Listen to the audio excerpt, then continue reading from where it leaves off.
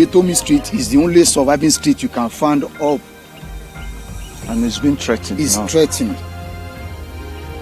In almost, we only have just 2 buildings. That is where my mother's father's house was situated, and it has been eroded. Just 2 houses. And your fear now is that this side, where the female side might be affected. Yes. So it's like everybody has moved to this side now. Yes. So most of the male now, they are actually residing with their wives. With their wives. Their wives. So Oyetomi is the only one that you see.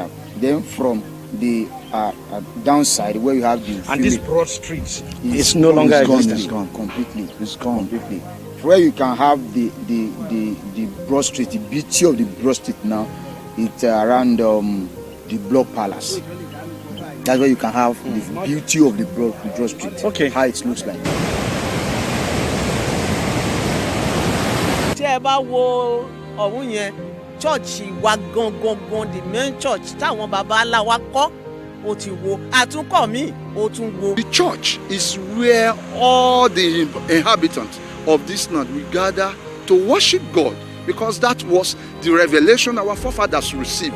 This place is a Christian utopian religious community for the service of God.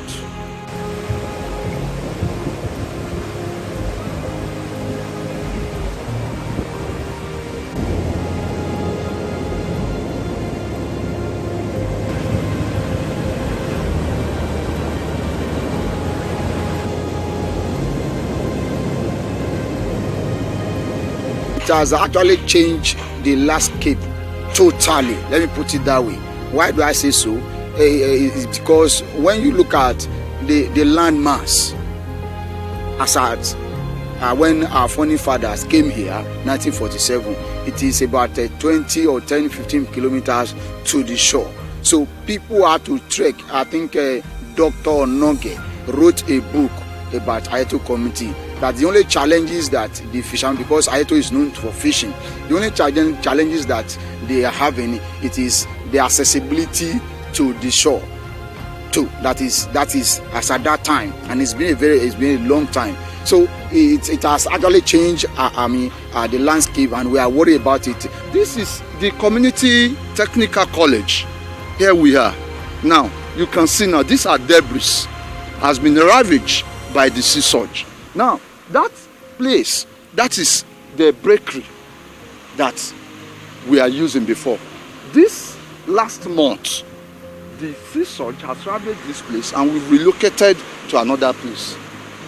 So it is serious. That is the powerhouse generating plants. It has been affected, greatly affected by those sea surge. We also have dockyard over there where marine boats were built in the past. That place has been submerged as well. So nothing to write home about in the community again. All our social cultural activities has gone. The secondary schools has been relocated for about 3 consecutive times now. Nothing again.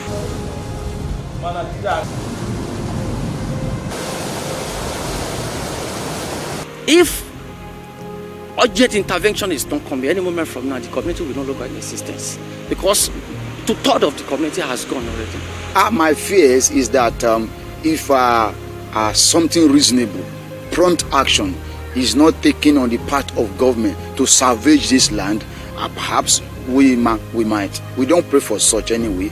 The community might go into institution. We don't want that, because Ayeto community has helped the federal government, even the West Africa, in terms of marine, because when Ayeto was having a technical school, the Ayeto community has trained experts in marine engineering, in nautical engineering, and they are serving all the multinational companies that we can see in our offshore. Ayeto community has built the largest fishing boat in the history of Nigeria and West Africa. It was built here by the local carpenter, and those people that even built those big boats, they were still alive. Check Fishing News International, is there. If prompt and urgent action is not taken within, let me say, within the space of 2 months, where we stand here will no longer be. So, and that is why we are appealing to the federal government as a matter of urgency and exigency to please come to our rescue, so that Ayetoro is a historic community, so that it will not become a thing of history. That is our appealing. We are appealing to the Niger Delta Development Commission, NDDC, Dito Sopadec, Ondo State Oil Producing Area Development Commission, to please come to our rescue, so that this glorious community will not become a thing of history. So we are begging the federal government, we are begging the international community, we are begging NDDC, we are begging all relevant agencies to please come to our aid. Apá wa ò ká o, kàn jọ kàn má jẹ́ kó kùn yìí kó gbé wa lọ, gbogbo ilé ibi iṣẹ́ wa, gbogbo ilé ìsìn tá ń pè chọ́ọ̀chì, gbogbo ẹ̀ ló ti wó. I'm now appealing to the state government, federal government, and the world to give what you call immediate action on this community. If you were here about 20 years back, if we tell you the extension of this place, you can't believe.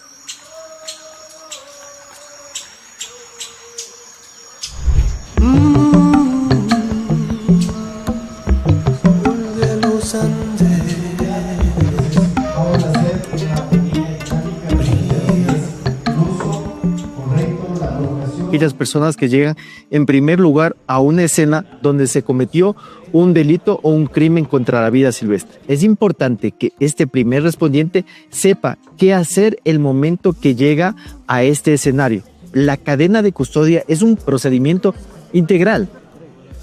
Como funcionaria que soy, tengo varias actividades, el de realizar rescates de vida silvestre, el de realizar charlas de educación ambiental a comunidades. En esta provincia es la segunda provincia más grande del Ecuador. Tenemos grandes porcentajes de tráfico de vida silvestre, tenencia de vida silvestre. Hice una retención de una monita choronga. Su valoración era súper grave, una delgadez, una desnutrición muy grave. En primera instancia se pudo ganar este juicio. Como bióloga yo valoro, les doy los cuidados necesarios. Es muy importante tener estas capacitaciones para nosotros como funcionarios, saber cómo dar a conocer y dar el proceso debidamente como se tiene que llevar a cabo una retención. Me dedico a la conservación de los ecosistemas frágiles de mi área protegida y pues estoy aquí realizando un taller de capacitación en el tema del manejo de la cadena de custodia. Es importante llamar a la ciudadanía para que no comercialice vida silvestre y si es que la ciudadanía ve estos delitos pueda denunciarlos al ECO 911 y poder coordinar el rescate de estos animales o los procesos correspondientes.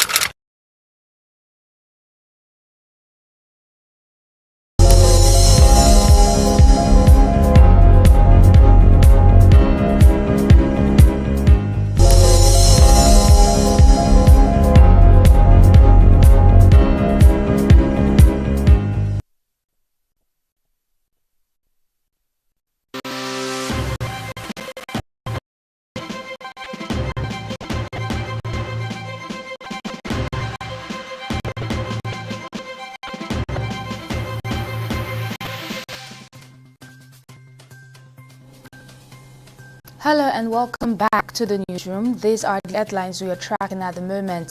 The Federal High Court in Abuja on Friday dismissed the bail applications filed by 4 suspects linked to the notorious bandit kingpin Bello Turji. Justice Emeka Onwite in a ruling held that the General of the Federation, AGF, who is the prosecution of the charge, had made a compelling case against the defendants that raising them would be a great threat to the nation's national security. Justice Onwite agreed with the argument of counsel to the AGF, David Kwase, that though granting bail is at the discretion of the court, this decision must be exercised judicially and judiciously.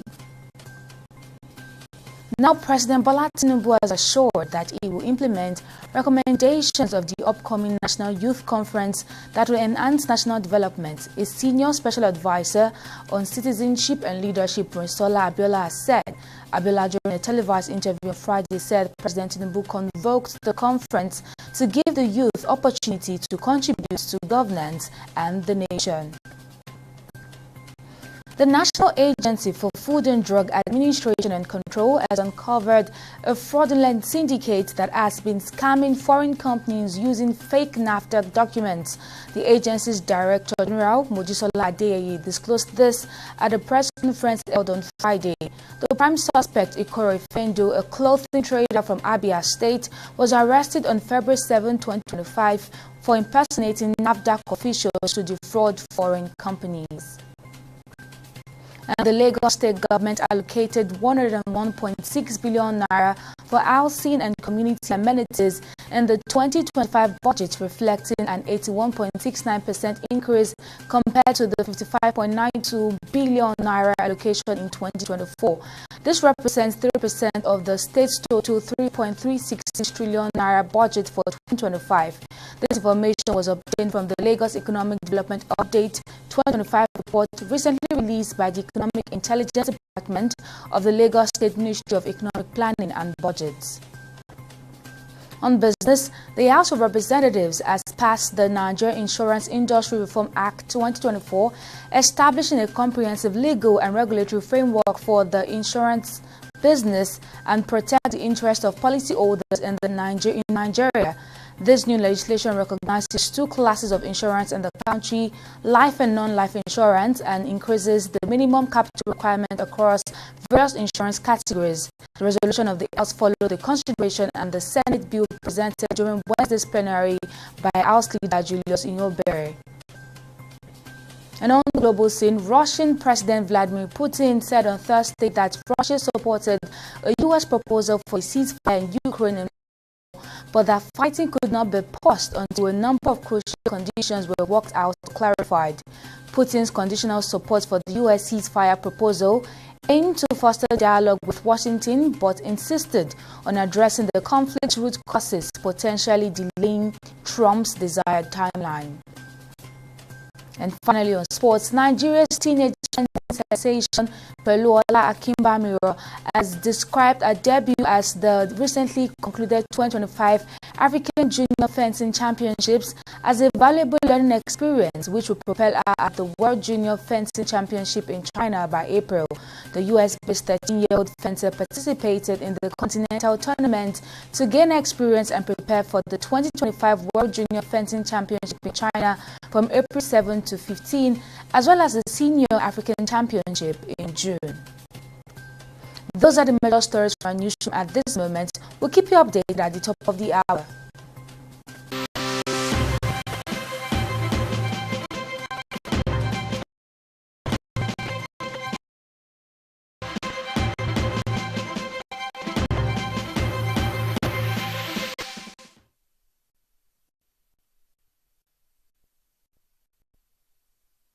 In the last 3 years, we have built a multi-purpose center, which is the envy of all in our constituency. And I can tell you that the people who are living there are already enjoying it. Guy, do you think what this man just said is true? See, I seriously doubt. I'm sure it's one of those their silly lies. And wait, do you know there's a way to find out if these things he's saying is true or not?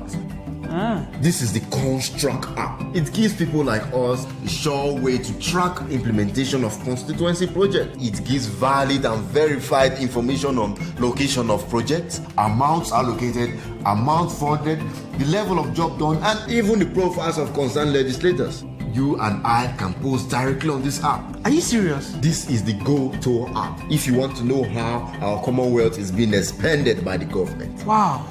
Let's even see if what this man said is true. Show me.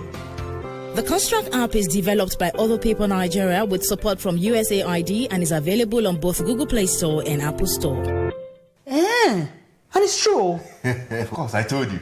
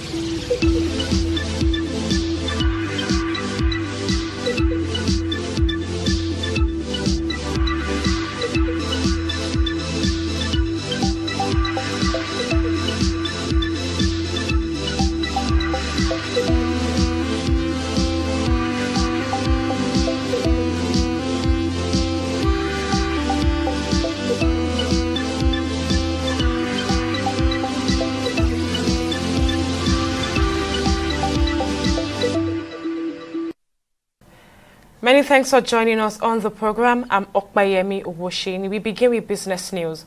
Mobile number portability in Nigeria soared by 190% in January 2025, with 8,708 subscribers switching networks when compared to the 2,998 in December 2024. Data from the Nigerian Communications Commission has disclosed. Now, the data revealed that Nine Mobile recorded the highest customer losses as 6,716 subscribers left the network for competitors. The operator, which once held a strong market position, has struggled in recent years.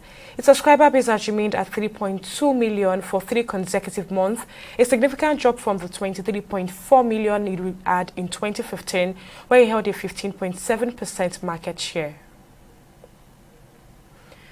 Now, following a motion of urgent public importance, the House of Representatives has passed a resolution calling for the suspension of the increase in automated teller machine transaction charges and the stoppage of free ATM withdrawals for customers from other banks in Nigeria. The motion, moved by a member, Marcus Onobun, drew the attention of the House to a circular by the Central Bank of Nigeria to that effect. Lawmakers were worried that this would impose additional financial burdens on Nigerians. The House has asked the CBN to suspend the policy pending proper engagement with the relevant committees on banking, finance, and financial institutions. Disturbed that the citizens of Nigeria are already grappling with the multiple economic hardship, including high inflation, electricity tariff hike, and numerous banking service charges that significantly reduce the disposable income and negatively impacting on the economic welfare of its citizens. Worried that the imposition of additional ATM withdrawal charges will further limit the financial inclusion of Nigerians by discouraging low incomes from accessing bank services, thereby contradicting the CBN financial inclusion agenda. Cognizant of the fact that the banking sector has continued to record significant profits, imposing further charges on customers without corresponding improvements in service delivery or infrastructure is unjustifiable. Note that the role of government includes protecting its citizens from exploitative financial practice that may lead to further economic distress. We'll go on a break now and be back with company news.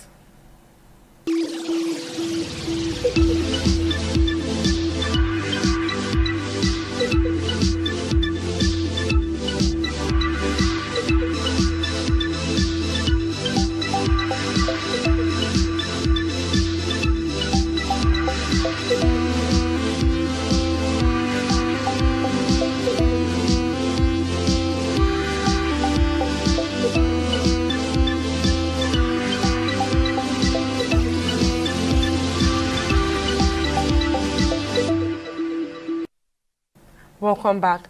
The Nigerian National Petroleum Company Limited has strongly refuted claims alleging the termination of the Naira for crude agreement with Dangote Refinery.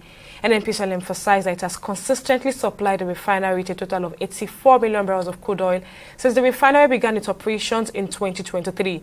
In a statement, the NNPCL Chief Corporate Communications Officer Olufemi Shoneye disclosed that discussions for the renewal of the agreement are currently ongoing with the aim of establishing a new contract. Sonei also stated that under the deal initiated in October 2024, the 650,000 capacity refinery has received 48 million barrels to refine petroleum product. Now let's discuss this further with an expert, oil and gas expert, Dave Inyeri, now joins me on the program. Thank you for joining me on the program, Mr. Inyeri.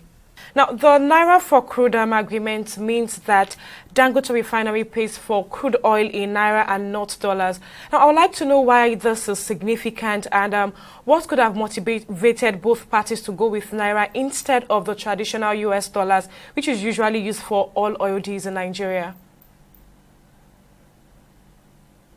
Yeah, the Naira for crude, when you look at it, that instead of sourcing for dollar to pay for crude in Nigeria, and they were giving the concession of paying the equivalent in Naira, that's a good idea because we have scarcity of foreign exchange, scarcity of dollar because we are not getting enough dollar into the country. And for them, sourcing for this to buy crude is going to be a difficult task. So that's a big relief to the local manufacturer, local producers of refined product like Dangote, because it's going to help them in fasten the operational timeline, and there will be good supply.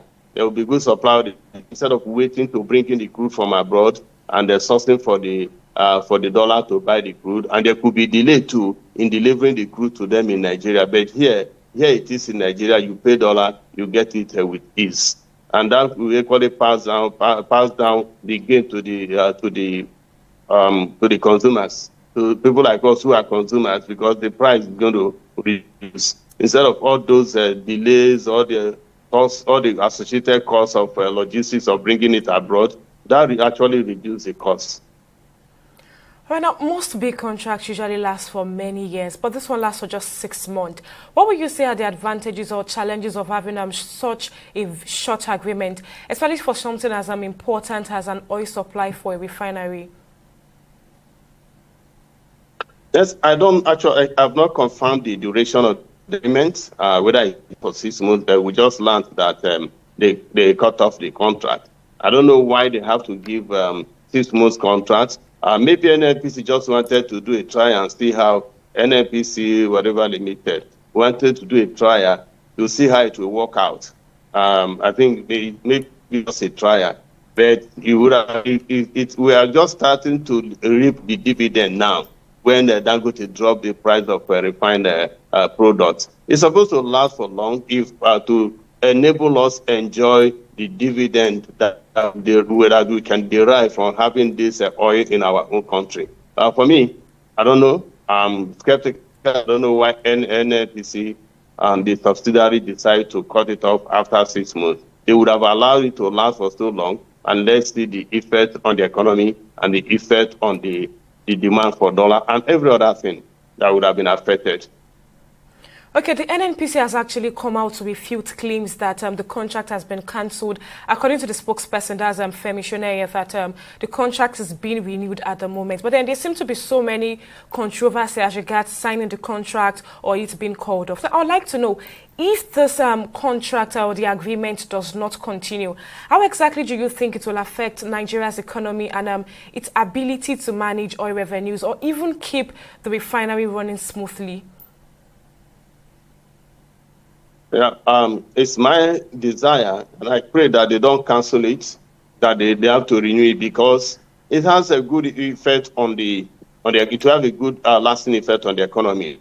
And the operation will continue because they will have a crude supply regularly from Nigeria. It's going to continue the operation timeline, and the effect, the pressure of foreign exchange demand will be low. And recently, the dollar exchange rate to naira went low, which means appreciated. And if all these refiners like Dangote, whose plant is to refine 650 million barrels per day, it's 1,000 barrels per day, doesn't have the oil supplied, crude oil supplied to him locally and pays in naira, he's going to source the dollar from this same market. And we don't have enough dollar. It's going to affect not only Dangote, it's going to affect some other companies or industries that need dollar to do their business.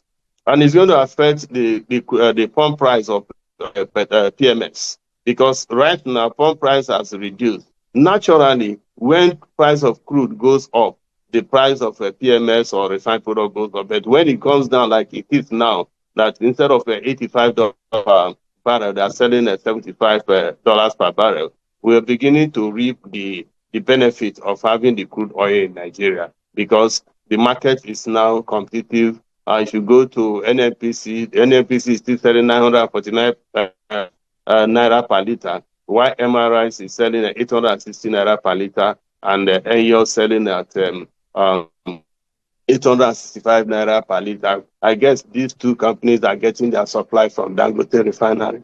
So it's going to affect us. It's going to affect the users.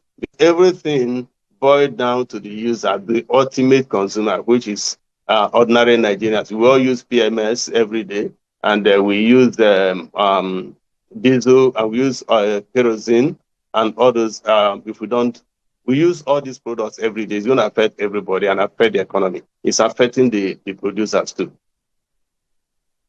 Like I mentioned earlier, the current contract is up for renewal. But then what would you say are the main issues both NNPCL and Dangote Refinery needs to consider before they go ahead with signing this new contract? Do you think that there are any roadblocks that could delay or stop them from coming to an agreement? Well, I am not at the negotiation table, and I'm not privy to the content of the contract to enable me to know whether there's if I see the contract and I look at it, I will know whether there could be bottleneck or something that could make them not to sign early. To sign it early. The issue that people are speculating is speculation. It's not yet confirmed that maybe because Dangote is selling a cheaper rate now, it's cheaper than what NNPC is importing into the country. That could be one of the reasons, but I am not sure that is the actual reason. The reason is not disclosed. I read in the publication that it's due to the fact that they have front-loaded, used to front-load some contracts, which I'm not very sure that. I'm not to those information. So what I should say is that the two parties should consider the interests of the country, Nigeria, and do what is right. Yes, Dangote is willing to take crude oil and refine and sell to Nigeria and all Nigerians and all markets in Africa and outside Africa. Then NNPC, I think, should support that initiative to ensure that we have a product available for the masses in Nigeria. And they support such an indigenous refinery who's coming up because Dangote is providing employment to Nigerians too. And it's operating in our country, Nigeria. There are a lot of benefits that we can derive from having Dangote refinery run smoothly and get the crude oil they need to run the refinery. I'm very much in support. If there's anything that can be done, I would rather appeal to both parties to see that they resolve this issue urgently. Thank you. All right, so Nigeria spent about 930 billion naira on fuel import in February 2025.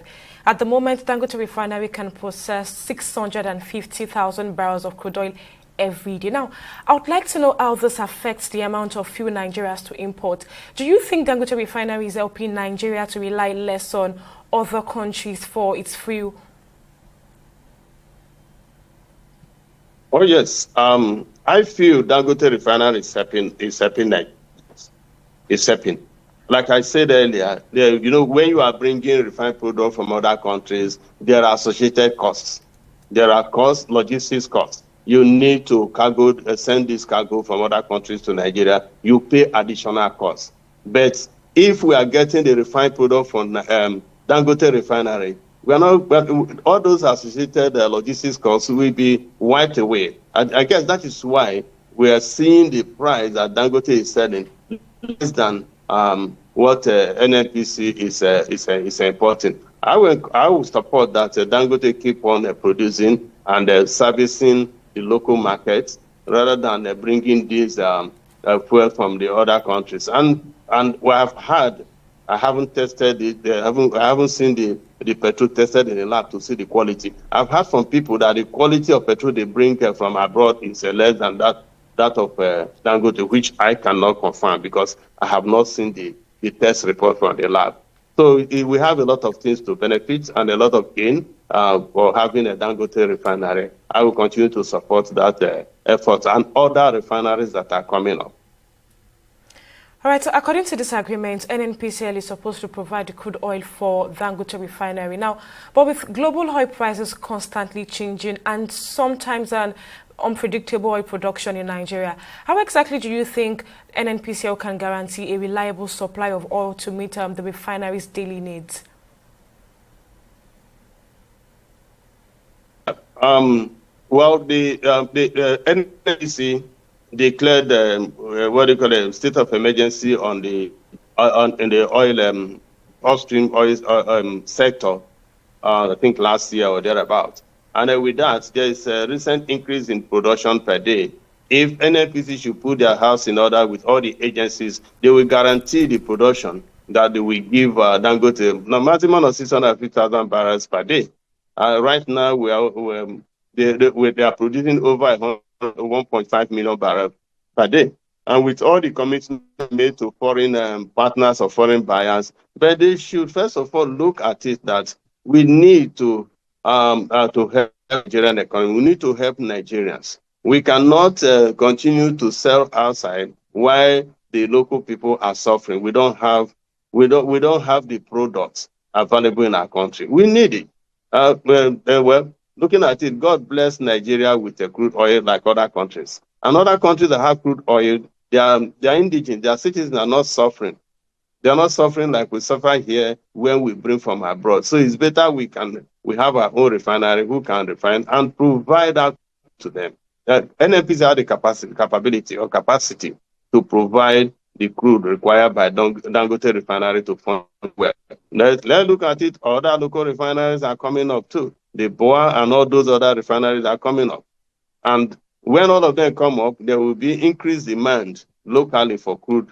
So NNPC needs to plan a strategic plan in place to ensure that continue to supply crude oil to the local refineries. It's important. And that is how things grow. That's how organizations grow. And that is how to grow your own people. Because these refineries are employing Nigerians. They are making some families to feed. And they are making some families to be able to send their kids to school. We should encourage it. Thank you. The and wish of everyone is for NNPCL to be able to provide fuel to Dangote refinery. But then let's look at it from a different perspective. What if NNPCL suddenly is unable to provide crude oil to Dangote refinery? What do you think would happen to Nigeria's ability to produce fuel? Do you think we'd have to import more fuel? Bearing in mind that at the moment we spend about 930 billion naira on fuel importation. Or do you think it could also lead to higher prices or cause shortages in the country? Yeah, all of them are possible. It's going to lead to shortages because we are having issues with importation of fuel from other countries, and we'll be having that issue. And due to the demand, we have higher demand than supply in the past. That's why we're having fuel queues. It's going to be a challenge. It's going to be a big challenge if NNPC is not unable to provide crude to Dangote refinery, which means Dangote have to rely on importation of crude to be able to run efficiently the refinery, which I said before, we actually increase the cost of production, and that will definitely pass on to the consumers. Yes, Dangote should have a plan B, because there's no businessman that set up the business not to function. I think they have plan B. If NNPC is not able to supply, how will they get their crude raw material, which is the crude oil?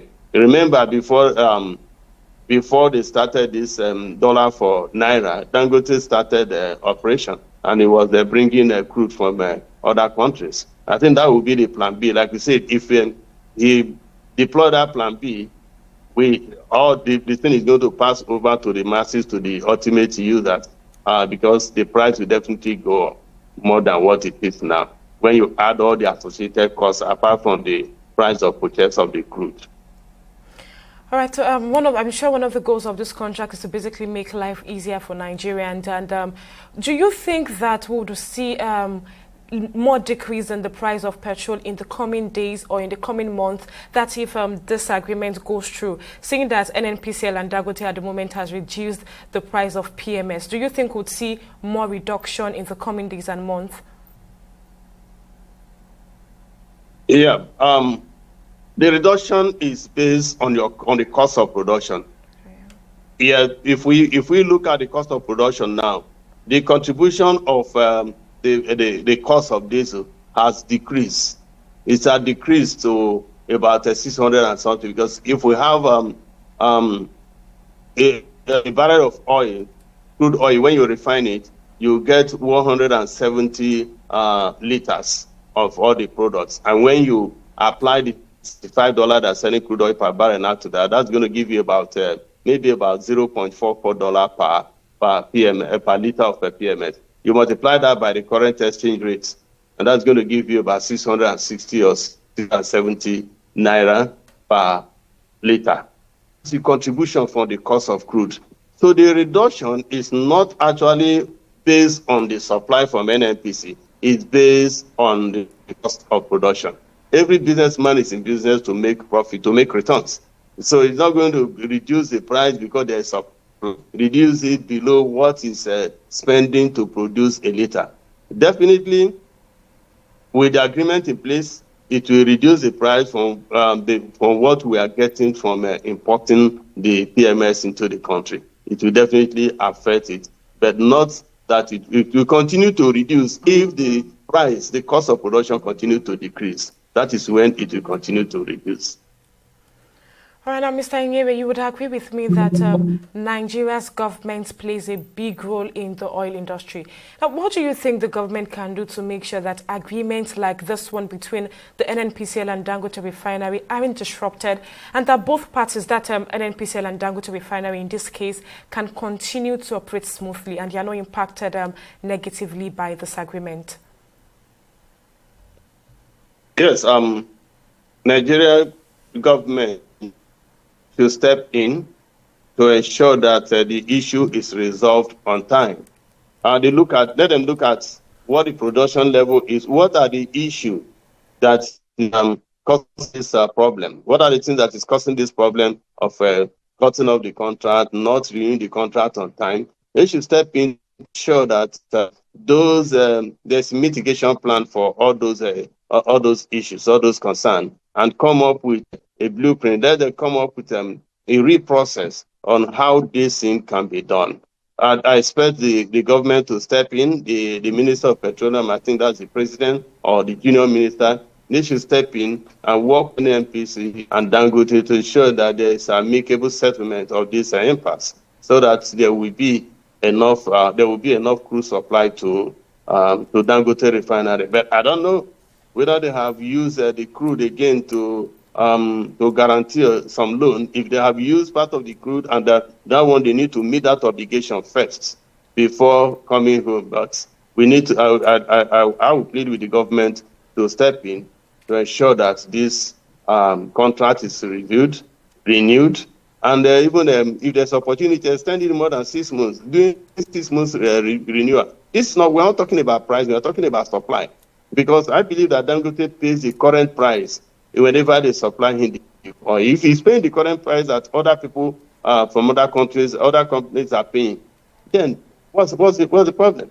I don't think there's any problem for me. Though the government might see that instead of getting dollar, they're getting naira, and there will be pressure on the dollar. But if they look at it the other way, there will be less pressure on the dollar because Dangote is not sourcing for dollar from the country to buy crude oil. So there's gain to both sides, whether NNPC, which is representing the government, and Dangote. Well, let's hope that both Dangote Refinery, NNPCL, and the government are able to come to an agreement, and this contract goes ahead to serve its intended purpose and benefit Nigerians. Oil and gas expert, Mr. Dave Inyere, many thanks for your time and contribution. Thank you very much. Thank you for having me. You're welcome. Well, that's it on this episode of the program. Many thanks for joining us. I'm Okpayemi Owosheni. See you next time.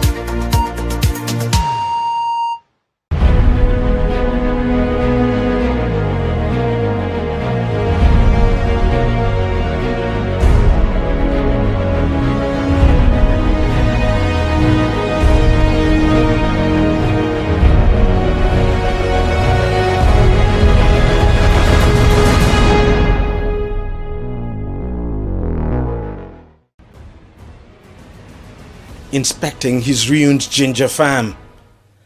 Elisha Handan is one of the big ginger farmers in the Sarbon Serki area of Jaba local government area of Kaduna State in northwest Nigeria.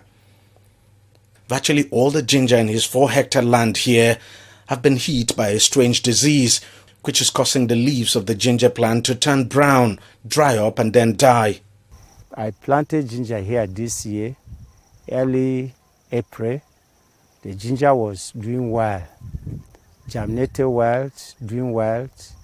When I applied the first fertilizer or the first application of fertilizer, the ginger grew very effectively and very well. Suddenly, I started to spot out some symptoms of disease. I thought that it's a normal, maybe shortage of rain. I never knew there's a menace. Before I know, the whole farm was affected. And not only this farm, but all of my farms, out of about 4, all of them were affected. And you can see the effect of the disease all over. That's where, anywhere you go now, you see all of the farms. They are looking like this.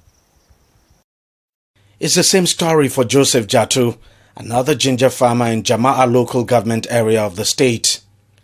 His entire ginger farm has caught the same disease, sparing only the vegetable he'd planted within the farm. Both the leaves dry and the rhizome inside the ground also get rotten. So we are suffering a lot of loss, especially in this particular part of the world where we produce a lot of ginger.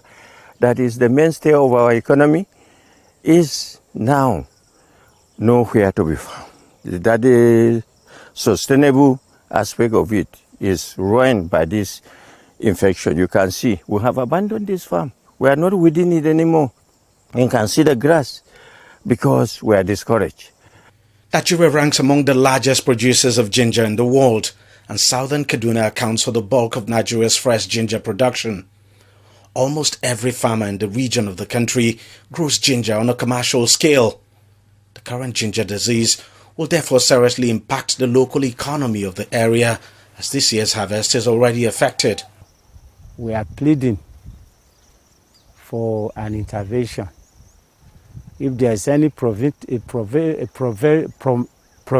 method or measure that the government will take, please, they should intervene. We have tried all that within our own. I have tried all that within my own end. I've applied fungicide, all the measures that one would do. I've done it, but to no effect. And what we are asking for is that both government at all level and as well as even the international community should come to our help, because this is more than disaster. When disaster occurs, you find out that relief material will be sent down there. This is a disaster, economic disaster. And we need help from within the government and within the international community. This outbreak is already posing a lot of threat on the continuity of the ginger cultivation, because a lot of farms have gone down. So the hope of having seedlings for future cultivation is actually a major concern. So it calls for a state of emergency for intervention from all spheres of government, individuals of goodwill, and international community. When an incident happened like this, there will be rapid response strategy adopted by all relevant agencies to cope the situation, identify the challenge, and not leave it in the hands of the poor farmer or just an association to tackle it. We have worked hand in gloves with almost all the relevant agencies to address these matters. But most of the efforts we are doing now is mostly on our own. At the Institute for Agricultural Research in the state, scientists are hard at work trying to understand the disease and come up with a solution. But there's no definitive breakthrough. actually the organisms we are suspecting, like most fungi, when the environment is moist, there is high relative humidity, low temperature, the organisms are favored. And we are suspecting there are multiple fungi, as I showed you here. So, but the specific one was still on. So that is what we are doing. From the interview and from what we saw, we gave them some suggestions on what to do to remedy the rhizomes that are in the soil. And possibly we are planning, or if we get opportunity, of course we have to train them or explain to them what measures we should take against the next season. We are likely having the organism to belong to the family Humaceae, what we call water mold. Those are what, among the fungi, you know, they are in the categories. They are the water lovers. They multiply very fast when you have low temperature and high relative humidity. So, and most of them, they seem to be more sensitive to the metalaxyl group and some other groups. So we suggested those one for them. But as we said, there are some other organisms there. It's like complex issue. So we suggested if they get metalaxyl containing fungicides along with carbendazim or tobaconazole, that one can work. So these are some of the suggestions we gave them. So from the infected plants, the rhizomes also are carrying the inoculum. And because everybody is into production, the source of seed or rhizome for next season is usually from the previous year's harvest. The harvest part of it, sell it and get the money, keep the other one to become seed for the following season. And the organisms, by the time the crop is off or the season is off, during the dry season, they go produce surviving structures. These are the structures they are able to survive under unfavorable conditions. The dry season, they don't have the host. There is no plant growing. So, and those ones are now left in the soil. So if you bring your crop next year to plant, they will now infect it. And as I told you, almost every piece of land in that ginger growing area is subjected to ginger.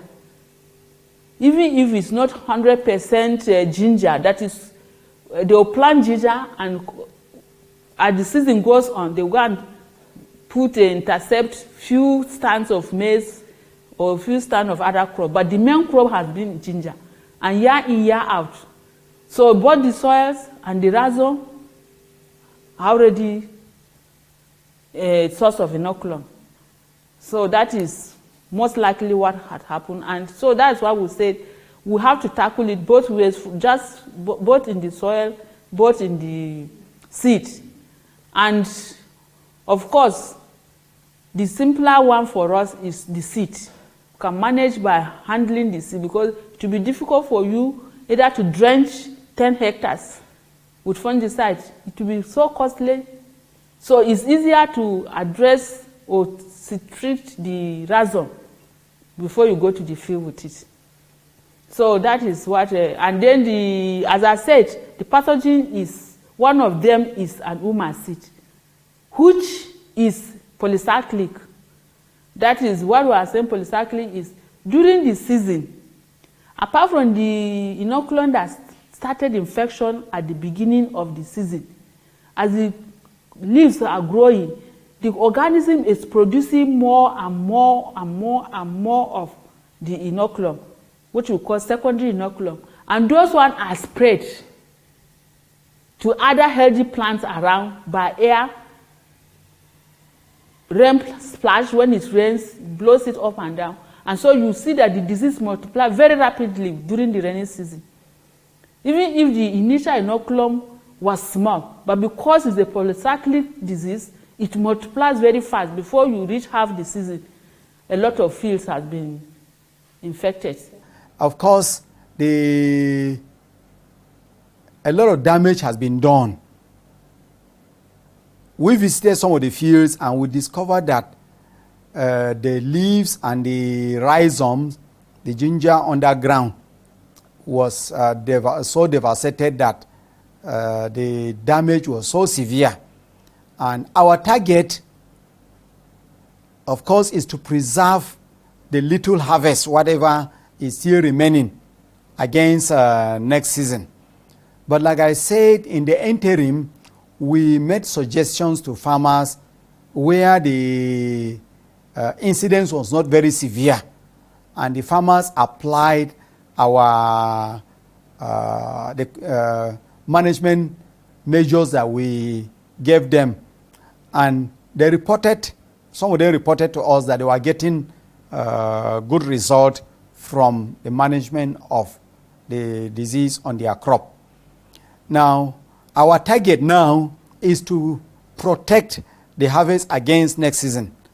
But this problem has actually been available. It has been around at a lower magnitude. It is this year that it reached epidemic, most likely because of continuous production on the same area of land. Most diseases of agricultural crops are best managed culturally by rotating the crops on the fields. If you grow one crop on a particular field year in, year out, there is a build-up of the disease inoculum that will get to a level that it explodes.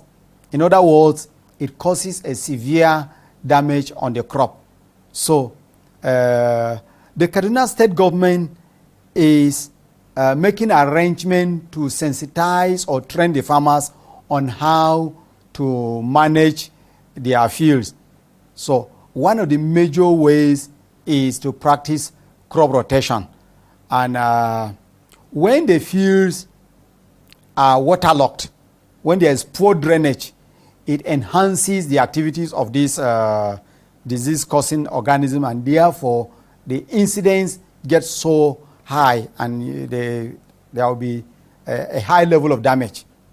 So at the sensitizing workshop or the training that will be mounted by sponsored by the state government, we intend to create this awareness to farmers so that they will know how to manage it, and then other measures in which they can preserve the planting materials so that they remain healthy until the planting season.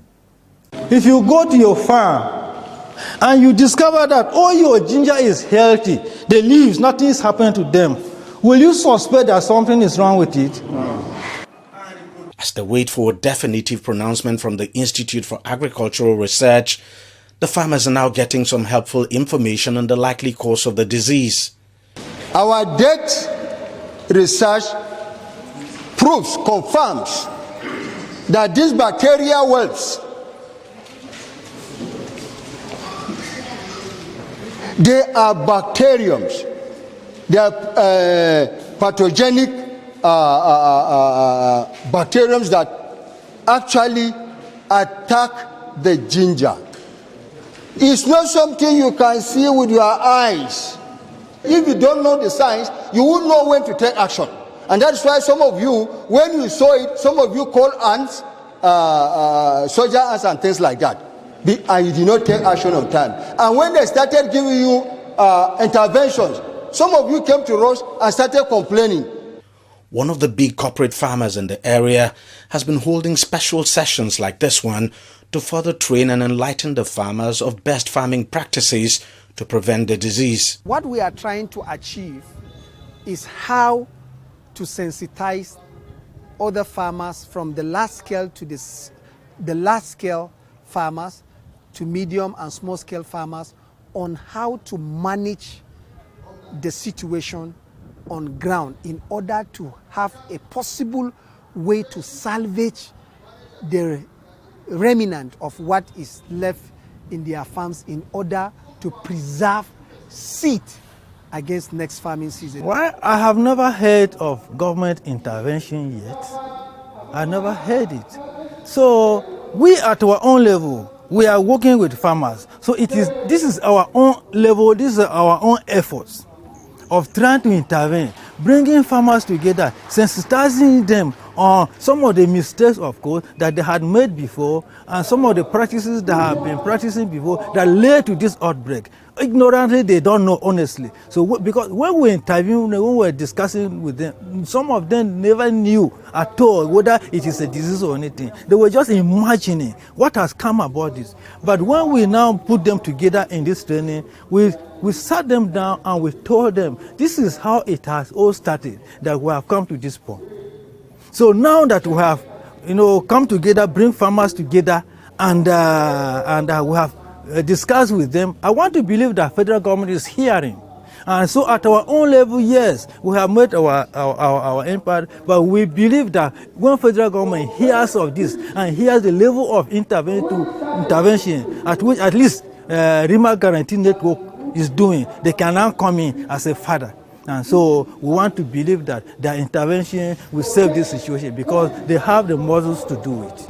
Now, when we went around the farm, we discovered that because some farmers don't have so much land, some of them even grow ginger year in, year out. Under good recommendation, you don't grow ginger like that. And so if you are growing it year in, year out, you are going to aggravate the development of those diseases. And that is why it has happened to this level. And because you understand, many people now are conscious of investing in agriculture. And so the level of ginger cultivation in southern Kaduna this year is far more than every other year you would think of. So everybody has gone in, but they are using old seeds. Old seeds that have been sold for years, carrying diseases, not treated. The seeds are not treated, the soil is not treated. And so when they plant this, it leads to the outbreak of this fungal and bacterial disease that we are seeing. If you check ginger production in southern Kaduna, we were not using chemical fertilizer from onset to a larger extent early 90s. We were not using chemical fertilizer. It's either we use cattle dung, or we use goat manure, or we use waste, or we use poultry compost and things like that. And the beneficial insects were not being disturbed. When these beneficial insects are not disturbed, then they have the power to deal with these fungi that destroy crops and so forth. But now that since early 90s to this time, even this years, where much of chemical fertilizer is poured into the farm, if you see the application, it's no matter of that they follow recommendation. No, they don't follow recommendation. All they want is that the more fertilizer they put, they feel that will bring them the more ginger. And so therefore, this chemical fertilizer begin to destroy this beneficial insect and rendering the fungicide and bacteria that are meant to attack our crop to have more strength, multiply, become powerful soldiers that said, well, now we are ready. We are now a brigade of soldiers. We can now deal with this ginger and things like that, nothing to stop us. So what we would have to do, the reality, is to, of course, sensitize the farmers on the inputs they use. Now that this has been activated, next year, it will still happen again. The best solution to this, the truth, if wishes were horses, is to abandon that land for 2-3 years. That is the best. 2-3 years, don't do anything on that land. That would be the best. Then come back in the 4th year and do it. The farmers are hoping that what they learned from this seminar, in addition to advice from the Institute for Agricultural Research, will help them overcome their current challenge. By the grace of God, we are always losing hope. But with this workshop, we really appreciate God. That is why I'm very highly expected, and I give God all the glory for attending this very wonderful workshop. we are always losing hope, thinking that all hope lost, we can't even move forward. But with this workshop today, we are picking up. In fact, I really appreciate it, and I equally gain much about this lecture, because I learned where we, the farmers, have come short in the planting of the ginger. First of all, we have to clean the ginger before farming it. Then we should look for compound manure. We should not put ourselves much in these chemicals. So I really get more from the lecture today. Ginger to southern Kaduna means a lot because it's the major cash crop of the southern Kaduna people. There are other crops southern Kaduna people cultivate, but predominantly they cultivate those crops for food, for their own personal consumption. But when it comes to ginger is actually the major cash crop, meaning that it is the economic booster and the sustainer of the people of southern Kaduna. As agric is actually the only industry that provide a space for everyone, both the learned and the unlearned. So ginger is actually a major cash crop that actually help a lot of families and individuals in southern Kaduna to be sustained economically. If the whole of ginger is destroyed, it's going to affect the GDP of the country. It will going to affect the income of farmers. It will increase poverty. So it's a matter of really urgent interest that needs to be addressed, because I can tell you that more than 90% of ginger growing in southern Kaduna has been infested. And so it means that by next year, the farmers will not have enough seeds to plant. So it's going to affect their income. Nigeria's ginger output is sure to take a dip this year and will sure hit the farmers hard. They're hoping that the remedial measures they've been taught to apply will work before a final solution comes from the Institute for Agricultural Research, which is racing against time to find a final fix to the problem.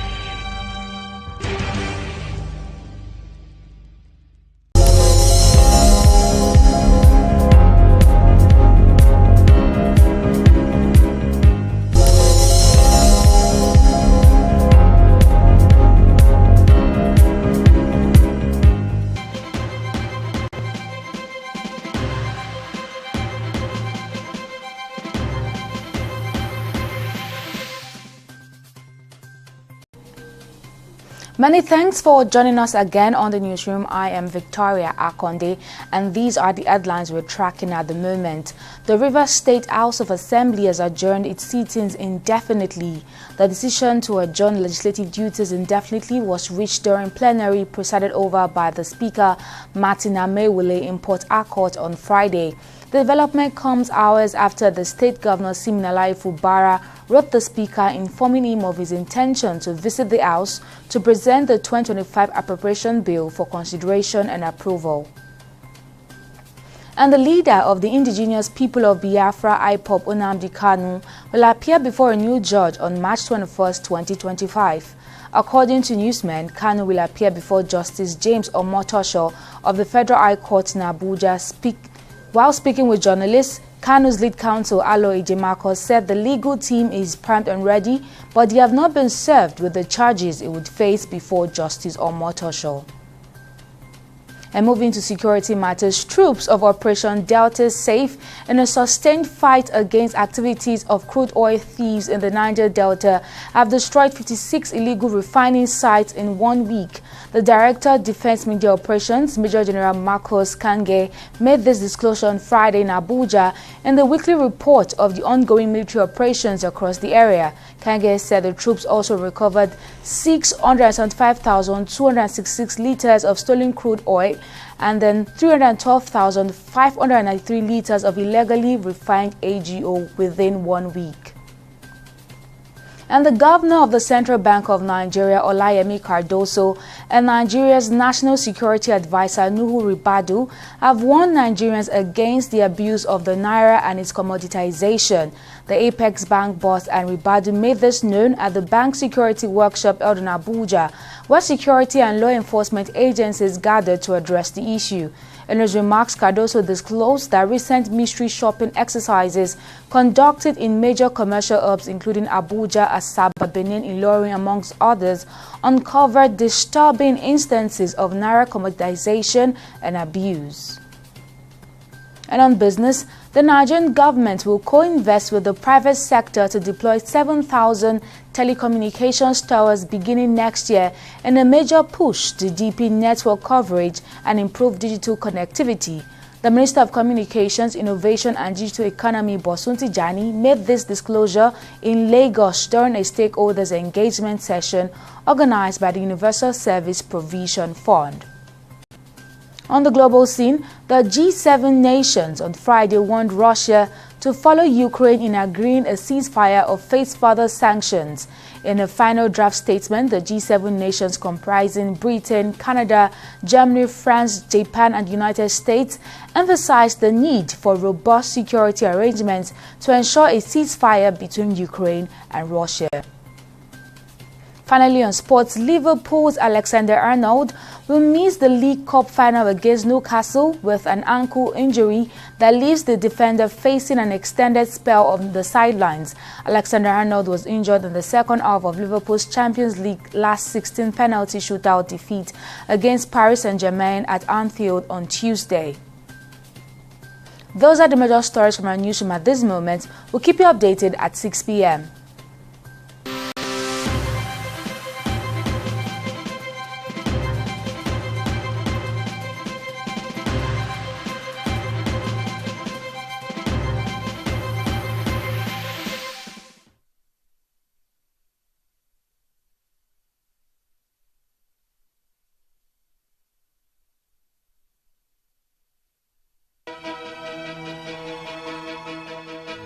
Opinions are free, facts are sacred, but truth is universal. How, in practical terms, can we, for instance, de-escalate the tension? When you go into public office, you must be ready to answer to the people. We know where the enemy is. 3 places. The Lake Chad Basin, the border area between Nigeria and Cameroon, and then the Sambisa Forest. On TV360, we give you a complete dose of everything. Opinion, facts and undiluted truth. I hardly believe what politicians are saying in this part of the world. A new Nigeria is possible, a future is possible.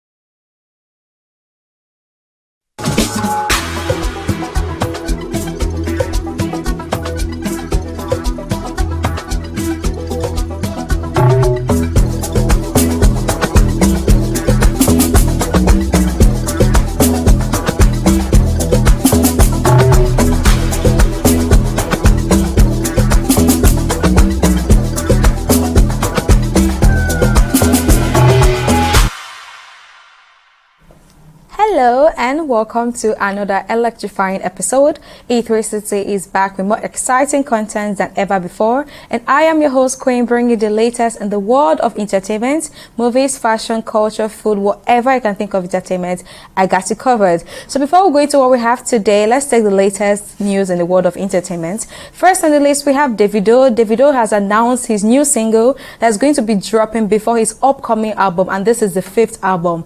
And now this our Grammy-nominated singer. Everybody knows Davido. Davido has been making waves every year, every month, every time and all. So he said he's going to drop a new song that is going to coming up on the 14th of March, and we should all be at large. And I think this is going to be like a ginger to like his upcoming album, so everyone should just be ready for what Davido is about to give. And before I leave Davido, his song is going to be Let There Be, I think, Peace Be Still, thereabout. So I think it speaks about peace, but let's just see what we have for Davido. So next on the list, we have the rising cost of entertainment, likes of DSTV, GoTV, Netflix. Everybody is complaining. MultiChoice, the parent company of DSTV, GoTV, has recently announced their increase in their subscription fees, and this is not even funny because now everyone is going through a lot in Nigeria. So now this, like, our own entertainment companies adding to it is like another like heartbreak to me, but Nigerians have literally seen like upward adjustments in DSTV and GoTV prices over the years, and it's more frustrating. And now Netflix is even adding to it by increasing their own fees as well. And like then you could see affordable fees of student fee, family fee and everything, but now it has all increased, even down to data tariff and everything. Everyone is just complaining, and it's really, really sad.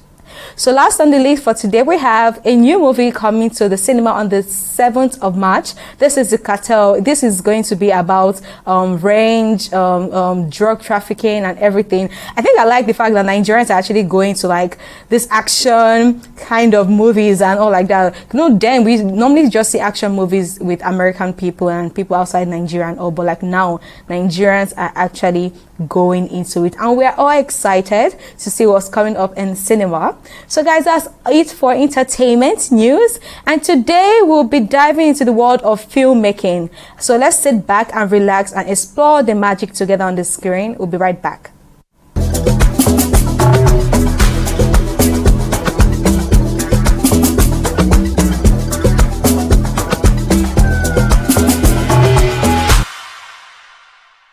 Welcome back. So here with me in the studio is a kid actor and a model. She has passion for acting, dancing and modeling, and is remarkably outspoken. Her journey began at the age of 3 when she was 3 years old. Wow, amazing. And she has dived into acting and modeling so far. By the age 4, she took motivational speaking and has since featured in TV commercials and movies. Here with me is Princess Wokocha. Hello, Princess. Hello. Hi, how are you doing? Fine, thank you. You look so beautiful. Thank you, ma. Remember, I used to see on the screen, I'm like, oh, this girl has so much confidence and so much charisma. Like, you have good confidence, and I like it. It's capturing. That's you. You're welcome. Yes. So how have you been so far? I've been so amazing. Okay. I'm so glad to be here. I'm also glad that you came on board and all. So now tell me about acting. Have you been able to go through acting, and do you like it? Is it something like you want to continue doing? Yes, I want to continue doing it. Acting, okay. I love it. Okay. So is there any just tell me one of the movies that you've acted that that you like so much, like something one of the characters that you actually like the most. Is there anyone? Nightwalker. Oh, Nightwalker. Okay. It's an horror film. Oh, okay. That's my first time acting an horror film. Oh, were you scared? Yes. Okay, I know you'll be scared definitely because it's an horror movie. But like, how was it? Was it difficult getting the lines and all? Just tell me about it. It wasn't? It wasn't difficult for me. Okay. So you've been acting since you were little? Yes. Wow, that's good. So now, is there any new movie that you're acting in now? Like any new movie that you've been on set with and everything? Is there any new movie you're currently acting? Yes. Okay, can you tell us? Nanny. Okay, so it's coming out soon? It's been long since it came out. Yes. Oh, okay, good. So now let's talk about school. And how have you been able to manage school and acting? You know, like you have to attend classes, you have to also focus on like your education, and also having been able to manage acting. Is it more stressful for you? Like you have to wake up to learn your lines, thereabouts. Is it difficult? I'm going to take a permission from my big teacher before I can go for my acting, or my mom will tell my big teacher or my headmistress. Okay, so before you go for acting and all. Yes. Okay, so now tell me about your model agency. I know you have a model agency. Guys, she has a modeling agency, like it is mind-blowing. I'm even surprised. So it's called Princess the Model Agency. It's called Princess the Model Agency, where we train kids on acting, modeling, and to motivate people. Okay, so who came about it? You, or mommy did, or daddy did? Mommy did. Okay, good. So you train kids and anyone that wants to be like you? Yes. Okay, so are you the coach? No, my mom. Oh, your mom is the coach. Good. So what we say about, is this something that you like you really like teaching people? Do you teach people how to model? Yes. Okay, you do? To catwalk. My coach that teaches us how to catwalk. So he will teach me, I'll teach others. Oh, okay, so you're like the person. You're also a coach too? Yes. Okay, because you teach people how to catwalk and all. Yes. That's very, very good. So now, is there any model, let's just say any actor you like? Yes. Who? Tell me one about. Iyabo Ojo. Oh, I love Iyabo Ojo as well. She's an incredible mother of two. Yeah. That's good. I know Priscilla and her other son. I know. Yes. Okay. So do you have anything to say about Iyabo Ojo? Yes. Okay, tell me. She's an incredible mother of two. She doesn't look like down on me. Okay, and she she loves me. Yeah, she loves you. I think there was a movie I saw you and her acting. I think that's is it Lost? Love Lost and something about it. Tell me the movie. Not Again on Iyabo Ojo's TV. Okay. And how was it? I think I watched a clip. So it's good. Yes. Okay. So is there any other actor you like that you look up to? Yes. Who? Kamo State. Okay. Tell me about him. He's like my godfather. He loves me. He takes care of me when I go to his place to act. Okay, he will call me for shoots. There's lots of food, right? Yes. Oh, that's good. So now, acting has not been hard for you so far? No. It's something you just flow with, right? Yes. And I like the fact that you are spoken, you're confident, and everything. So tell me about yourself. Tell me about yourself a bit. I love acting. I love standing in front of crowds and talking boldly, like I'm not scared at all. Yeah, give me a high five. That's good. So is there any other thing you like us to know, like regards, let me say, some plans that you have, some things that you want to do? Do you still want to continue acting? Yes. That's what you want to be a big star. Like who? Give me an example. Like Davido, like star. That's good. I like Arasta and I like Davido so much. So you want to be a big star. You're going to be a big star. Amen. I'm looking forward to seeing you on screens because you're already a celebrity. Imagine acting from 3 years old. That's like you being very, very small. So it's something that is already in you, and I pray to see you come out to be a big celebrity, like you said. Amen. Good. Thank you. Let's go on a short break. We'll be right back. Yes. Guys, we're going on a short break. We'll be right back. Stay with us. Don't go anywhere.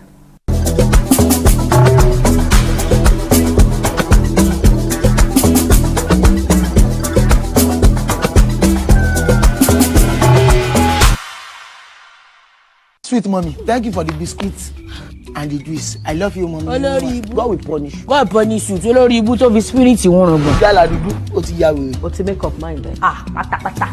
Interesting. Please, who are you? My name is Erikiri Okerem Checheche da Kubong Kepis Majority Kaparaprabu Loa. Full of Baba. And my botanical name is Ajay Jomajalia with Joma Katakarubaji Nukubabe, Jerikiri Omodi Jebe. My Latin name is. Wait, Mr. Latin. If you know you cannot speak English, then leave. Look,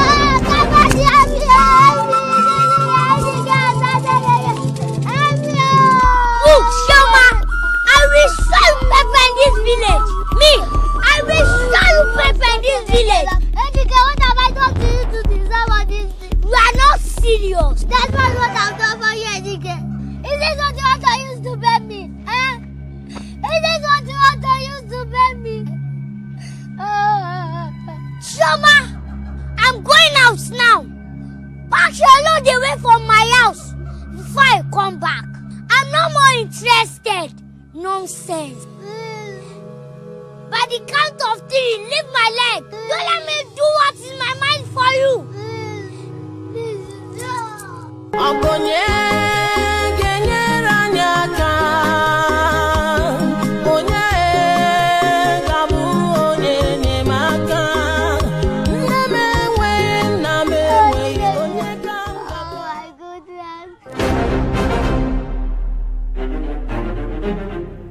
Ada, my friend, how are you? I'm fine, Chioma. Oh, yeah, sit down, my friend. Chioma, yes? What happened to your face? No, I just fell down. It's just a minor thing. A minor thing? Chioma, why are you lying to me?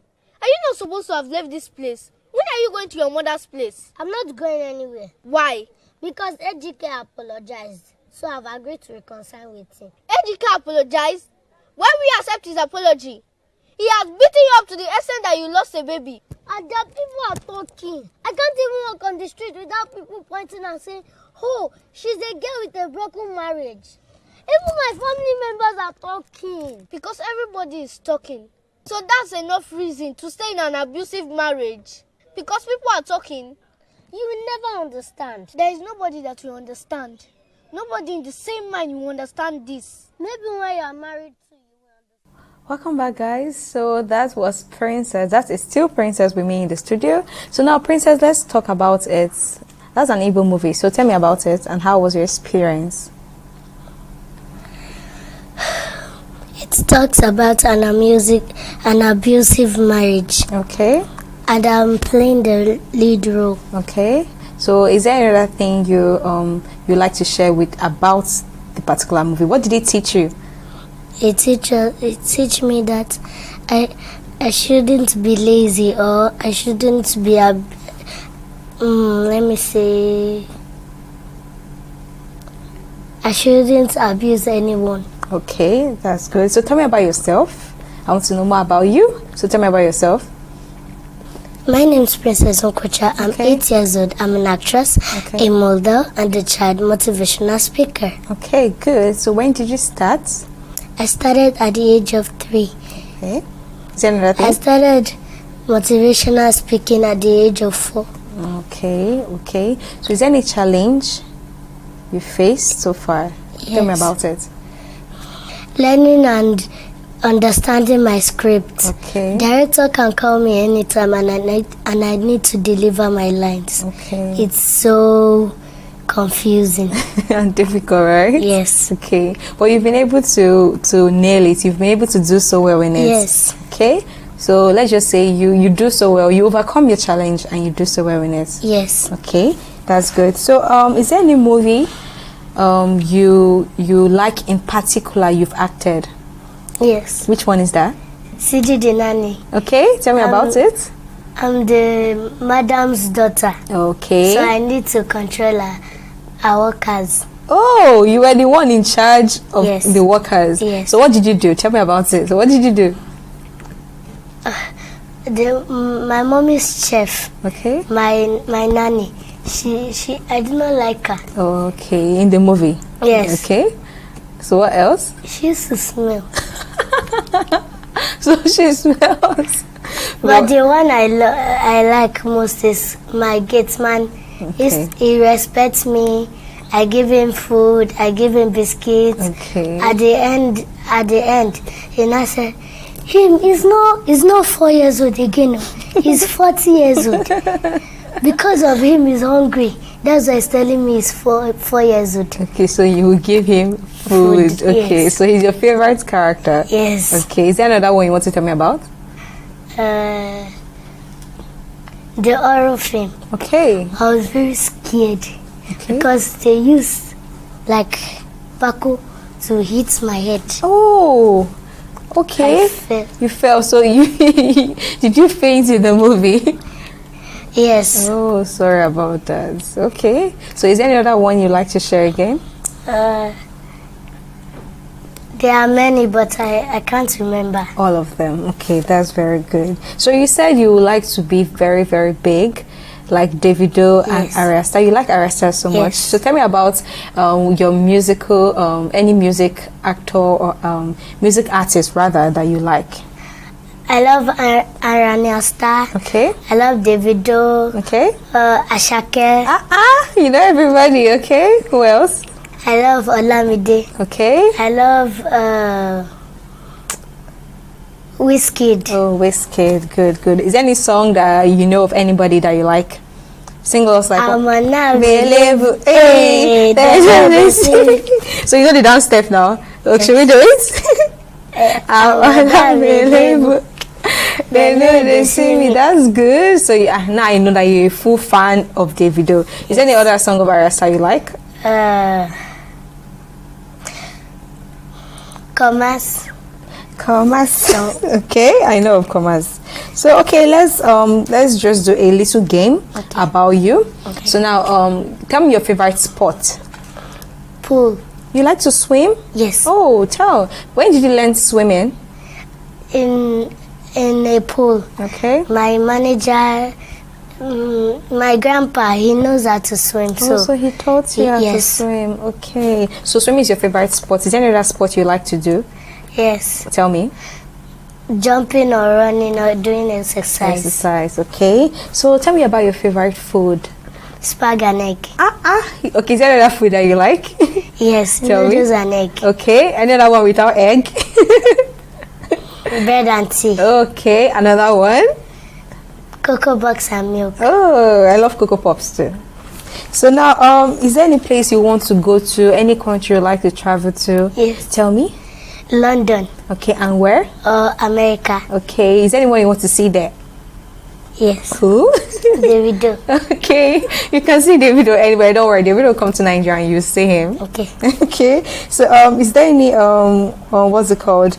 Let's just say any day you like so much in your life that you remember, you're like, oh, you were really proud of yourself. Like, is there any special day for you? Go TV adverts. Oh, you did that. Yes. Okay, so tell me about it. That's my first day doing advertising for Go TV. Okay, was it difficult? No. Oh, it was easy for me. Okay. So tell me what you did in it. Can you remember? Yes. Okay, tell me about it. That time is like a Christmas year. Okay. So my mom loves watching movie and everything. But me, I love watching cartoon in the movie. Okay. And my dad and my brother loves watching football. Okay. So it was very easy. My dad wanted to change it, but I was angry until he gave me a gift. Okay. That's when I was happy and I left it. Okay. That's. I think this was playing, right? Yeah.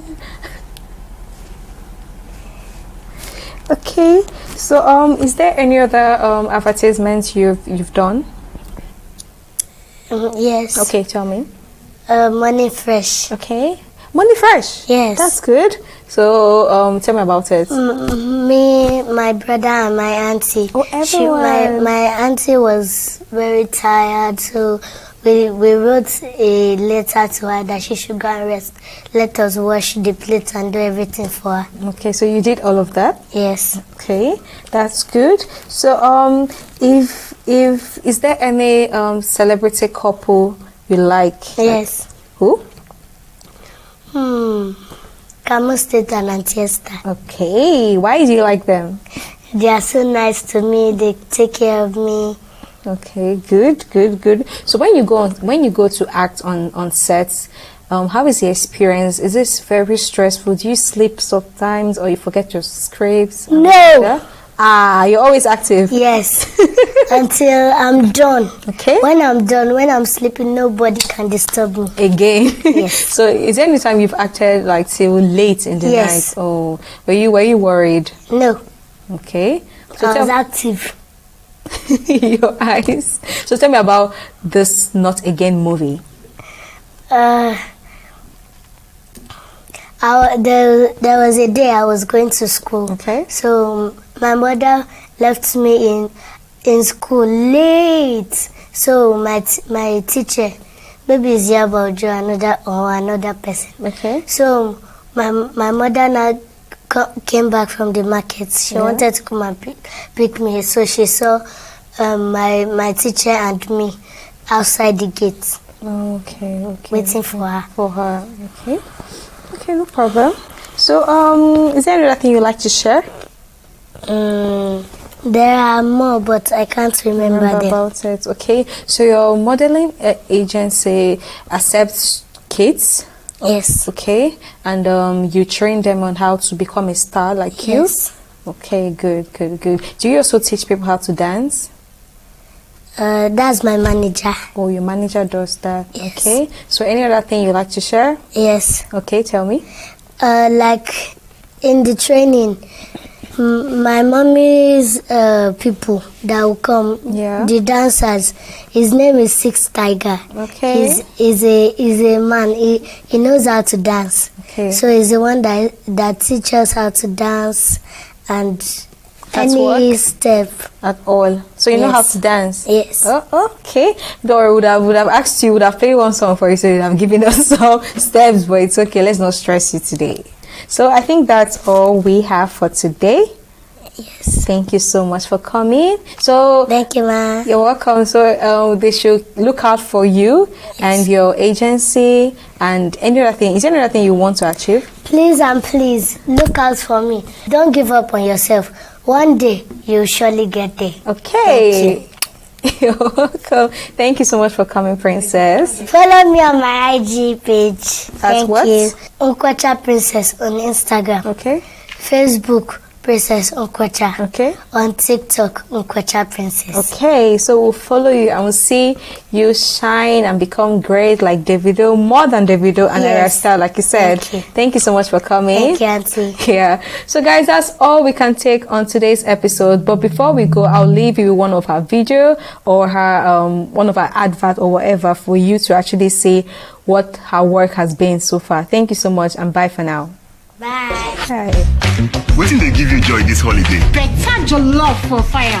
Now that one they give me joy. Me as I dey with my correct customer, they watch correct African magic film. My joy is when I'm on holiday and getting my favorite gift. Pops, you know say na football dey bring joy pass. Yes.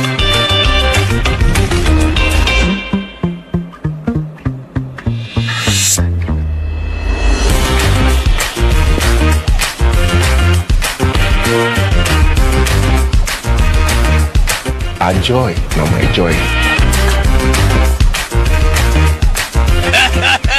Yes, sir. Now all round joy with better Naija shows, Premier League football, kids shows, and plenty more. Sharply recharge your good TV today and enjoy this holiday.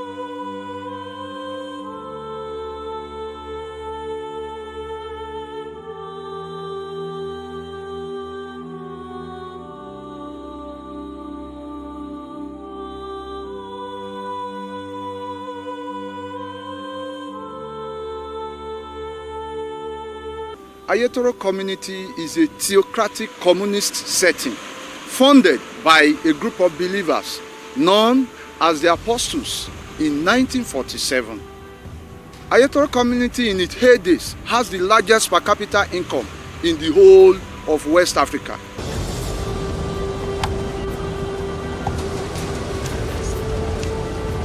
Initially, Ayetoro community was 15 to 20 kilometer landmass away from the sea.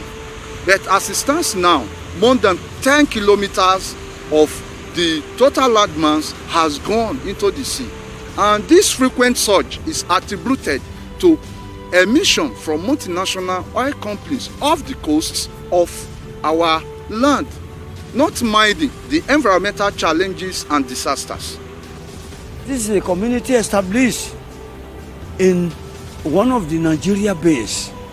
A lot of people you see in the offshore were trained here. Both mechanical engineer, electrical engineer, and nautical engineer were trained in this bush. Yes, this bush, I call this place bush. And this is the Shepherd Technical Workshop approved by the IWD, which is now Minister of Transport. IWD means the Inland Waterway Department. That is the colonial time. This place is like small London. So, and our primary occupation here is fishing. You can see now, everything now has been eroded. Some of our fishermen, they have went to other places to find for their source of livelihood.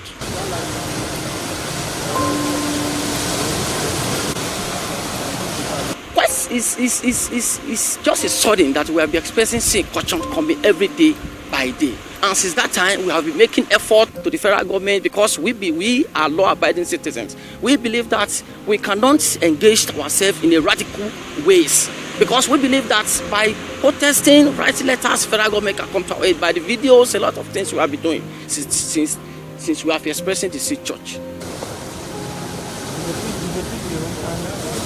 I'm shooting. That area, that is the iconic worship center. Yeah, that wood. That is the iconic worship center.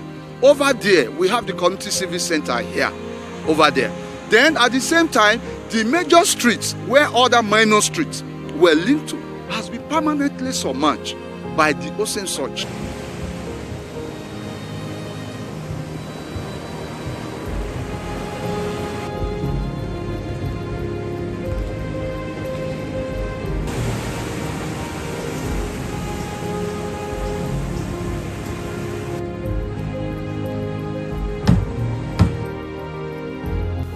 I'm seriously worried. I'm worried because this recurrency surge is affecting us in virtually all human aspects of our life. Social life has been collapsed, economic-wise has been collapsed, health-wise, nothing to sing and dance home about. Even our religious activities, our life, religious life, has been collapsed totally. Because Ayetoro community is a religious setting. The church moved here. We have not just come here to trade or to do other activities. The church is the community is the church. So every aspect of our life has been totally, damaged by this current, recurring sea surge happening in Ayetoro. And over 20 years, we've been into this. People have lost, several properties worth millions.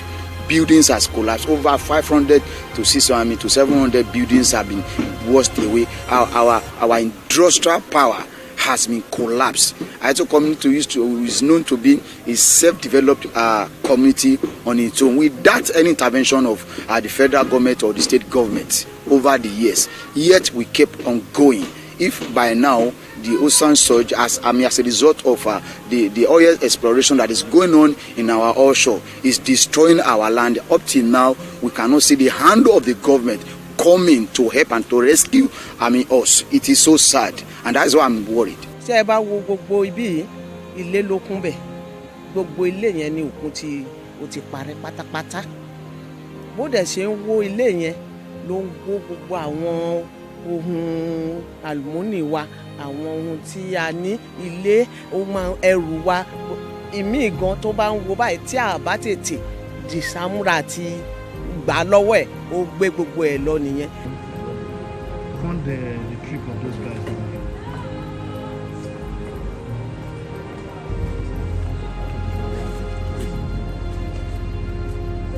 Trip of those guys.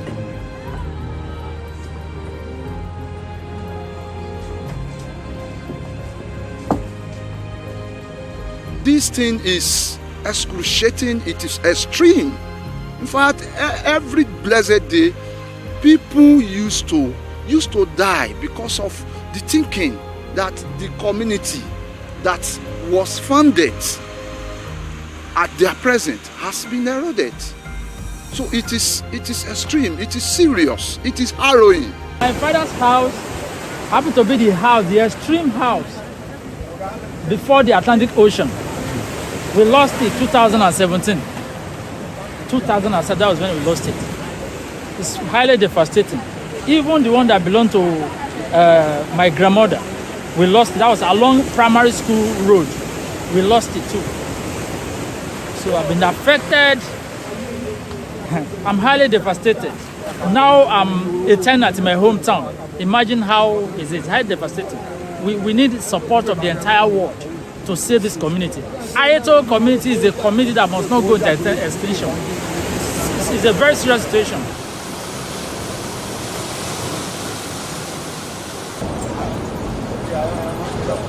So the community is divided into two, the up and down.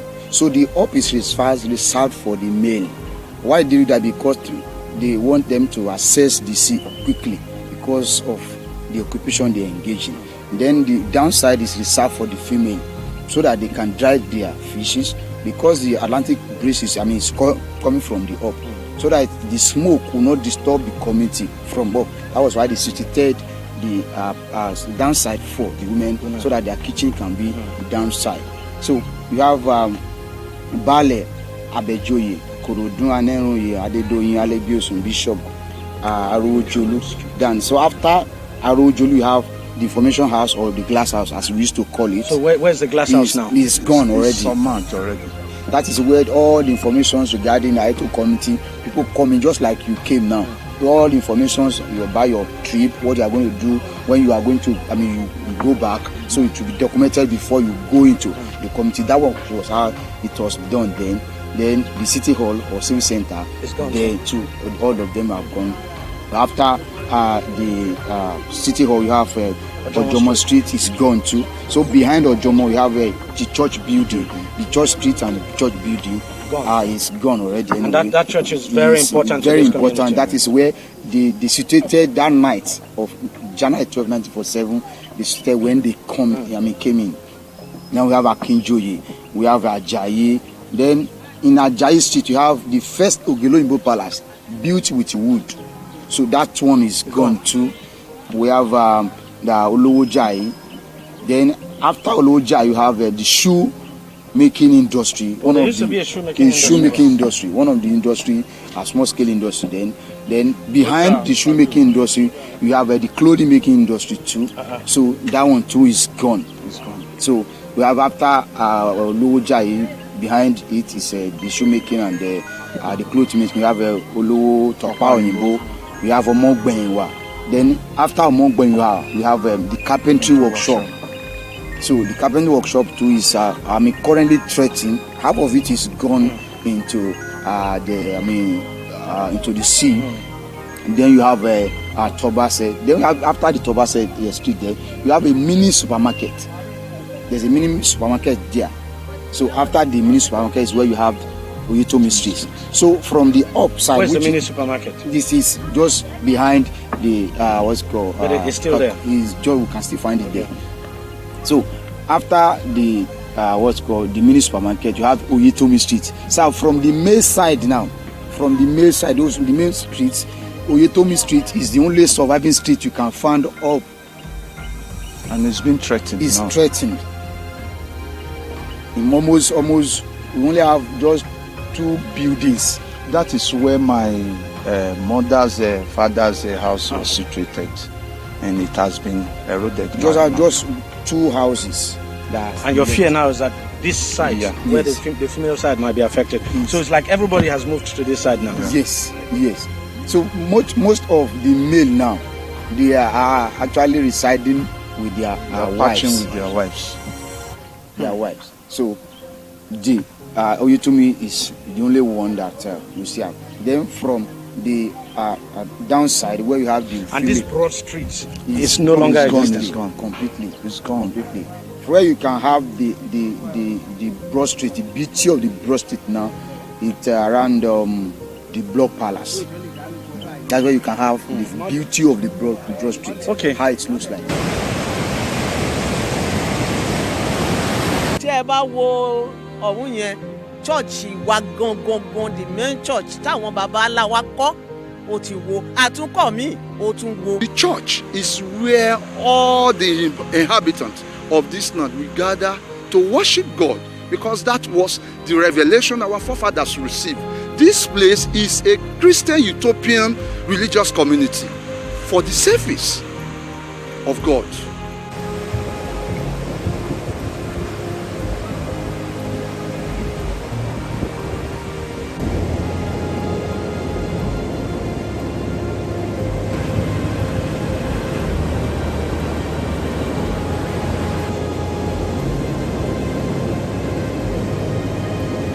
It has actually changed the landscape totally. Let me put it that way. Why do I say so? It's because when you look at the land mass, as at when our founding fathers came here, 1947, it is about 20 or 15 kilometers to the shore.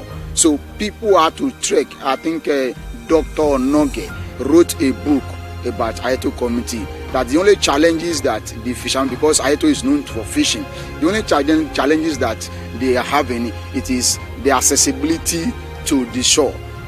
Too. That is as at that time, and it's been a long time. So it has actually changed the landscape, and we are worried about it. This is the Community Technical College. Here we are.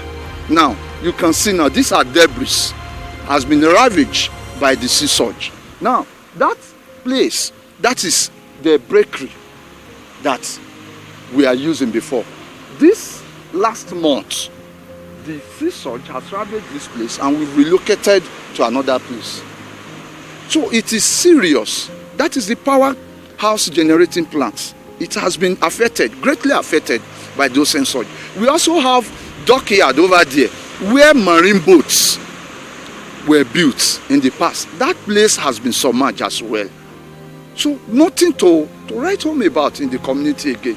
All our social, cultural activities has gone. The secondary schools has been relocated for about 3 consecutive times now. Nothing again.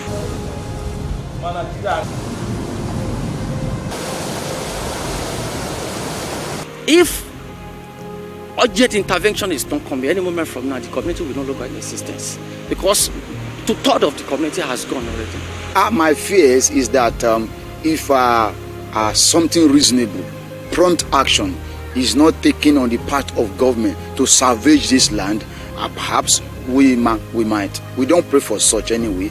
The community might go into institution. We don't want that, because Ayeto community has helped the federal government, even the West Africa, in terms of marine, because when Ayeto was having a technical school, the Ayeto community has trained experts in marine engineering, in nautical engineering, and they are serving all the multinational companies that we can see in our offshore.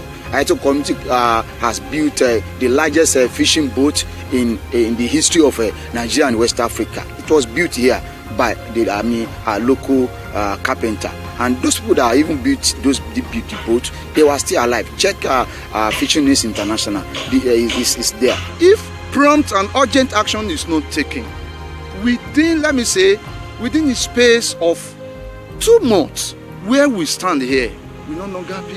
So, and that is why we are appealing to the federal government as a matter of urgency and exigency to please come to our rescue, so that Ayetoro is a historic community so that it will not become a thing of history. That is our appealing. We are appealing to the Niger Delta Development Commission, NDDC, Dito Sopadek, Ondo State Oil Producing Area Development Commission, to please come to our rescue so that this glorious community will not become a thing of history. So we are begging the federal government, we are begging the international community, we are begging NDDC, we are begging all relevant agencies to please come to our aid. Apá wa ò ká o, kàn jọ kàn má jẹ́ kó kùn yìí kó gbé wa lọ, gbogbo ilé ibi iṣẹ́ wa, gbogbo ilé ìsìn tá ń pè chọ́ọ̀chì, gbogbo ẹ̀ ló ti wó.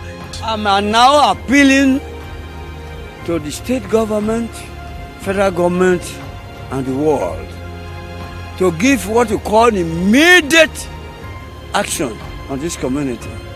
If you were here about 7 years, about 20 years back, if we tell you the extension of this place, you can't believe.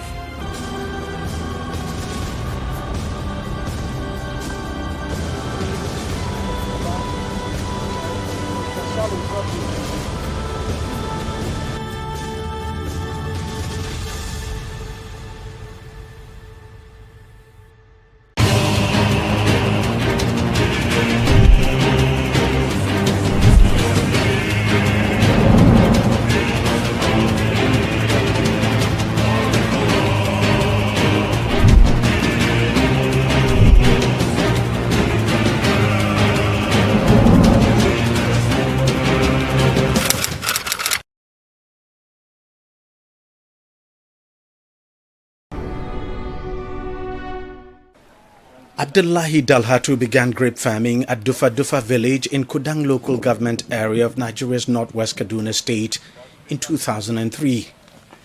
Today, he's one of the very few Nigerian farmers growing grapes in commercial quantity in the country. And he's also the current national president of Grape Producers, Processors and Marketers Association of Nigeria. What motivates me to go into grape farming is the potentiality associated with the grape farming activities. Because a grape farmer is raising handsome profit, is raising handsome income in grape farming. Because I doubt if there is another aspect of farming in agriculture which is highly lucrative than grape farming in Nigeria. I have started with the only one varieties of grapes called Black Hamburg.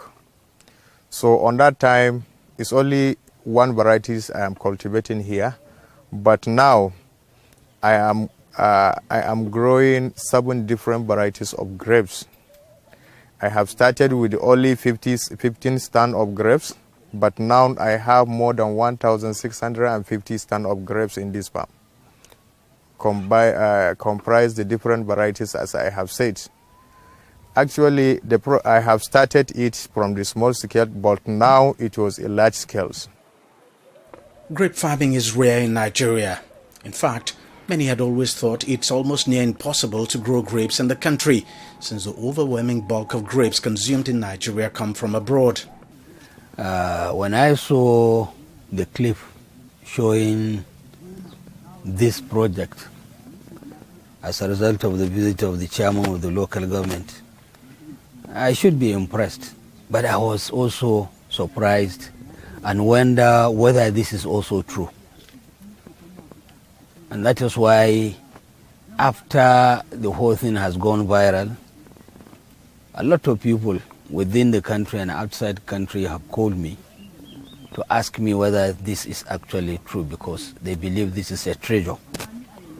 And I told them that I will not tell them it is true, although my chairman has come and seen it, but as somebody who is within the domain and the area is within my domain, I feel I should first come and see it before I tell the whole world that this is actually true.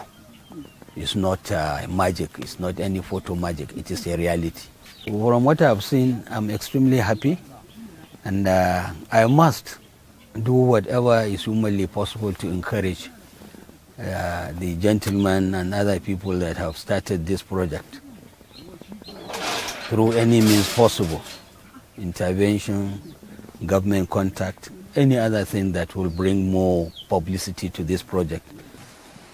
Data from the Observatory of Economic Complexity, OEC, estimates Nigeria's grapes import at over $8 million in 2023, while exporting a meager $36,000 worth of the fruit in the same year. But Dalhatu is working to change that narrative. Since we discovered that most of the grape being consumed in Nigeria is being imported from abroad, so it's part of our vision to ensure that we promote the grape farming locally in Nigeria so that our country will be self-sufficient in grape production, marketing, and export. So in the next future, I'm sure, in the next future time, I'm sure Nigeria, the dependency of grape importation in Nigeria will reduce up to 55%, so that we can rely on our local production and reach also the level of export with Nigerian locally grape productions. Dalhatu says grape farming has been more than rewarding, and his customer base now goes beyond the country. Actually, the grape marketing is so friendly in Nigeria because of the quality and the quantity of grapes we are producing. We are receiving different customers across the country coming direct to the farm and take and buy our product. Even international marketers are coming direct to this farm and access and buy our product due to its quality standard, the sugar content, the longer shelf life, and the quality of the product we are producing.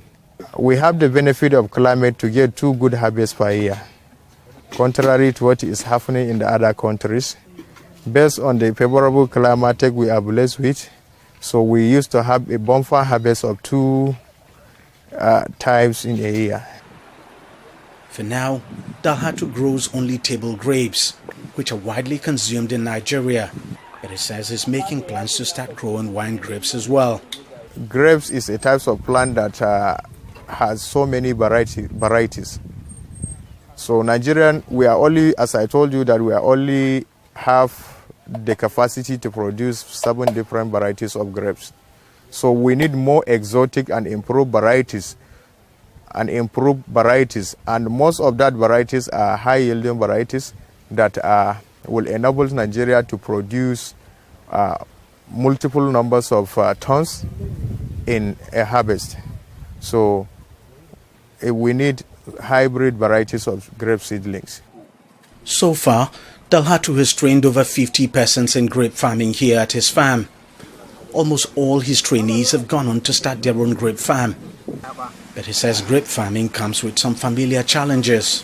One of the challenges is that inadequate water supply. Grape is a kind of plant that requires excessive application of water. So insufficient water supply is one of the factors that reducing the growth and development of grape value chain. And the second challenge is faced by our grape farmers inadequate of hybrid seed varieties. Then the third problem we are facing is the storage infrastructure facilities. Because there are situations whereby our grape farmers in Nigeria used to face the risk of losses due to the rain intervention. At the point of ripening, grape farmers face the risk of rainfall, and which will lead to damage of so many tons of grapes. So if there were to be more storage facilities like cold room, that will enable both the producer and the marketers to reduce the level of risk, because when it was stored in a cold storage, the grapes will have access for a longer time before it damage. Then another problem is all farmers need financial support. So I'm sure if government will provide financial support to grape farmers by having a conducive and favorable climatic condition for growing grapes, I'm sure the rate of unemployment will drastically reduce. Despite the challenges, Dalhatu is still marching on, his passion for grape farming unwavering, as he embarks on the ambitious mission to help make Nigeria self-sufficient in grapes. Deji Bademasi, TV360.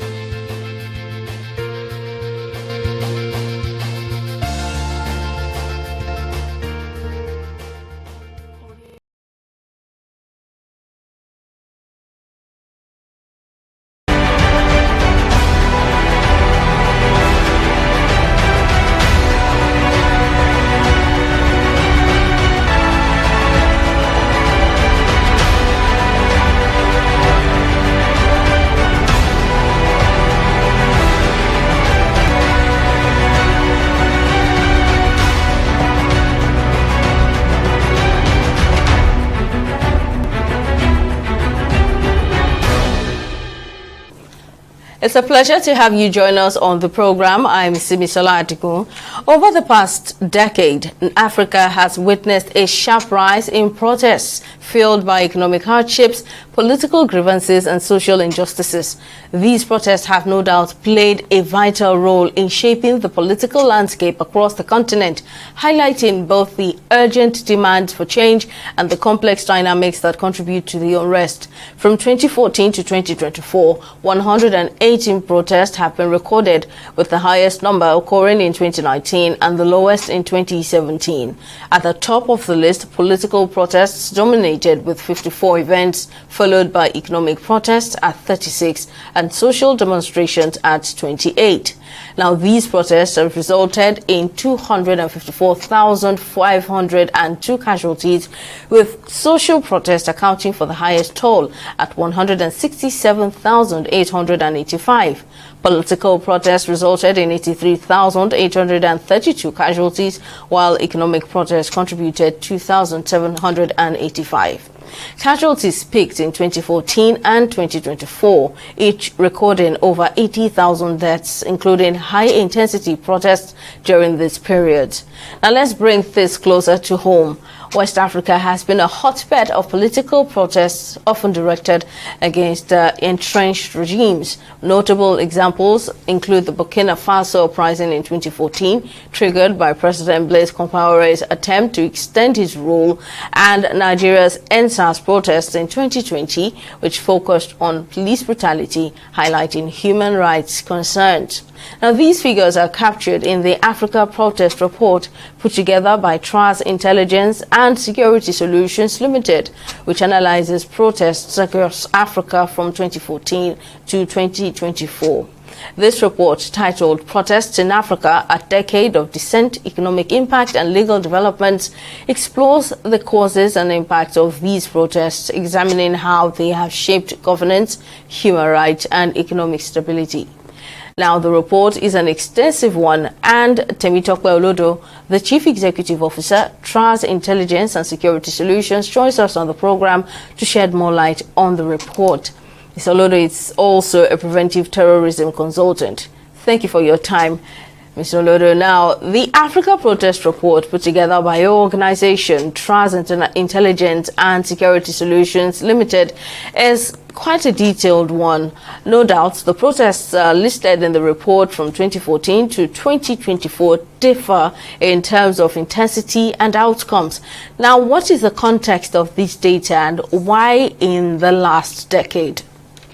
Thank you very much for having me. As already mentioned, TRAS Intelligence, Security and Solution Limited decided to look into protests in Africa looking at 10 years trend to understand the reason for protest, which we all know is a fundamental right anyway, but looking at how it impacts on social, political, and economic well-being of Africans.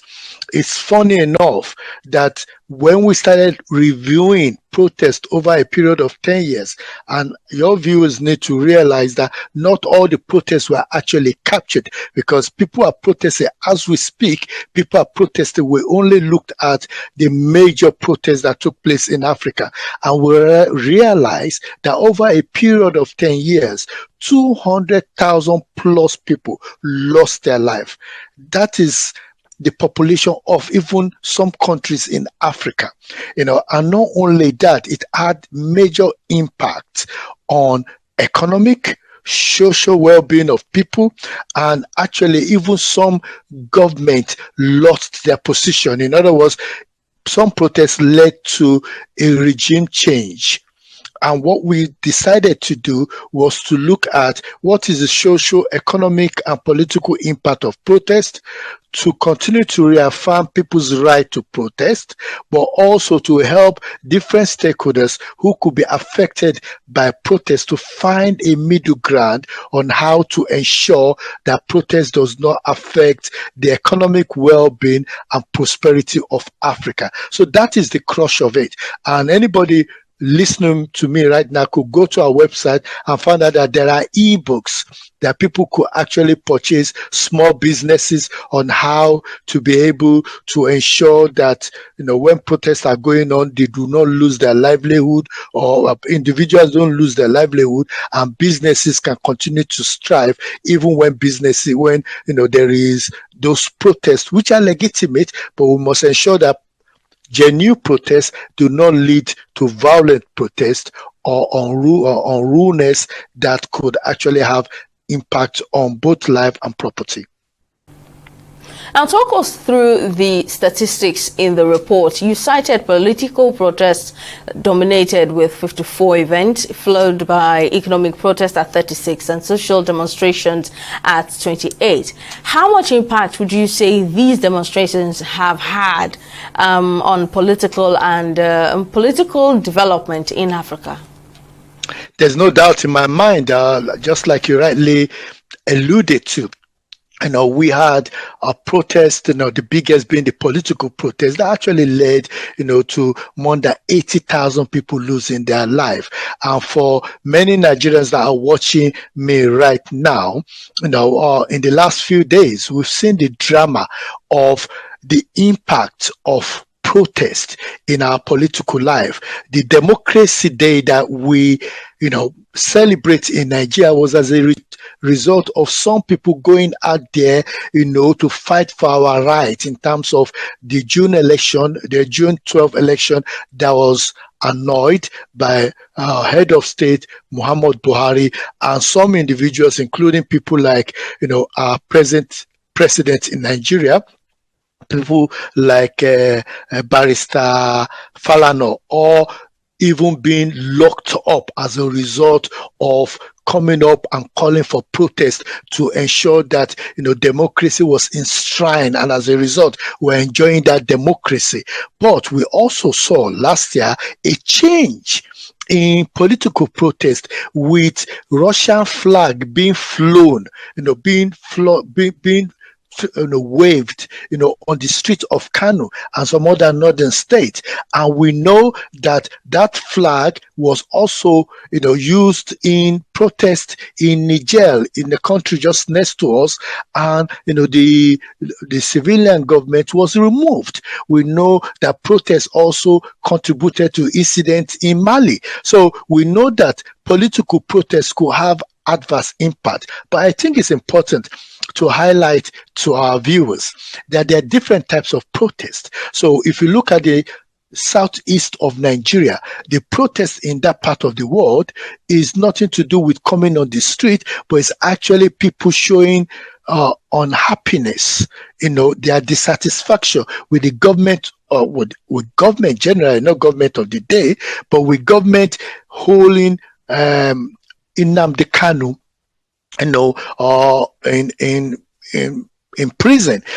People are protested, sitting at home, and that has cost the economy, Nigeria economy, billions of naira, even going to billions of dollars over the period that it has happened. Many people have lost their life, and that's the reason why we're saying that government must find a middle way to engage with people. While some people are afraid of going to open their shop, there are people that actually still have legitimate reasons, genuine grievances against the state about the way in which the issue of the Biafra is being handled. And government must know how things of this nature, whether violence protest or non-violent protest, is managed in a way that it doesn't grow wings and become something that we don't want it to become. Of course, it being power, as people said in the Southwest, was also a form of protest where people are complaining, and the government, the president had to come out and say, I feel you, I feel my people. And that's the reason why there've been a lot of economic intervention, rebasing of our GDP and all those kind of things to try and, kickstart the economy, to make the economy favorable. But we know that 100 million Nigerians are still in poverty, which means that is more than the population of the United Kingdom. We need that to be brought down drastically. People might protest to let government know that they are unhappy with the economic and political situations in the country, but government must be in a position to listen. And I'll encourage state government, local government, and federal government to get a copy of this report, and individuals to visit our page right now, at trans-intelligence-security.com to read more about this report and to understand how we could all work together to ensure that legitimate protest is recognized and government take it as a feedback to improve the life of individuals, but violent protest must not be tolerated in a democratic setting. You would agree that there's been a rising trend in youth demonstrations in Africa. For instance, the EndSARS protest in Nigeria back in October 2020. Compare that to demonstrations of the past. Now, what do you think influenced this evolution over the years? From generation to generation, the youth always play a critical role in protest, even with the Sudan protest that happened, and the one in Libya, and the one in Nigeria. Some of these leaders that we're talking about were young people that now are in the political arena now as leaders. So the young are also exercising their right, taking into consideration that the African continent now has a young population. So there is no doubt that what we saw in Kenya, where the young went over to want to try and take over the parliament, is evidence that the youth are highly involved in most of the protests that is taking place now. And it's not just physical protest that is taking place, there's also digital protest, and that is why government must improve, the police must improve their approach. Now, with the EndSARS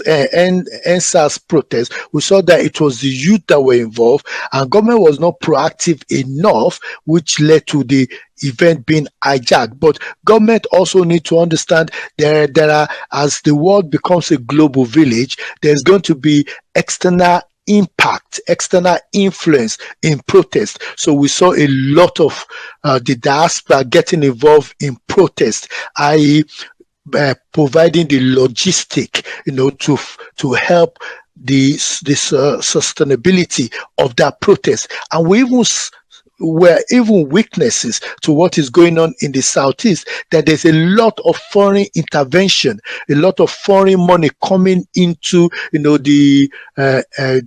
the current, agitations in the Southeast for the release of Nnamdi Kanu. Money is coming in from all parts of the world, and government have not been able to deal with it or to manage it. Now, if government have been able to have a matured conversation on the issue of Nnamdi Kanu, that kind of money could be diverted into the building of the Southeast, into family life in the Southeast, into, development of communities in the Southeast. We're talking of $20 billion coming in from the diaspora. Imagine if the money going into that protest is going into, the diaspora remittance. We might be talking about even $30 billion.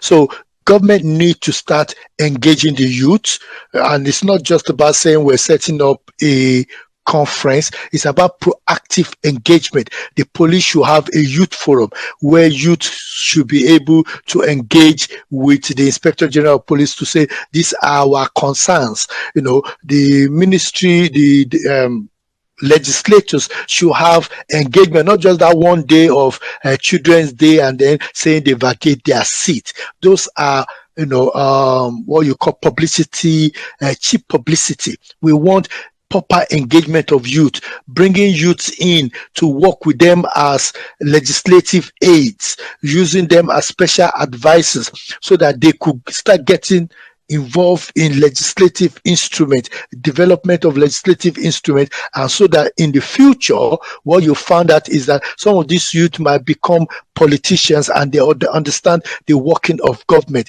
That is what we need at the moment. Mr. Ludo will continue this conversation after the short break. Do stay with us. The program will continue shortly.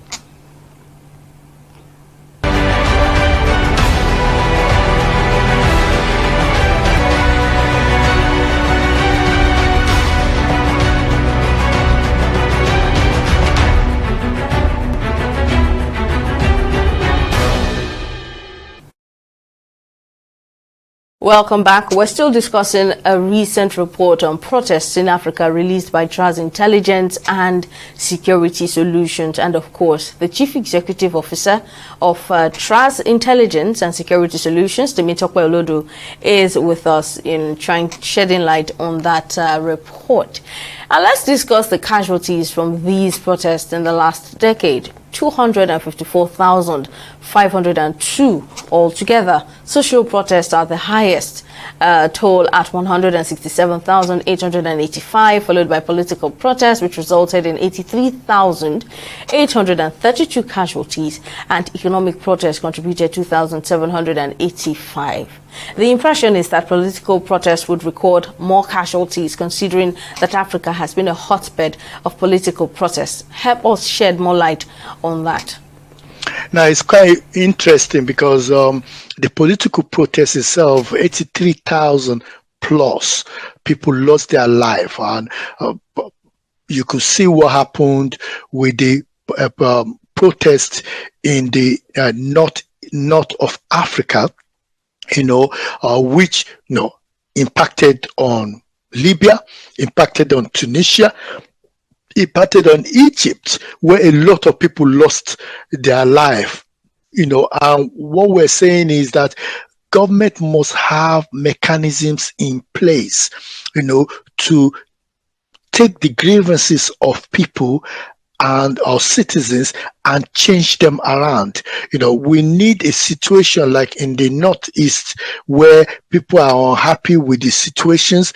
That unhappiness, resulted in radicalization issues in the Northeast, and that again led to the emergence of Boko Haram. Now, we need to find a way, a middle ground, where we are able to ensure that we have political forums and platform to engage citizens, for citizens to be able to voice their concerns and for their concerns to be registered. Let me give you a classic example. Not everybody can go to Abuja for first hearing, second hearing, or third hearing, or what they call public consultation on bills. But what we have done in the United Kingdom and what has been done in other civilized environment is that those kind of papers, when you say, okay, we are looking at introducing this bill, you create, thank God for technology, you create a platform where people can even submit papers, submit papers electronically, either as an association or as an individual. If there is a bill that is being introduced in the United Kingdom House of Parliament, I, as a citizen in the United Kingdom, could easily write. There's an email address there. I can send in my concerns, and those concerns will be taken on board by legislators. But what we have is, the public showroom that you have in Nigeria, where people will go to Parliament and they will say what they want to say, but Parliament still do what they want to do. But when you have a bill that is, that you have it, and technologically people could either vote for it or raise their concerns, and you could see that people are shifting away from that bill or saying this is what we need. You could see that it would be a bit difficult for legislators to be able to pass that bill, because they know that there are people or Nigerians do not like the approach that they're adopting. So I will encourage a technological engagement on introduction of bill and engagement with citizens. Up to today, as we speak, there is no way you could write to the President of the Federal Republic of Nigeria. There is no email address. If that email address exists, nobody will respond to you. But Nigerians watching me right now, even when they're in Nigeria, can write to the UK Prime Minister, and in 7 to 14 days, they will get a response back. I have people that have written to the United States President. I know somebody, a friend of mine, that wrote to Trump, and Trump replied back with his signature. So if the leader of the world, the president of the world, the country that we all look up to, United States, can respond to an ordinary Nigerian that wrote him on a matter, yet our own president cannot respond to any letter. That's the reason why you are seeing open letters that people are writing. That's why people like El Rufai can go onto the television to lay his grievances on some of the issues they have, because they're not getting that effective engagement. But if there is a process in place where technology is used effectively for people to raise grievances, for people to express their view, or even input into national discussion, you find out that protest will reduce, because at least people will know. If we're all concerned about tax, for example, and what government is doing about that, and government comes out and say, oh, Mr. Temitope Olodo wrote to us, and we're actually looking at some of the issues he raised. The Arewa Consultation Forum wrote to us, and we are considering some of the issues they raised. You find out that people will calm down, because they know that somebody is looking into some of their concerns. But at the current moment, we're not using technology effectively. Even in protest management, we're not using technology. I've never seen a police helicopter in the sky whenever there's a big protest in Nigeria. Yet we say we have 4 or 5 helicopters. What are they doing? They're just used for what? What are those helicopters? I've never seen Nigeria helicopter land on a major highway when there is a major accident. In most African situations now, the military is called on to maintain peace and order during protests, but they eventually serve in the interests of political elites, in government or within the army ranks. The common line of thought is that there's a disconnection between general interest and the political elite. How true is this? There's no doubt in my mind that there is a challenge in Africa when it comes to management of protest. Now, like I said, if there is a proactive approach to management of protest, if I have my way, I'll say a protest of 1 or 2 days is reasonable. When a protest is going to 5 or 6, 7 days, I would have said, why don't we have a legislative instrument that, it's not deterring people from being able to protest, but says, if you're planning to have a 1 million march for 1 day, nothing wrong. You speak to the police, you have an agreement. The police will have their gold command, their silver command, their bronze command, because I used to be a police special constable in Kent, so I know all these processes. You talk to the leadership of the police will make sure people are there to protect the route or advise you that don't follow this route, follow that route. They know who are the people organizing it, and then they take care of it, and then the protest is finished. But if you're planning to have 1 million people for 30 days, then the police should say to you, you need to foot the bill. Who's going to clean the road after all the mess? Who is going to take care of things that are destroyed? We need to know who are the people organizing it. So I would actually propose a bill that talks about those kind of engagement where people talk to the police, and I will even say some certain places you cannot protest there for national security reasons. In the UK, for example, certain places you can't protest there. That's not stopping you from exercising your right to protest, but recognizing that there is a point where your right to protest infringe on the right of others and safety and security. So there is nothing wrong in that, but the reason why you are seeing military involved is because the SOPs, standard operating situations by the police, is not even well known. If you go to the Nigerian police website now, what information do you have there about protest, how to protest legitimately, what to do during protest, how to engage with the police, and things like that? It doesn't exist. But they'll say, oh, come and talk to us. Talk to you about what? If you are transparent in the way in which you're doing your work and there is no political influence in protest management, then you see that people will be open with you. There are times as a person, I have gone to submit petitions in in Downing Street, and I've taken a picture there. I went there, I wrote to them, I said I want to come and submit my petition on issues. They asked me for my name, they asked me for the name of the people that will be following me, and I gave them the name, and at the time they opened the door for me to go to the step of Downing Street, opened the door and gave it and collected my protest. How many people can today say that they want to protest about the tax issue, and say, okay, 2 or 3 of us, we're going to protest, we're going to stop our protest by this place, and then 3 or 4 people will walk to Asu Rock to hand over the protest. They will be shot. That is the problem. So there is a disconnect, like you rightly said, in the way in which we manage protests and the way we need to manage protests in the future. Governments must be listening. Protest that is organized politically, which the government is interested in, you will see some people who protest to the governor office because those are politically motivated protests. Not all of them, but majority of them, 99% of them. And then somebody will come out, or the governor will come out and say, I receive your protest, I will take it to Abuja. We all know that is staged. We all know it. Many people know that.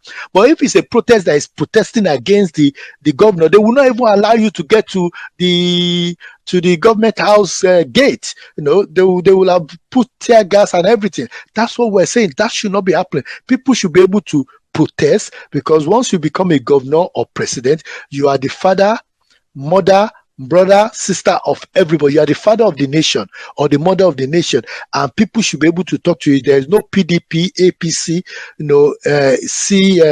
S, whatever, SPP, and AMPP. Doesn't exist at the moment. Presently, what we should be having is the president and all the other opposition party proactively engaging the government to say, we are happy with this policy you've come up with. Is a good policy for Nigeria. Where we are not happy with it, Mr. President, you got it wrong. Where there is a national issue that is affecting everybody, Mr. President should be able to call the head of PDP and other parties and call them into the villa and say, this is a national issue, let's talk about it and have a national front on it. Well done, Temitope Olodo, Chief Executive Officer, TRAS Intelligence and Security Solutions. Thank you for coming on the program to explain these statistics to us, and well done for the work put into the report. That's all on this episode of the program. We'll see you again next time. Bye for now.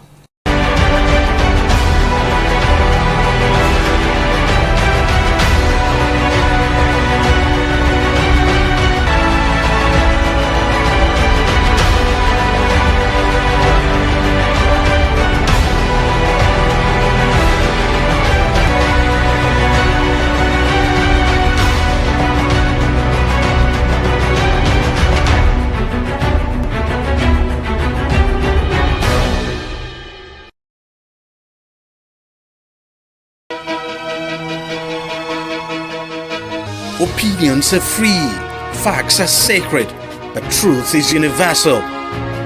How, in practical terms, can we, for instance, de-escalate the tension?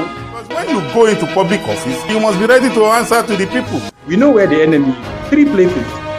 The Lake Chad Basin, the border area between Nigeria and Cameroon, and then the Sambisa Forest. On TV360, we give you a complete dose of everything. Opinion, facts, and undiluted truth. I hardly believe what politicians are saying in this part of the world. A new Nigeria is possible, a future is possible. We delve into the issues, dissect it so that you can understand it, and use it to take action. I don't think there's any need for any governor to look for grant for ranching. TV360, dissecting the issues.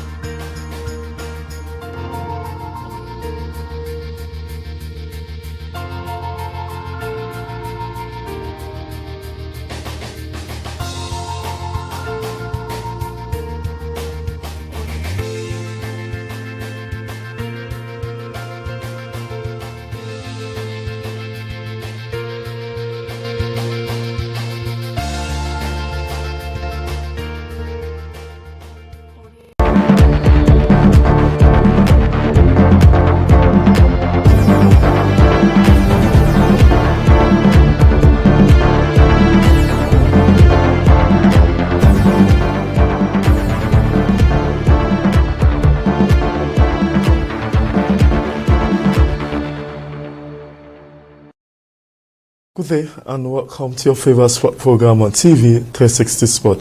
My name is Mudashir Shitu, and in the next few minutes we'll be looking at an interesting and trending issues in regards to the world of sport. And want to focus on today's program is archery.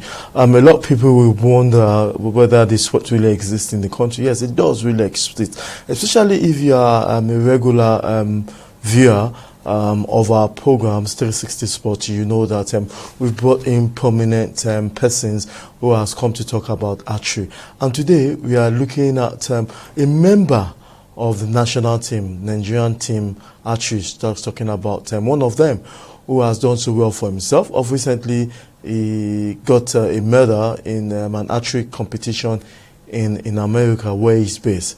So I'll be talking today with Shola Demi, who is a member of Team Nigeria on archery. It's good to have you on the show, Shola Demi.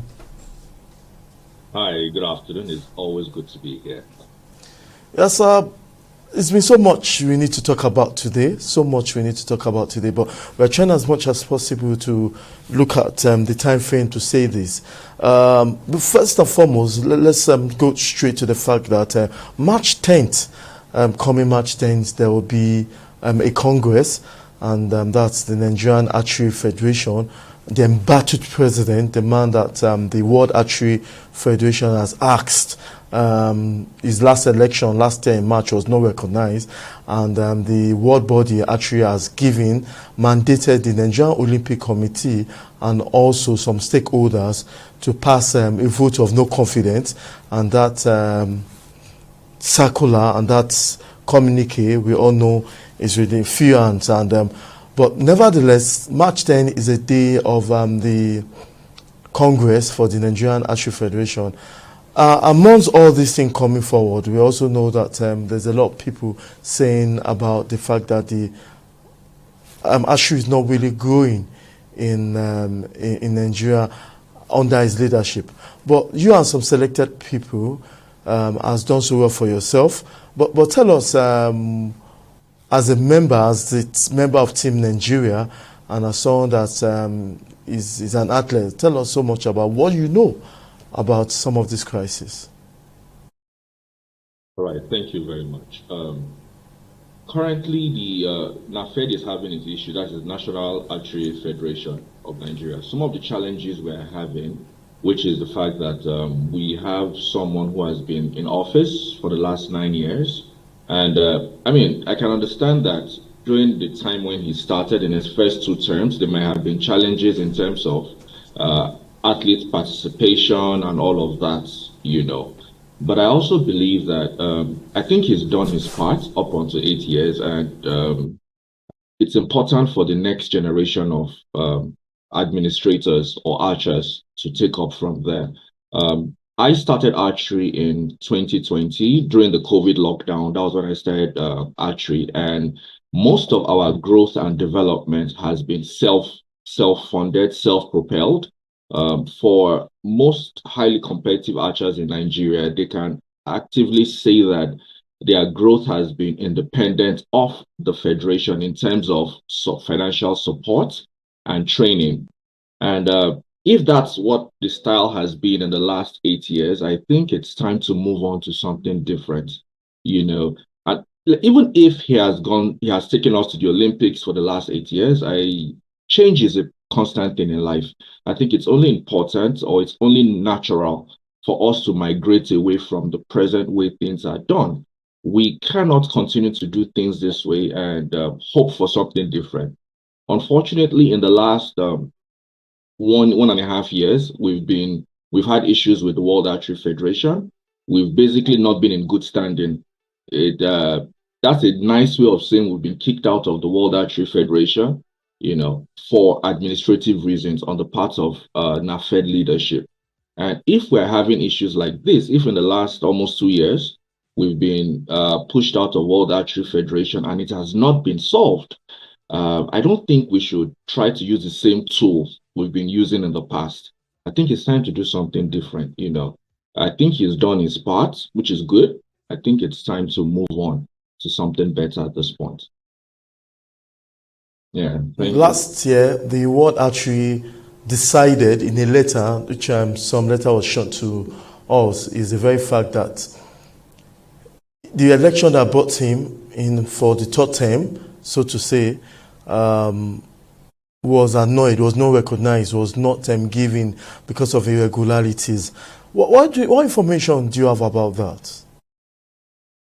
Okay, as far as I know, since I wasn't on ground in person, but for by people that went there and other independent parties that went to witness the election, some of the things the observers saw or noticed was that individuals that were not members of, that had not been seen previously participate in any archery event or in any archery meeting, those individuals showed up and they voted at the elections, you know.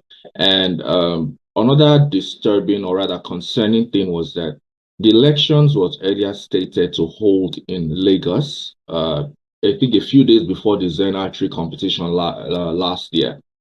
But I think in a space of 2 weeks before that, it was mysteriously moved to Abuja, and most athletes had bought their air tickets, their bus tickets, they had all booked to converge in Lagos for this meeting and the archery competition. So the notion of moving the election at a very short notice from Abuja to Lagos in itself was an indication that I don't think he actually meant for that day to hold the way it ought to hold, you know. So, but some athletes still showed up in Abuja for the meeting. But unfortunately, like I said, a number of faces that had not been seen in archery before showed up and they voted, you know. So that's one of the many irregularities. And at that meeting, they were supposed to have read out the financial, like an audit of the purse of the federation. So many other things that ought to have been done were not done at that meeting, which was documented, was recorded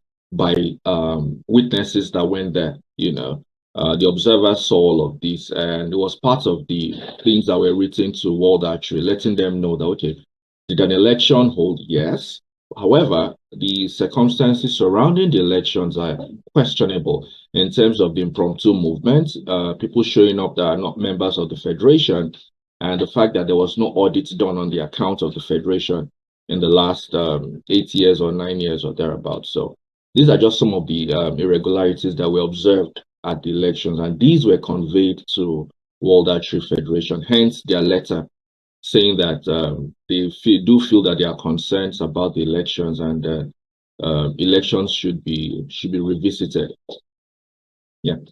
Nigerians are aware about this issue. Some of them were published in the national dailies. Even the letter given by the World Athletic World Archery Federation was conveyed to us, and we got a letter. In that letter, it was stated categorically that they don't recognize that election. Well, subsequent to that, a letter was also circulated, and that letter was given to what I think it was made to the public, that the new election in the Congress that's coming up March 10th, that there should be the NOC. It was mandated that NOC should supervise that. But we all know that the embattled president right now is also a member of the NOC. How do you think? And in that letter, it was written that there should be a vote of no confidence, that they should pass a vote of no confidence in on Abdullahi, who is embattled president right now.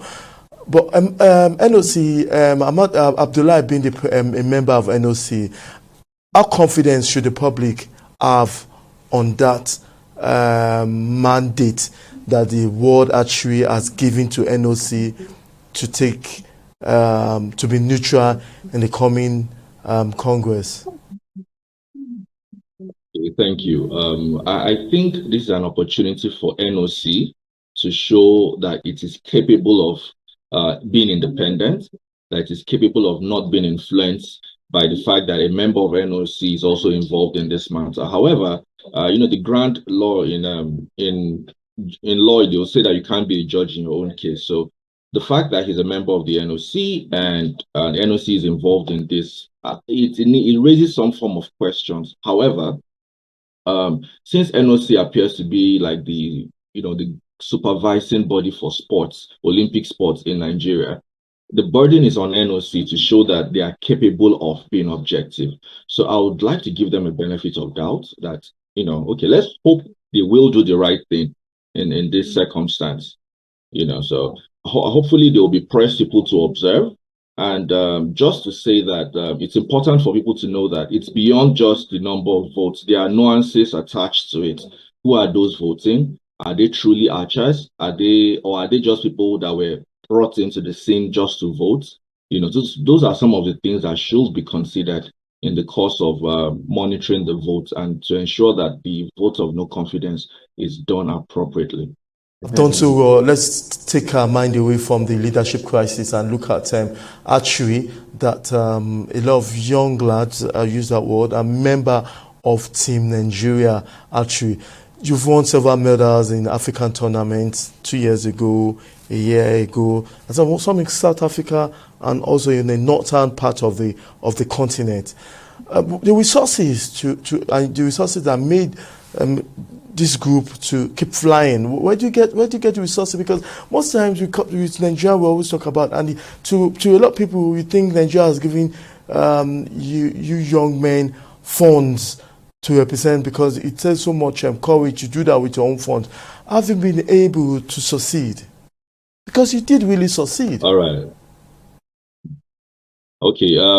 For starters, myself and other members of the Nigerian team, we have not received 1 naira from the government. Since I started archery, every archery equipment I've bought, or that we have all bought, we've all bought from our savings, or from family and friends, or from cooperative societies. Archery is an expensive sport. In as much as you can get affordable equipment to use, but again, it's like driving a 4-liter engine in an F1 race. You will move, but you will not move as fast as others that are driving, right? So if you want to compete at a very high level, you have to get the best of equipment. Just to put things into perspective, the kind of bow, like the standard professional bow for my compound bow, would cost at least $1,800. Just the bow itself. That is besides the add-ons that you put on it. So by the time you calculate the cost of the entire bow and the additions, you are looking at close to $4,000 at least. And archers have to cough up these amounts from their own savings. We have to fly ourselves out to competitions. We pay for our own, we pay the cost of the competition itself. We pay for our hotel and accommodation and feeding. So we haven't received a dime from the Federation. We haven't received a dime from the Sports Ministry of Sports or Sports Commission now, or from any other person. It's all self-funded and self-motivated because we have a dream to put out archery, Nigerian archers out there in the world, to show the world that Nigerians are not just football-loving fans. We are not just basketball or track and field stars, but rather we can also excel in archery. And that's what we've been doing in the last 4 or 5 years. And that's why we know that in the next 10 years, if we retire from archery, history, when they were the history of archery, and they notice that some certain men has done so from there, your name, Shola Demi and Emmanuel Yeleke and Tayo and the rest, and the other female in the group will also be, that's an history for archery in the part of the world, because we know that archery will definitely go to higher. But where do you get that spirit from? I mean, you take your phones where do you get your motivation from? All right, okay. I don't know if you know this about me. Besides archery, I also have a 5th degree black belt in karate. I also compete in judo. I compete in jiu-jitsu, and I also go mountain climbing. So right from now, I enjoy competition. I enjoy pushing myself to the limit. So at the moment, archery is one of those new things that I'm doing to explore my physical capabilities. So I think it's more of being self-driven. I enjoy sports. I enjoy sports that help me find meaning. And that is what archery does for you. Like we always say in archery, the only person you are competing in archery with is yourself and no one else. So every time you stand there, you draw your bow, your arrow, you are shooting against yourself. So for me, it's the motivation to become a better person every day I step out on the archery range. Okay, interesting to know that. And let's not also forget that of recent, we have a report that came from you about your participation in international competition. You're based in America, and definitely you're the only Nigerian in that competition. Do you have other Africans in that competition? And tell us how it all went, what the competition is all about, and what you achieved. All right, so we have the competition I participated in is called the Indoor Nationals. So unlike in Africa or in Nigeria, where we always shoot outdoors, in the US or in other countries where they have winter, when it's from around September to about March, April, you have the indoor season where you shoot 18 meters you shoot a very tiny target. What you're trying to shoot is about the size of a coin. That's your target. So it's an indoor season. So like what caps the entire indoor season is what they call the Indoor Nationals. So all shooters across the country will come to shoot. So I participate because the region where I stay, they group the states in about six or seven states, in different clusters where you're all competing. So that was where I competed in. I competed with about 300 different archers in different bow categories. I did not see any African, or rather, I did not see any Black African. There could have been other Africans of different ethnicity that do not appear Black. But while I was shooting, I think I was about the only dark-skinned person in the competition where I was in. And we do have people from other countries where I saw lots of people from India, China, the Middle East. Then we had people from Korea, China, spread all over. Yeah, so we had people from all over the world and lots of Americans too. Were you on the medal list? Oh yes, in my category I came first. Wow. I came first place in my category. Okay. Let's go. Lastly, before time goes off, we should what do the future of archery should be? What do you think should be done to ensure that many of these we get it right in this country in terms of archery? If we are really serious about archery, we should start from. We should have our archery program should be a grassroots program. I shoot against people who have been shooting since they were 7, 8, 9 years old. So I'm coming in super late on the shooting scene. So these are people that they've been shooting for decades, all their lives. So archery is second nature to them. Hence, they excel very easily in archery. So if we want to improve archery in Nigeria, we should have a grassroots program for archery. Like what my club and I did, Archery Club Abuja, was we found a way to get affordable archery equipment, and we teach children in select primary and secondary schools who are interested, because that's the way you can get people into archery. You let them grow. The US has what they call the Junior Olympic Archery Development Program. So which means they've started developing and training people from the age of 7 to prepare them for the Olympics when they are 18. So it's you just don't wish a medal, you work towards it. So if we want to grow archery in Nigeria, one, leadership has to be done right. The leadership has to show that they are competent, they are capable of leading archery, and people would follow suit. Then the Sports Commission should also have a deliberate archery program to grow archery from the grassroots. You have all the 36 states, you have state championships, you have regional championships like Southwest, Northeast, after those regional championships, then you have national championships. Then we can select some of our best hands to go for international championships. And like I always say, when people ask me that they want to shoot like me, I tell them you can be better.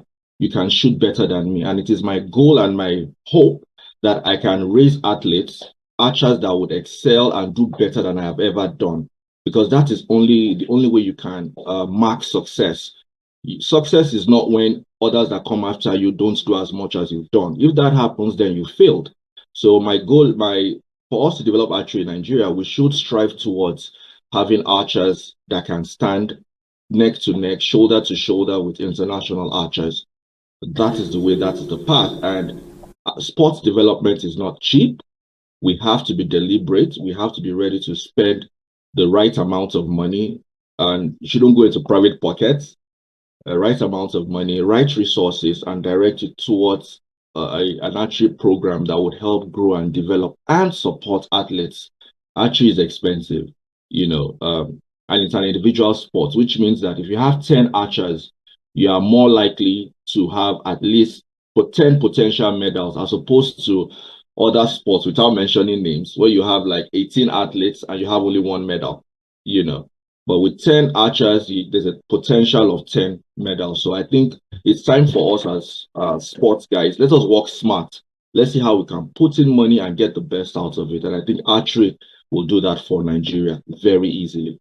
You said it all, Sholademi, and we'll go on this quick break. When we come back, let me give you what the last question is definitely going to be, and that's how you come across archery. But before then, let's go on this quick break. We've been talking to Sholademi, who has been a member of Team Nigeria Archery. He's based in America. He has done so well for himself. When you Google archery in Nigeria, medals won, definitely his name will be among those names that have done so well, that keep our flag flying in a sport that has not really got developed in this part of our world. Let's go on this quick break. We'll come back in a short while.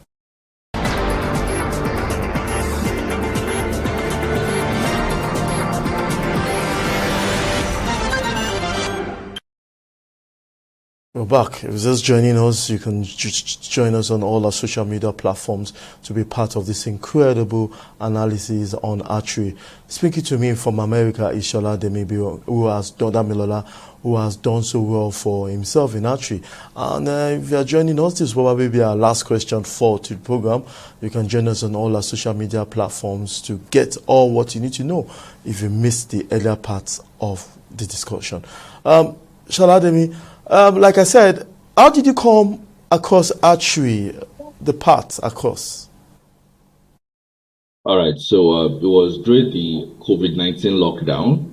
I was just at home, I was on my phone. Then Olatayo, my very good friend, I just saw archery stuff on his status. He had a bow and an arrow. I just chatted him. I said, look, what's happening? Where did you get to do this? He now told me, okay, that he has a friend, Aliyu, Leo Garga, that he teaches archery at Jabi. There's a place, Jabi Park in Abuja.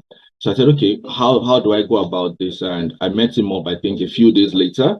And I started, I think I still have a couple of pictures from my day one on archery. I probably would send it to you, and that was the beginning. As soon as I held the bow, I drew, let off the first arrow. I felt my heart, race, and I said, this sport is for me. And that's been since August 2020.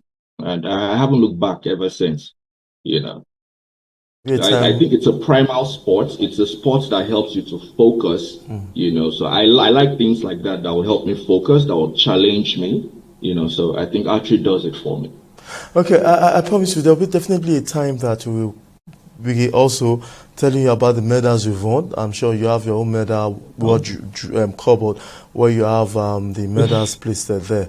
And with this, we want to say a big thank you for being part of today's show. You're welcome. Always a pleasure coming. Thank you.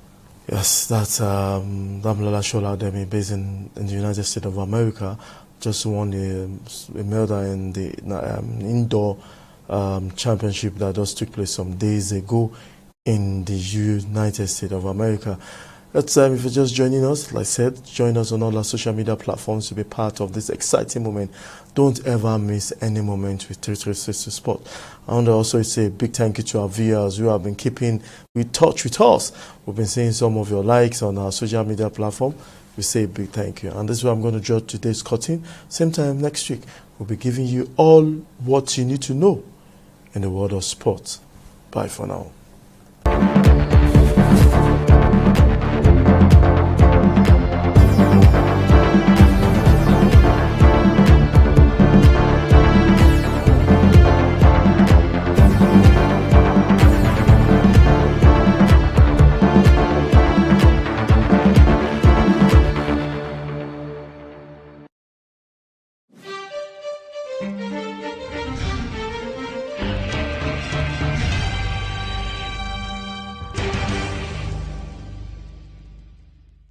Kisha kubeba mimba, bwana akaendaka, wakati yenye aliendaka na njo vile akaendaka aglote, hatukuonanaka tena, na njo vile nikazala na mpaka hivi.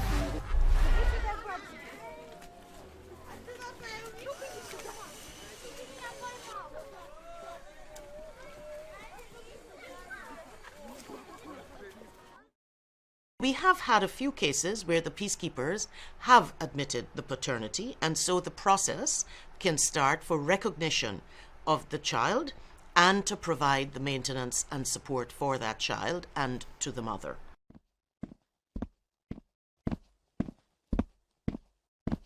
Member states, many of them, have national legislative frameworks that make it difficult for them to take on the responsibility of paternity, because many of them view the situation of paternity as a private obligation. From the UN side, we view that differently. Because the member state has provided personnel to peacekeeping operations, we think the member state also has responsibility, and it is their responsibility to have the peacekeeper acknowledge this paternity.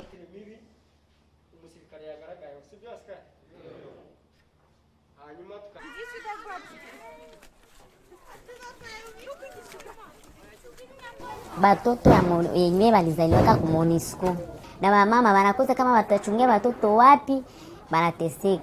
Ndeza lomba MONUSCO ibaapuie, ibasaidie wale watoto. Kesho yake wale watoto nao watasaidia nchi, na babasaidie watafute bababo wenyewe biko wakamate muzigo wa watoto yabo. Moi, je plaide aussi auprès des États membres pour une mesure temporaire, parce que ça prend beaucoup de temps, tous les enjeux légaux pour adresser une requête de paternité. We have not always given the focus and attention over the years to this particular aspect of our work on improving conduct and discipline, but we now have a focus on this because these are children left behind. And it really is our role as the United Nations to acknowledge our responsibilities and to work with the member states who have been part of this problem that we have been dealing with.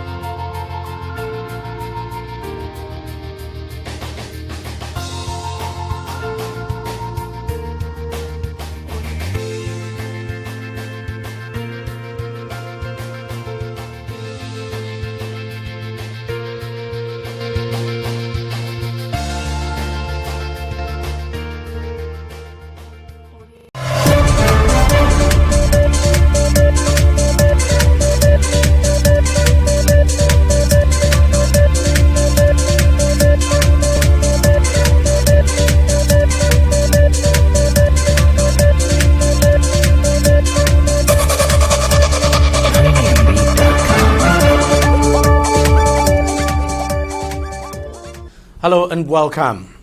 So last week, I had an exclusive interview with Dr. Joyce Wigwe, the elder sister of the late Managing Director and Chief Executive Officer of Access Bank PLC, Herbert Wigwe. And she spoke extensively on the legal battle and other disputes over the estate of her late younger brother, Herbert. The issue has now grabbed public attention and everyone is talking about it, especially after the public hearing of the legal challenge now over the late Wigwe's will in court. So we've decided to put the whole issue in proper perspective to enable the public better understand and follow the matter. Joining me to help us dissect the issues in detail is legal practitioner Libros Oshoma. Libros, thank you very much for coming on the program. Thank you. So Libros,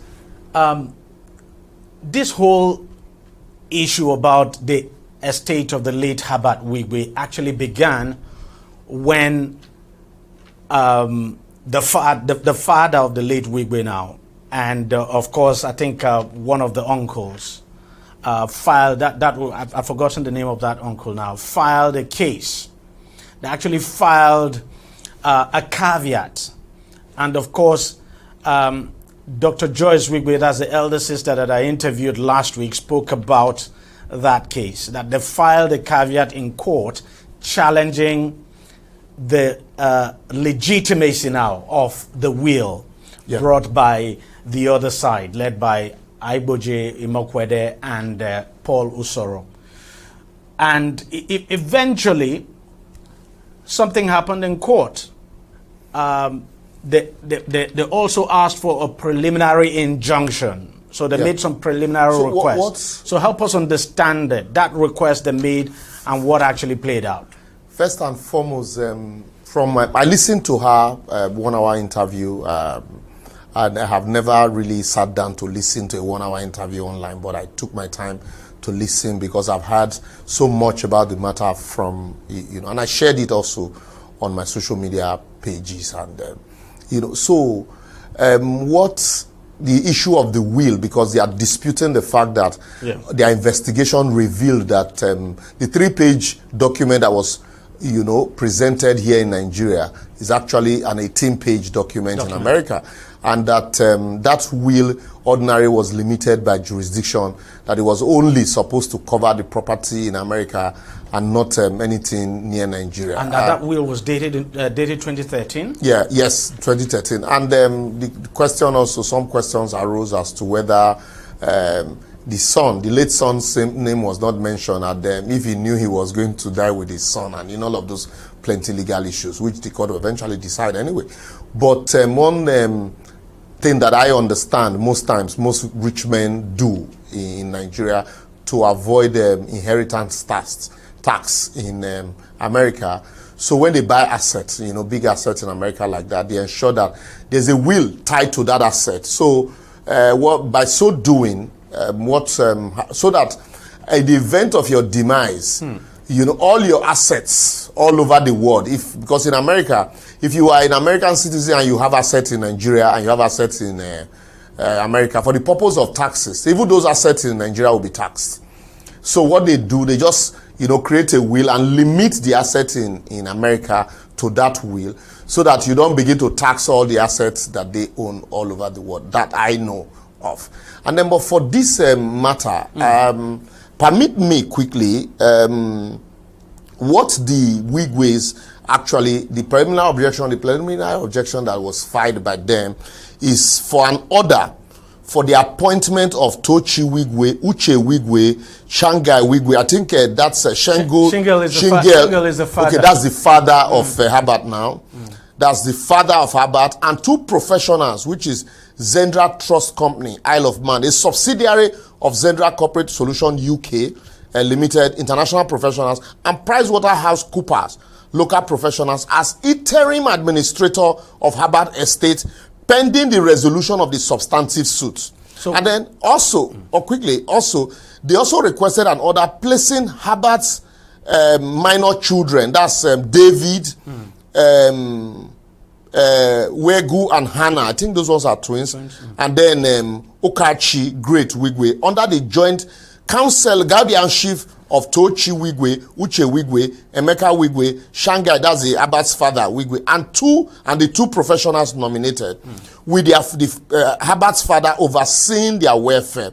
They also sought authorization for the interim administrator to maintain and ensure the welfare of the Abbat's Wigwe's dependent, then liaise with third parties regarding financial and property interests, submit monthly reports to the court, and obtain full disclosure from Access Bank, Coronation Merchant Bank, and United Securities Limited concerning shares of financial interest held on behalf of, late Abbat. For me, ordinarily, these are things that, anybody would want to ask for. It's like asking for transparency. But what the court did was... it's not as if, by making that request, it's not as if they are asking to take over the estate of... No. What they are simply asking is, okay, the same Uche, the same Tochi, which is the daughter now, and then two professionals, one international professional and one local professional, which is a PricewaterhouseCoopers, and then also members, certainly some members of the family, interim managers of the asset, and then to give monthly account. And then also, these interim managers will also take care of the children. So for me, ordinarily, these are not. This is not out of place. Asking to say, okay, let's have transparency. But what the court said, basically said was that since these prayers are also part of the prayers in the main case, and that deciding these prayers at this preliminary stage will be tantamount to deciding the case also. And so the court heard that these prayers are premature. It wasn't as if the court just granted an order. So it's not as if this is a case that they lost anyway. No. So what they are saying is, pending the determination of the main case in court, please, so that these assets, they are not, maybe before you finally grant your order, they are not tampered with. Let there be an interim manager to preserve them, so that the interim manager will be giving account to the court. I do not know in the court, the wisdom why the court refused to grant. It's like asking for an interlocutory injunction pending the hearing and determination of the main suit. Ordinarily, the court would preserve their own powers, so as not to force a fait accompli on the court. The court ordinarily will grant such a prayer as, okay, report to the court. What the court usually do in matters like this is also, okay, the court will appoint administrators as, okay, or like Lagos State will appoint some persons from the office of the Administrator General to manage the estate. But I think maybe why the court decided this way to say, okay, let's wait till the end, since somebody is dangling a will, or that there is a will, and others are contesting the fact that this will does not apply to anything in Nigeria. It is limited to one property in America. And so to that extent, so I think if the court feels that granting these prayers now might be going into the substantive issue of the will. And so, but the question is, what if eventually after the determination of the case, I'm just saying, and there is nothing, there is no asset again. What will now be, but that's what and that could be the reason why they've decided to appeal against the... Yes, I think that's what the Wigways are trying to protect, that look, they also want to ensure that at the end of the day, at the end of the determination of the case, there are still assets, and these assets are known, and the court will have a record. And if the court decide one way or the other, then whoever, whatever it is, then parties can actually, have something to latch onto. Do you think, from what you have seen and from what you know, do you think the family is justified to question the will? I also concerned the fact that this will is dated 2013. Even at this period, Abbat had not become the MD of Access Bank, and he was a deputy managing director, I suppose, at that time. Besides that, he would not have accumulated, the amount of assets and what he has now. So, do you think the family has a legitimate point now to contest and file that caveat? People contest will for various reasons, and then if you look at this issue, if I were a part of the family, certainly I would, against what I know now and some of the documents I've seen, I will also, toe the same path. I lost my father in 1979. So, as a young boy. So, certainly because my father didn't have anything now, so nobody dragged his estate. But his brothers took care of us, who are his children. I grew up with my uncle that I know as, my father today, the older one and the younger one. So, my uncles, we all call them daddy because we grew up under them. When their brother died, they took us, and trained us. And so that's how we became who we are today. So I understand where this family is coming from, having been a beneficiary of family, upbringing.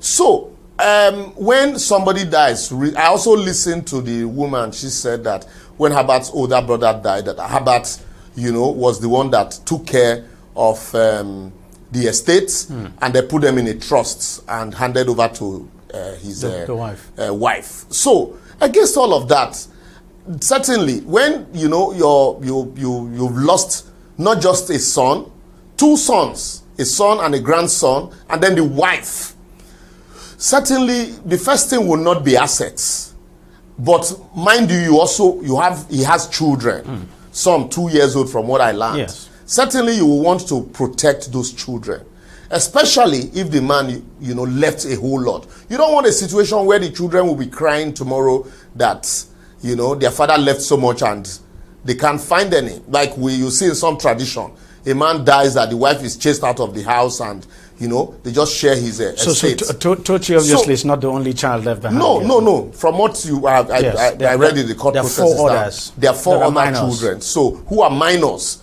And so, against all of this, and then a will now surface.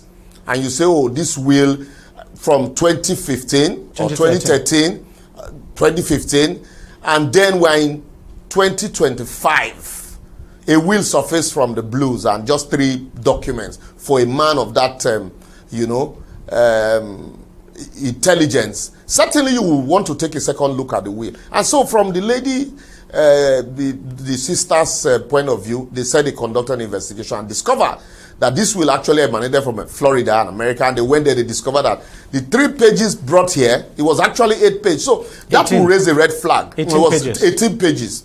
That will raise a red flag in the first instance. So if truly this person wants to be altruistic and transparent, why remove just the first 3 pages and leave out the other 3 pages? What are in those documents that they are trying to conceal, that they don't want us to know? So that would raise a red flag. That's first and foremost why you question the will, because the motive behind, concealment of certain aspect of the will. But then if the daughter, Tochi, is not raising a red flag. That's why I told you that for a 26 years old. No, the question I'm asking is, if the daughter Tochi is not raising a red flag, do the family members have a right to raise a red flag? Yes, they do. They do. See, the family members, especially the father, in this instance, you have little grandchildren. Let me say, DG, if this man was like my father who died without anything, certainly they will bear the responsibility of having to take care of these little children. They'll be the one to train them and try as much as they can to give them that love and that life that they were used to. So which was what happened to some of us. Trying to give us that life that we were used to at that young age, our father, ordinarily gave to us. But so in this case, so they saw lapses. And it's ordinarily, nobody will fold their hands and say, because the daughter, who they feel is still very young, did not raise a red flag. Like I asked, how much does she know? How much of her father's asset does she know without the guidance of professional? How many professionals does she know that she can even, speak to? Without the guidance of her father, who was a DG of NTA, who retired at the highest level of...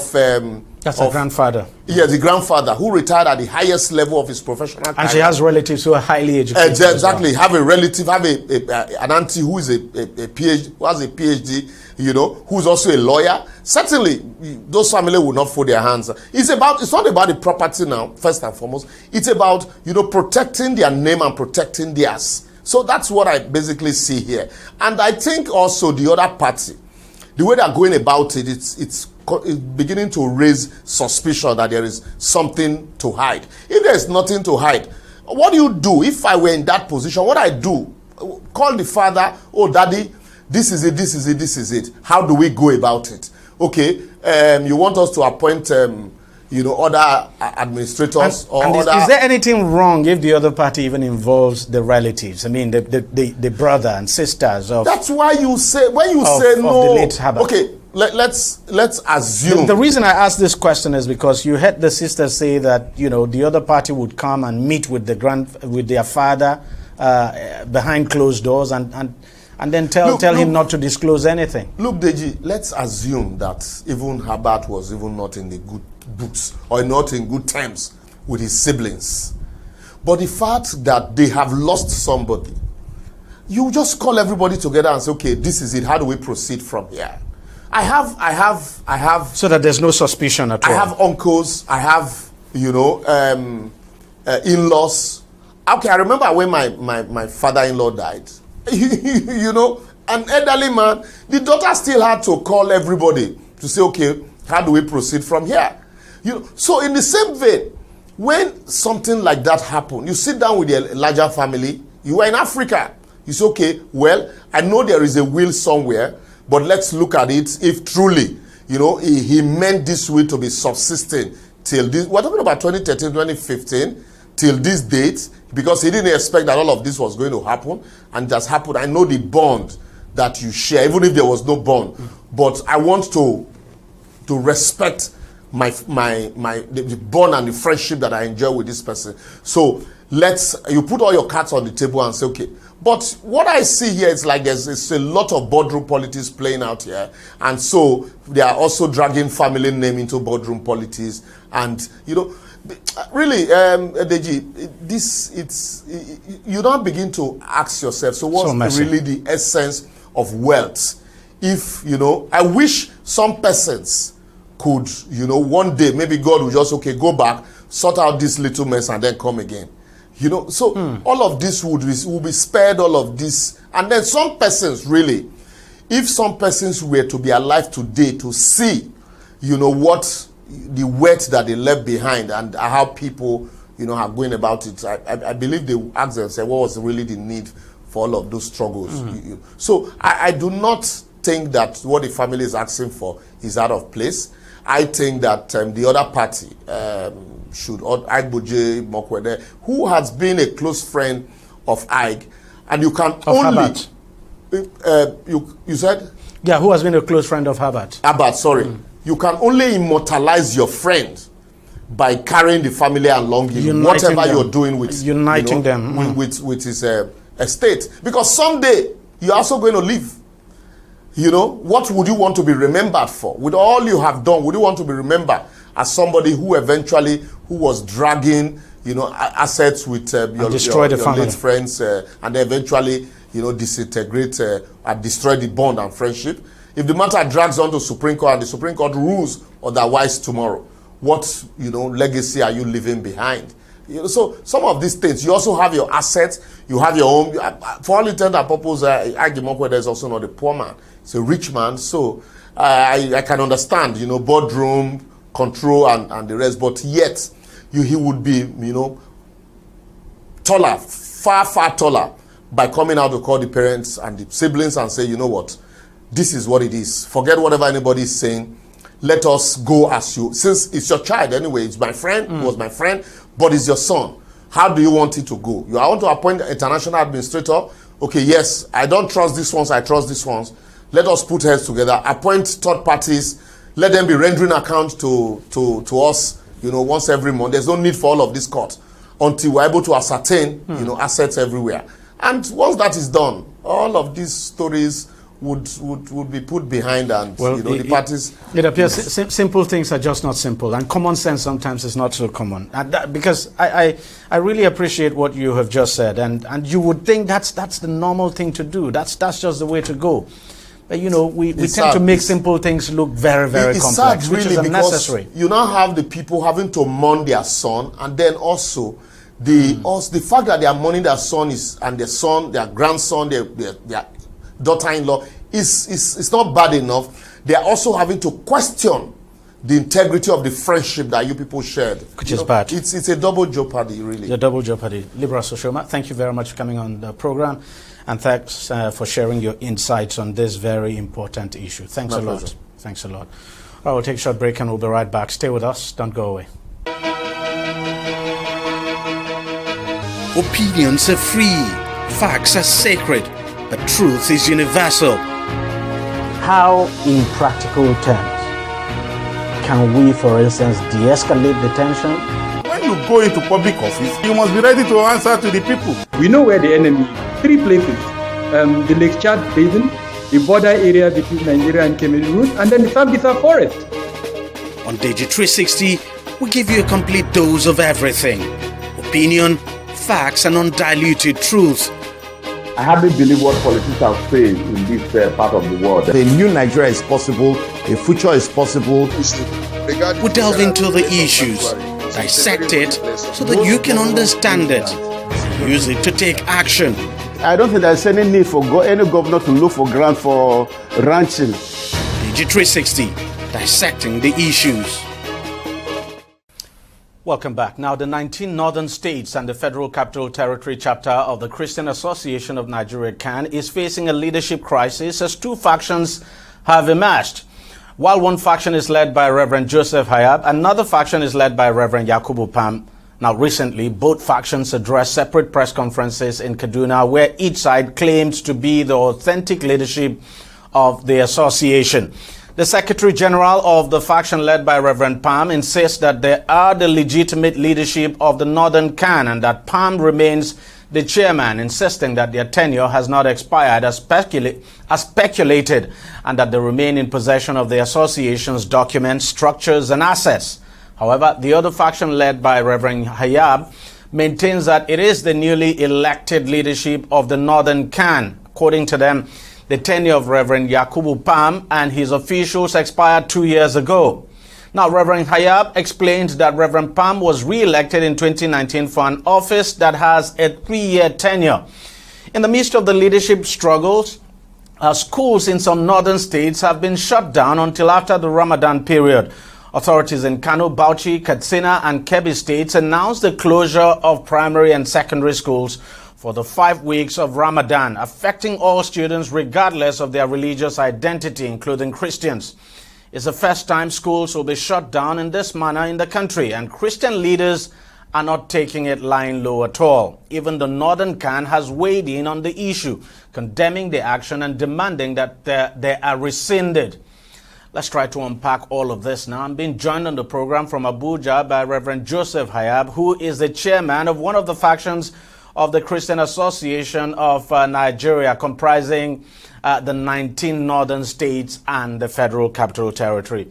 Reverend, thank you very much for coming on the program. Let us start with the leadership crisis first in your association before we talk about the closure of schools. What exactly is the true position of things? You say you are the elected chairman now, but then Reverend Yakubu Pam says his tenure has not expired and that he continues to function as the chairman of the Northern CAN. So thank you very much for having me, and thank you for that question. I think we are not in any leadership tussle. We have simply done what responsible leaders need to do. The Yakubu Pam leadership has since been terminated because in May 2016, we were elected as leaders of the 19 northern states. Yakubu emerged as chairman, Reverend Musa Dadar emerged as vice chairman, Danladi Yerima emerged as secretary, Apostle Adesino emerged as assistant secretary, and Reverend Father Dodo emerged as treasurer, and my humble self, I emerged as the public relations officer in 2016. In 2016. We were to serve a first tenure of 3 years. Precisely on the 3rd of May, 2019, we met again. Just do the calculation, I don't need to stress myself. When we met on May 2019, 3 years has passed. we did a re-election. You can even Google it on the internet. You will find that. We were re-elected, but Reverend Musa Dada, who served as the vice chairman of Yakubu PAM for the first tenure, had actually served a first time of 3 years before 2016. And so he rotated off. And so there was a need for a new vice chairman. You know, in every government or leadership, the desire is that you return everybody if they have a second term. So how did they do that? I was one of those nominated to be voted for the office of the vice chairman, which I eventually won and became the vice chairman. And a new person came up to be Gilbert Jaconia, came up to be the public relations officer. So if let me get this straight. Reverend Yakubu Pam was elected as the chairman for a second term then? For the second time. So calculate May 2016. Check, just Google it. You will find it so that I don't start claiming what is not true. Then May 2019, re-election for another term of 3 years. And I changed office from a public relations officer to the vice chairman. So simply put, by May 2022, our tenure ended. But when the tenure ended and they were reminded to call for election, then they came up with a new idea that no, it was a mistake. They're supposed to serve 4 years, not 3 years. And some of us who are very do you have a constitution? does the association have a constitution? And what exactly? We have a bylaw that stated 3 years. Twice, it was actually approved in 2014 when Professor Babaye was the General Secretary of CAN Northern Nigeria. I saw them using one bylaw of 2007, which has actually since been discarded, and there was a bylaw of 2014 when Babaye was the Secretary of CAN. So we didn't have any problem, but to put the record straight, we did a first term of 3 years. That means there was a constitution or bylaw that guided us for 3 years. We had another second time of 3 years. That means we were guided by our documents.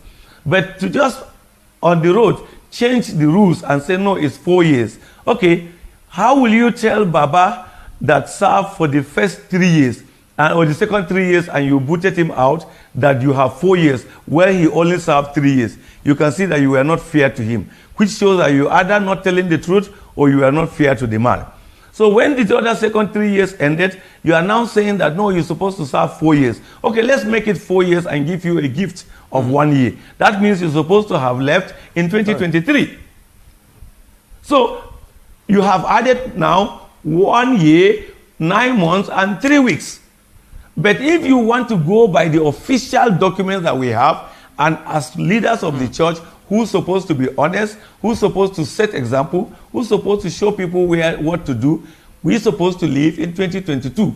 So they have exceeded their tenure by 2 years and over 9 months. So they are almost even in the third month. That means the third time that some people couldn't get in politics, some people are getting it in CAN. And I think that's why concerned members started agitating and called for election. They did promise them that they are going to be election and called for a meeting in January. The meeting was called, people came, they did not even have an agenda for election on that table. One Reverend Father Lubo, who is now the new treasurer of CAN, he is the chairman of CAN Plateau State, raised a point of order and said, wait a minute, I did not see election on this agenda. What happened? This same Sunday Oyibe, our former secretary, stood up, instead of explaining or appealing to them, insulted the man in the presence of everybody because he has this manner of insult instead of speaking about issues. And the Reverend Father couldn't argue anymore and kept quiet. So members felt, wait a minute, these people by law have exceeded their tenure. Even if it is 1 month, that means they don't have even the power again to call for a meeting. Neither do they have the power to preside the next election. If we do not act responsibly, we will lose our right to challenge politicians who elongate their tenure. If we do not act responsibly, we will also be seen as people who only shout at others, but when it is happening in our house, we cannot talk. And I think a good number of them felt this must stop. So they reached out to stakeholders People like Engineer Salifu, who was a former general secretary, he was the first general secretary of the association. He's 81 now. And many other important stakeholders in the North, and explained to them. And a meeting was called. Since they are not going to listen to reason, we have to find a way to correct the wrong so that we will continue to maintain our integrity. And the meeting was called. When the matter was raised, the fact about it is that they printed the pages of newspaper of the elections to show the date, what was said, how long they are going to spend. Because I'm speaking to you on television, if you chose after this or as we are talking, bring your phone near you and just Google Palm re-elected as chairman of CAN Northern Nigeria, you will find that it was done on the 3rd of May, and it is stated in that news that he's going to serve another time of 3 years, the final term. So I don't understand why Christians who are supposed to be pillars of truth, people who stand for righteousness, because of greed we are lying. No wonder they've never spoken about the issues. They only keep attacking and castigating and saying terrible things that I don't think as a Christian pastor I want to say it. I won't say that to anybody, even though it's a lie, I won't say it. You know, one thing I've come to realize is that the Bible says Satan is the father of all liars. And I'm afraid that the way some people lie in this country, if Satan comes around and listens to them, he will be afraid. But let me ask you this. He would think that he thought he's a liar, but there are more liars than him. Let me ask you this. In the election that you conducted, I mean, where you emerged as the chairman, did you form a quorum? Did your group form a quorum to conduct that election? Exactly. That's exactly the question I wanted you to ask. 16 states out of the 20 states were present at that election. The 5 blocks because the 5 blocks need to come with 10 people. So that means you need 10 by 5, 50, plus 2 per state. That is 40. That is supposed to have 90. So now if you have 74, you already have formed a quorum. And we had even more than that. Because only 4 states were not in that meeting. 1, KB. And KB, not that the chairman of KB was not interested, he spoke to me and told me why he couldn't make it. 2, Yobe. The bishop was in a meeting of the Anglican bishops away in the east and couldn't attend. 3, Bauchi. Effort to communicate with them did not work. Though there are people who came from Bauchi, but they were never accredited as representative of Bauchi. 4, Taraba.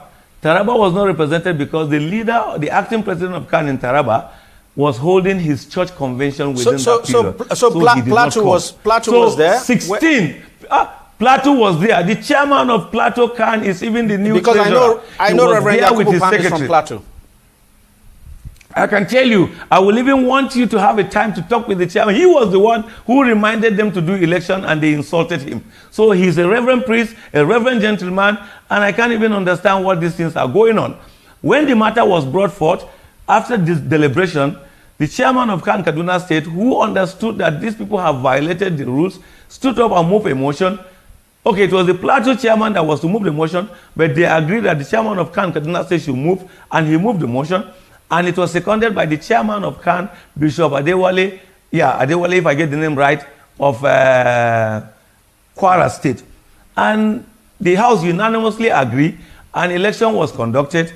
And I didn't even lobby for this. I think I have a lot of things to do. My job required to see peace in Nigeria. So my job is to broker understanding. I will never be where there is division, but definitely there will also be no peace where there is no justice. So the people just felt, who is the right person that will lead us at this time after suffering or after the drama we've gone through with these people? And they gave it to me. So do you have access to the documents? Because they claim that they have access to the documents, the assets and everything of the Northern CAN. Yeah, it is possible they have access to it because they have not relieved the documents to us. Because they need to do that. And who has the power to ask them to release the document to us? The chairman and secretaries of CAN in the 19 northern states and Abuja. So where the document is at this time is immaterial. The most important thing is who gives the power. The power is given by the representative of CAN from the 19 states. If 16 states have given you the power, the other person who do not have the power should just relieve the document. There are other things they are actually saying this for us to say, so that they will create a scene. We are not going to say it, but I don't think it's a difficult thing to get the document. It's a difficult thing to get everything, because once the leadership have spoken and say this is where they stand, you have no right to keep their document. You have to release their document, and that's straightforward. So we don't have an issue with that. We just got elected about a week ago. So in a week or so, we will have to find a way to remind them to bring up every document, and let them also not forget that they actually are in a borrowed secretariat, which the secretariat belongs to Khan, and the Khan in that state is in solidarity with this leadership. So some of the things they are saying is not really right, but I think it's by the way. The most important thing is, did they exceed their tenure? Yes. Even if there was an extended time of 4 to 4 years, they still have exceeded with 1 year, 9 months, 3 weeks. And that is not a good testimony for Christian leaders. Christian leaders are supposed to be truthful. I told them when they elected me, and that was why there was a resolution that we cannot do this election until we know how long the tenure of this leadership will be. And we said, since we are coming together in all the states, we work under the law of the national Khan. So if we are fellowshipping the way the 19 governors fellowship, we should fellowship with a guide that goes in agreement with the national Khan. We are not enemies. And sometimes I used to want to let people know what is actually the history behind this Northern State Khan. Because not many Nigerians actually know that the Northern State Khan was in existence 12 years before the existence of Khan in Nigeria. The Northern State Khan came into existence in 1964 as the result of the coming together of Christian leaders who were working, or top Christians in government and church leaders working in the then northern region. They feel certain rights of Christians were being infringed, and they came together. Some of the colonial or missionaries were a little bit skeptical, thinking it's something else, but later realized that it was just it's wisdom by the Christian community in northern Nigeria to have an association that will address their issue, because they face similar issues and they were governed by the same regional government. Okay. So in 1976, when General Murtala was assassinated, the then President Obasanjo was inviting different stakeholders to Northern Barrack to discuss with them how to bring about peace. And part of the stakeholders he invited were the Christian leaders. And so at the end of the meeting, there was no prayer. And the Christian leaders protested and said, no, we're supposed to pray since we've come to meet our president and on a very serious matter. But the then Chief of General Staff, General Yaradua, sarcastically said, we were just not comfortable to call for prayers because we don't know whether it's going to be an Anglican prayer or a Baptist prayer or a Methodist prayer or a Catholic prayer. I think that challenged the Christian leaders. So they went to a church in the island and converged there and elected Archbishop Akadem to become the first president of Khan. And that was what even makes us. So we just march in and continue, because what we want, we've gotten it beyond our region. Now it is national. But to still maintain that identity and address our common challenge, that's why we still maintain the fellowship of the Khan in northern Nigeria. The fact of all is that that is the practice, and that is what leads to what we are talking about today. Okay. So we are simply saying their time is over, an election has been conducted. They should honorably just hands up and thank the people for being patient with them. Reverend Hayab, thank you very much for coming on the program, and I just hope that you're able to resolve the problems in your association. I mean, you work for peace, so you should do everything to ensure peace returns to your association. And that's why we are not using any foul language. We are being respectful. The simple thing is that we are correcting the tenure elongation, the violation of our constitution, and that is what has led to the new leadership.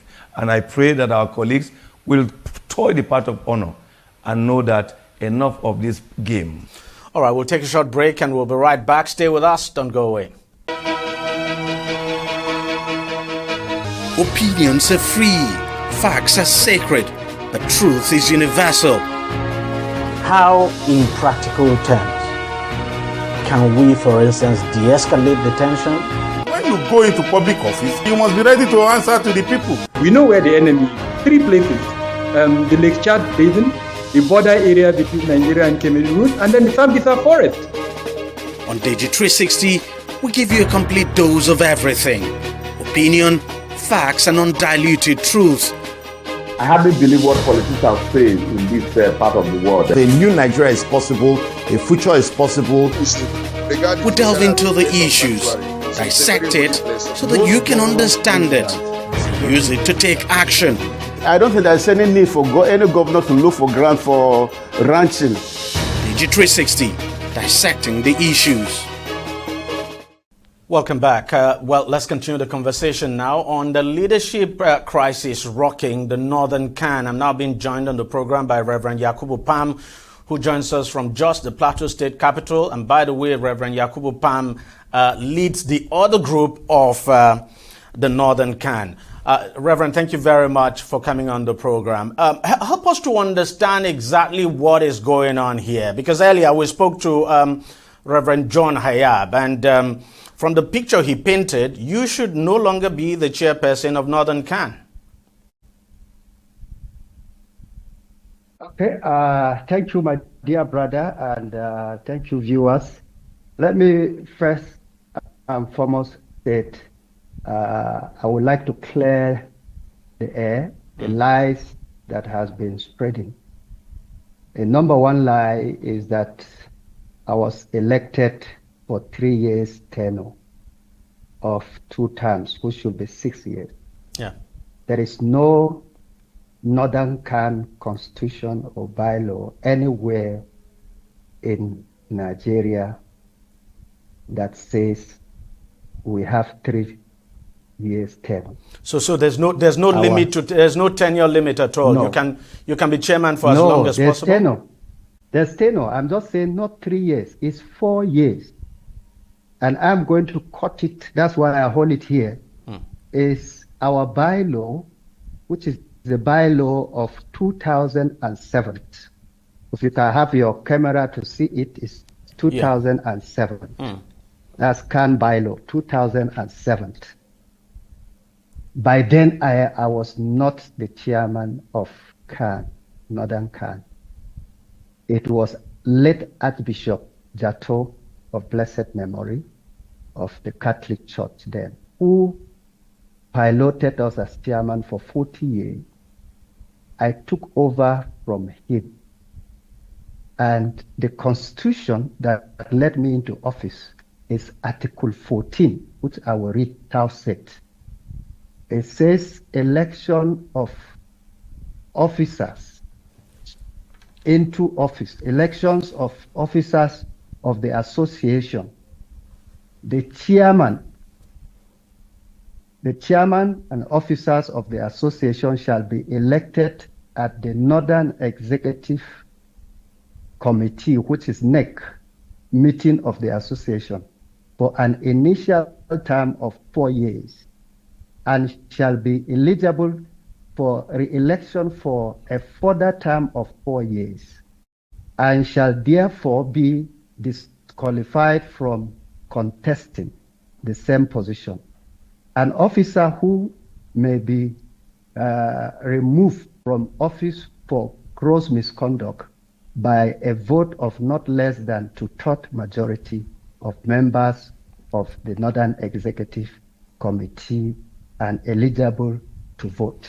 But then Now, the contention from their side. I can quote the instrument that got me into office. Now, the contention from their side, and I want you to react to that, is that the bylaw you have just quoted now, you've just quoted from, is old.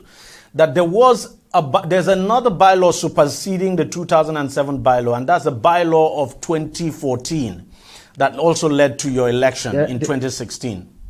No. There is no any bylaw of 2014 anywhere. That is a big lie. Now, the General Secretary of Northern Can, who has the property of Northern Can, who has this bylaw, who has all the bylaws, if there's any at all, is Elder Sunday Oyibe. Except they went to manufacture another bylaw anywhere. There is no any other bylaw. And if they have any bylaw somewhere, did they use it in their own election, which they did in Abuja? So there is no bylaw anywhere. Let me ask you this. This bylaw of 2007, is there anywhere in the bylaw that says your tenure could be extended so that the bylaw can be reviewed? I'm just asking this because some people would argue that you know, that was more like a third term. I mean, did the bylaw empower the members to extend? Did it empower the extension of your tenure? If you listen to me very well, Northern Can is run by the highest executive making body. When they sit down, they do take decisions. I said our first chairman stayed there for 40 years because each time we come, we say, Baba, continue. And so there was a decision. We run by the NEC decision. The decision of the NEC is what is supreme, where we sit down and say, this is what we're doing. And even if that is the case of somebody talking about, I have stayed long, it should follow the right channel to come. Come and meet the ESCO of Northern Can, or come to the executive meeting. The deceit that follows the lie was that they were calling for a meeting of Northern Christian elders in Abuja. Who are the Northern Christian elders? Have you ever had a meeting without calling on the platform that you hold that meeting? It should have been Northern Can is calling for meeting in Abuja. That was the deceit. I know, Reverend, I know that in 20... election for another body?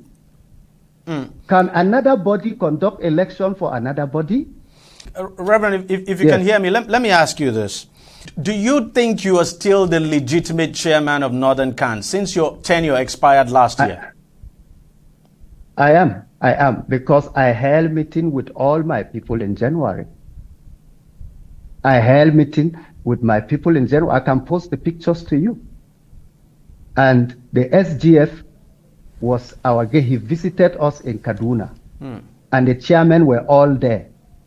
This meeting that was called in Abuja, they were being ambushed. Some of them, not all, they were being ambushed. How were they ambushed?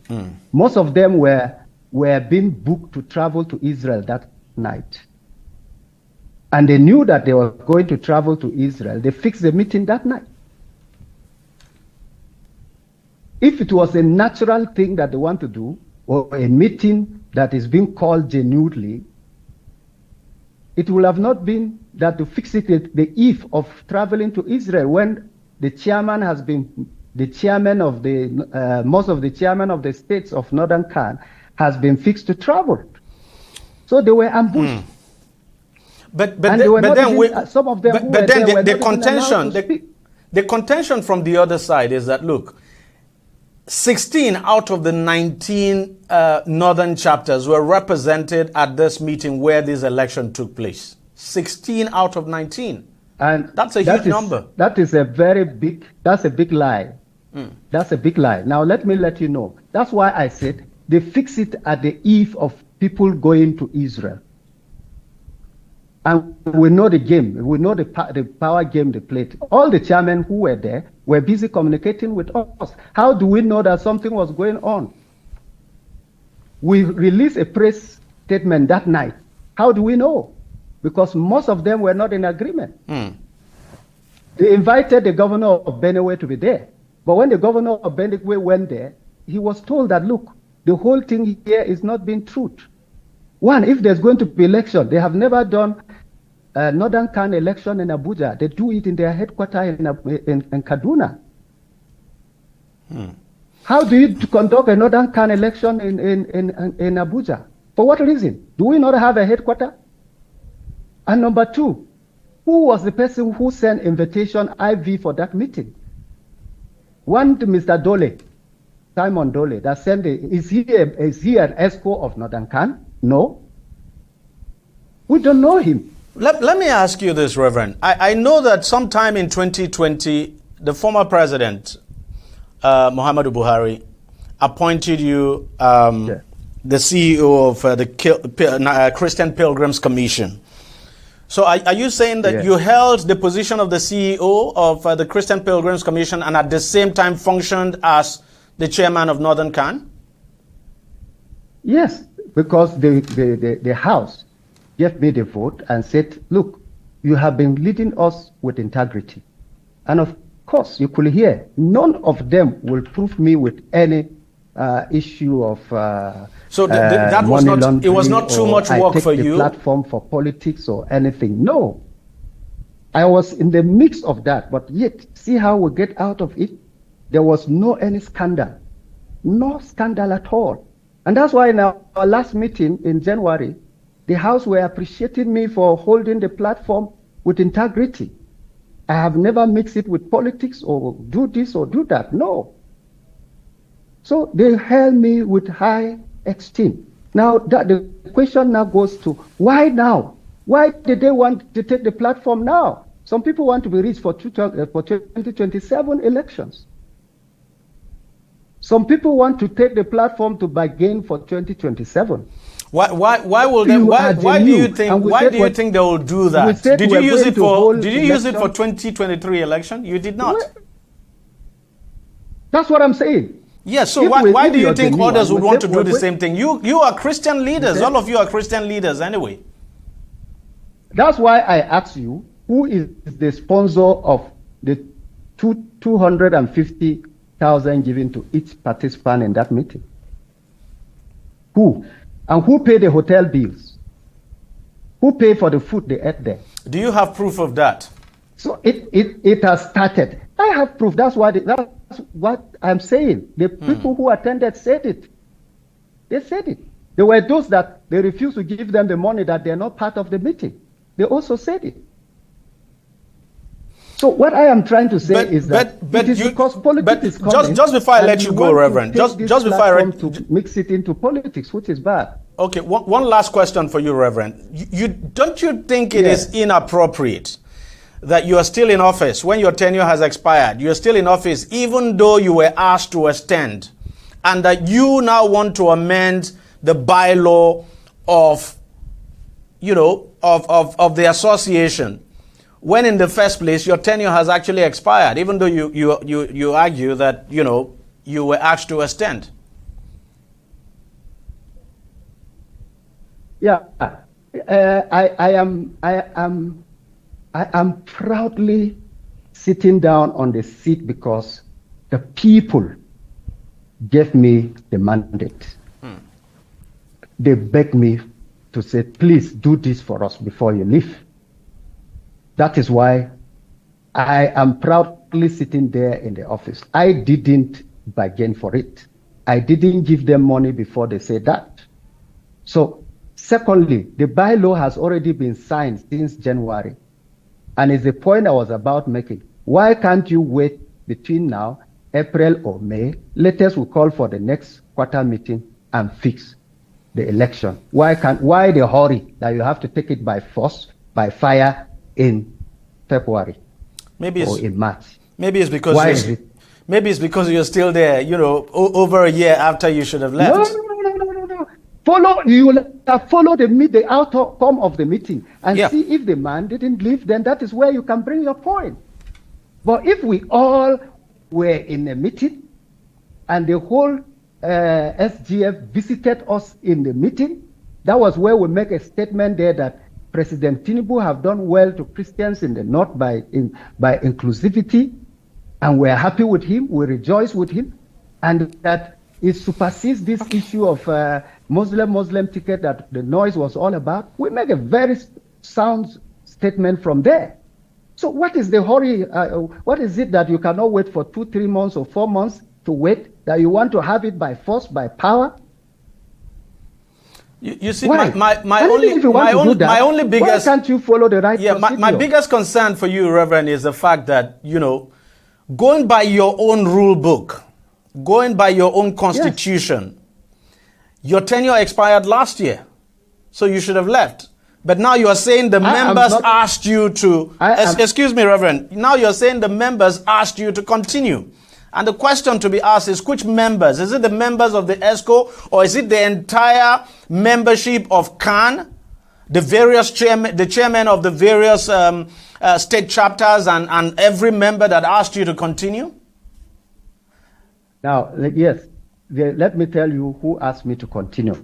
What we call the NEC is chairman of every state and secretary of every state. But is that also constitutional? I'm explaining to know. Yeah. I want you to know what is the NEC meeting. That concedes the NEC meeting. It is the NEC that have the power to tell you, do this and do that. So it is that NEC, in a NEC meeting, that said, sir, this bylaw be reviewed. And I'm glad I'm speaking on their behalf. And we review the bylaw, we sign it into law in January. You see the problem? You see the problem in all of this, Reverend? It would have been so nice if you had done the review of that bylaw before your tenure expired. Imagine if you did the review of that bylaw, say in 2020 or 2021, and not have to wait until when your tenure expired before you start to review the bylaw. By doing that, you begin to create an atmosphere of suspicion. So don't you think it was a mistake on your part to have waited until your tenure expired before you decided to embark on a review of the bylaw? I think I need to correct you. I wasn't asked to start the bylaw when my tenure expired. We started it before my tenure expired. Yeah, but you just said you were given an extension. I'm coming. I said when I started it before my tenure expired, at the time I called them, they begged me and said, sir, don't go. Let's finish this work. I'm repeating what I told you earlier. Yeah. And maybe you didn't hear me well. They begged me. I said I wanted out. But they said, please, sir, make sure we finish this. Okay. And that is what has helped me. So whatever it is, the most important thing that we are doing is that it is a consensus of the people. The people have a consensus over saying, please do this for us. And we have been working with consensus. That is what we do in Northern Can. Please, and I want to take note of that. Everybody knows about this fact that I am saying. All right, Reverend Pam, it's just unfortunate that, this crisis is happening in an association of, clergymen. And I hope you're able to resolve all of this and, put this behind you. But thank you very much, Reverend Pam, for coming on the program and talking to us. Thank you so much. Well, that's Reverend Yakubu Pam. That's the factional chairman of the Northern Can. And it's on that note we end the program this week. I thank you very much for watching. I'll see you again next week. Bye-bye.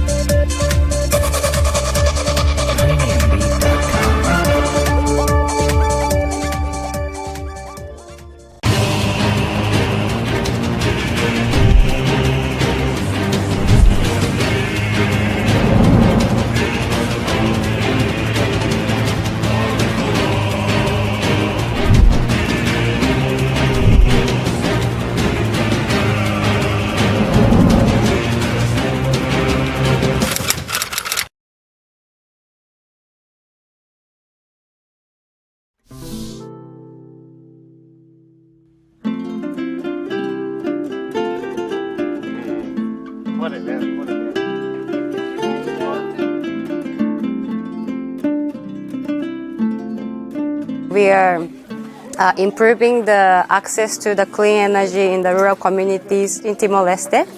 And this village is selected because they have not access to the national grid yet.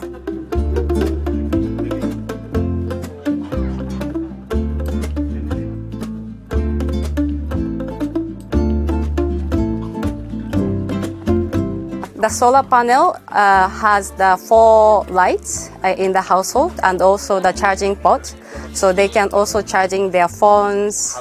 Am sinti kata aine entrega me ami am sinti kata kami siramos pele estuda ami mos bele box serviço e humalaramos am sinti kata kami contente domingo. Dia kan nesang ekonomi mesti tulung mesti solar panel yang ane sendang mesti reduce nebe buat nebe makan nesang hola lili hola buat nesang air rumah ya amne sukudane. This is the clean energy. They can improving the life of quality but at the same time, they can minimize the impact of the climate change.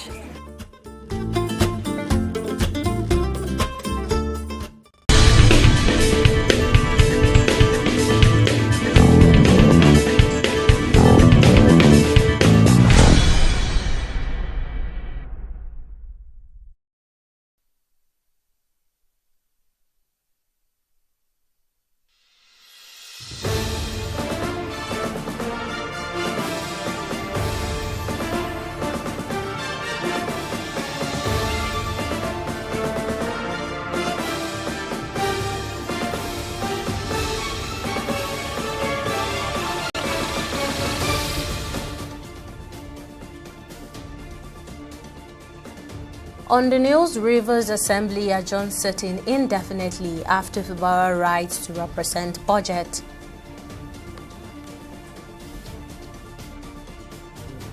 Court suspends judgment to Kano Emirate Tosu, awaits Supreme Court's decision.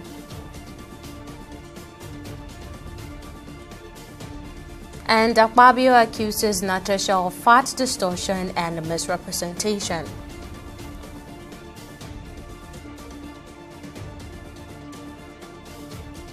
Many thanks for joining us on the news on TV360 Nigeria. I'm Tamilore Akinkwole. We begin in Rivers State, where the House of Assembly is adjourned as plenary indefinitely. The decision on the adjournment was reached during plenary presided over by Speaker Martins Amawele in Port Harcourt on Friday. The development also comes hours after the state governor Siminalayi Fubara wrote to the Speaker informing him of his intention to visit the House to represent the 2025 appropriation bill for consideration and approval. The governor, in a letter dated March 13 and addressed to the Speaker, said he intends to present the budget on Wednesday, March 19, 2025, or any other day within March that the House may deem fit. Fubara said his decision is in compliance with the Supreme Court's judgment and in response to lawmakers' request for him to represent the budget.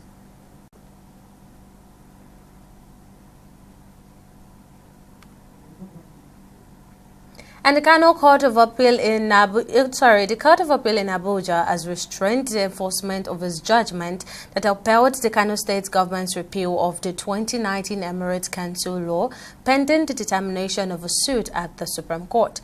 The Court of Appeal in Kano said had set aside the June 20 order by Justice Abubakar Liman of the Federal High Court in Kano, notifying the steps and actions taken by the Kano State government to the Kano State Emirates Council Law 2024. This included the appointment of Sanusi Lamido as the 16th Emir of Kano. The court held that the order nullifying the steps taken by the Kano State government pursuant to the 2024 Emirates Council Law was made by Justice Liman without jurisdiction. The Kano State government also filed an appeal to the Supreme Court to challenge that judgment and sought an injunction to stay execution of the judgment at the appeal court pending the determination of its appeal at the Supreme Court. The appeal court is now granted that injunction. And the price war in the downstream oil sector continues as Dangote Petroleum Refinery quietly implemented the price reduction at its Lodi gantry, reducing the loading cost of its petrol from 825 naira per litre to 815 naira per litre. The development comes amid the ongoing price war between major players in Nigeria's downstream oil sector. The spokesperson of the Independent Petroleum Marketers Association of Nigeria confirmed this development.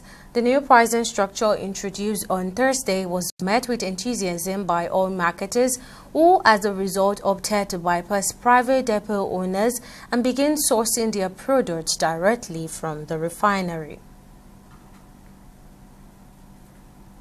Meanwhile, President Bola Ahmed Tinubu has assured Nigerians that his administration has successfully tackled major economic challenges and is now poised for sustained growth. Speaking while receiving members of the 1993 National Assembly at the State House, the president reaffirmed that the removal of fuel subsidies was necessary to prevent economic collapse, emphasized that the reforms introduced by his government has laid a solid foundation for long-term stability and development. However, the members that visited the president appealed to him, who was also a member of the Third Republic National Assembly, to consider the situation for possible compensation. For 40, 50 years, Nigeria was spending the money, the future of our generation yet unborn in arrears or in advance of their being born, borrowing against it. Rentiers. We were servicing the entire West Central Africa, more or less.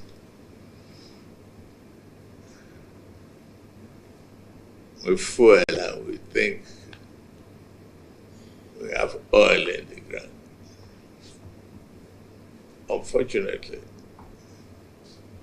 it came to a stage that we are almost becoming unable to really plan for the future of our children and children yet unborn. But today,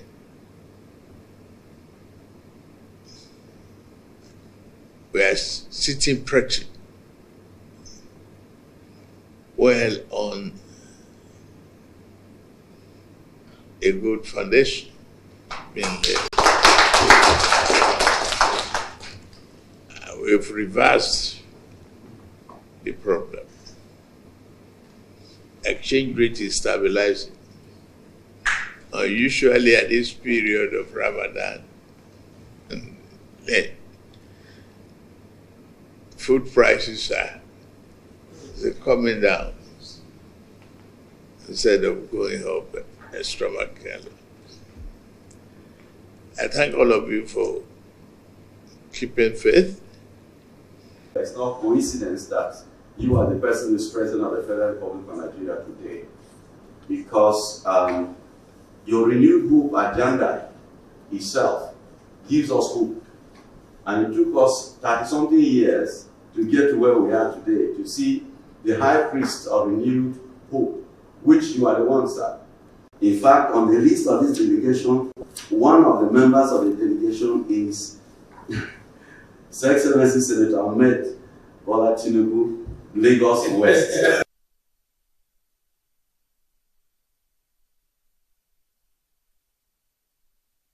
Senate President Godswill Akpabio has accused Kogi Central Senator Natasha Akpoti-Uduaghan of distorting facts and representing the Senate before the international community.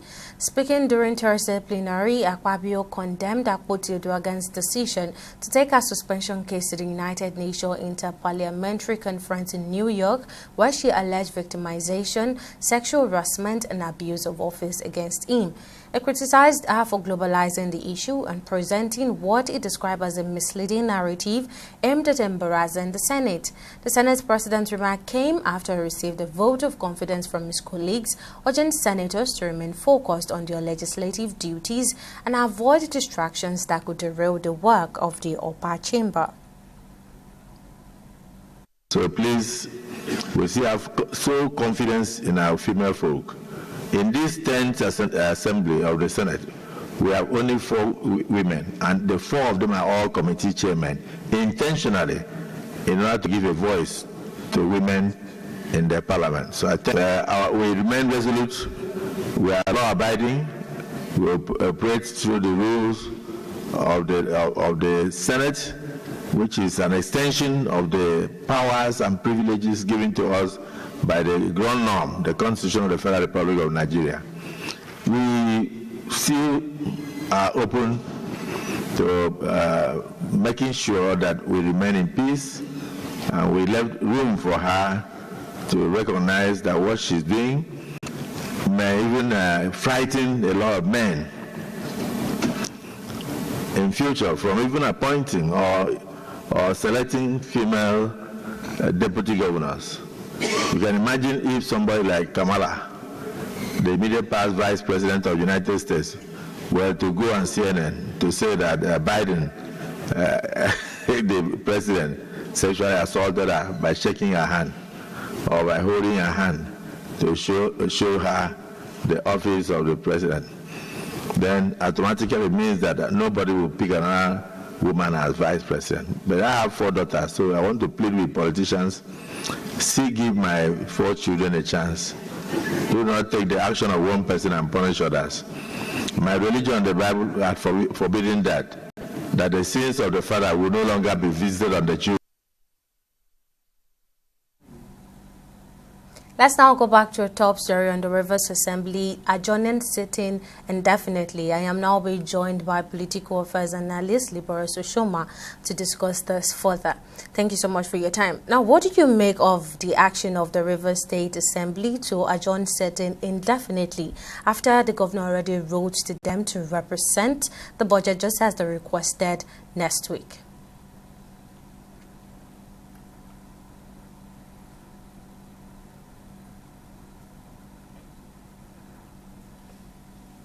Well, we seem to have a network issue there. Moving on, human rights activist and lawyer Deji Adeyanju has called on Nigerians to focus on critical national issues, particularly the proposed tax reform bill before it becomes law.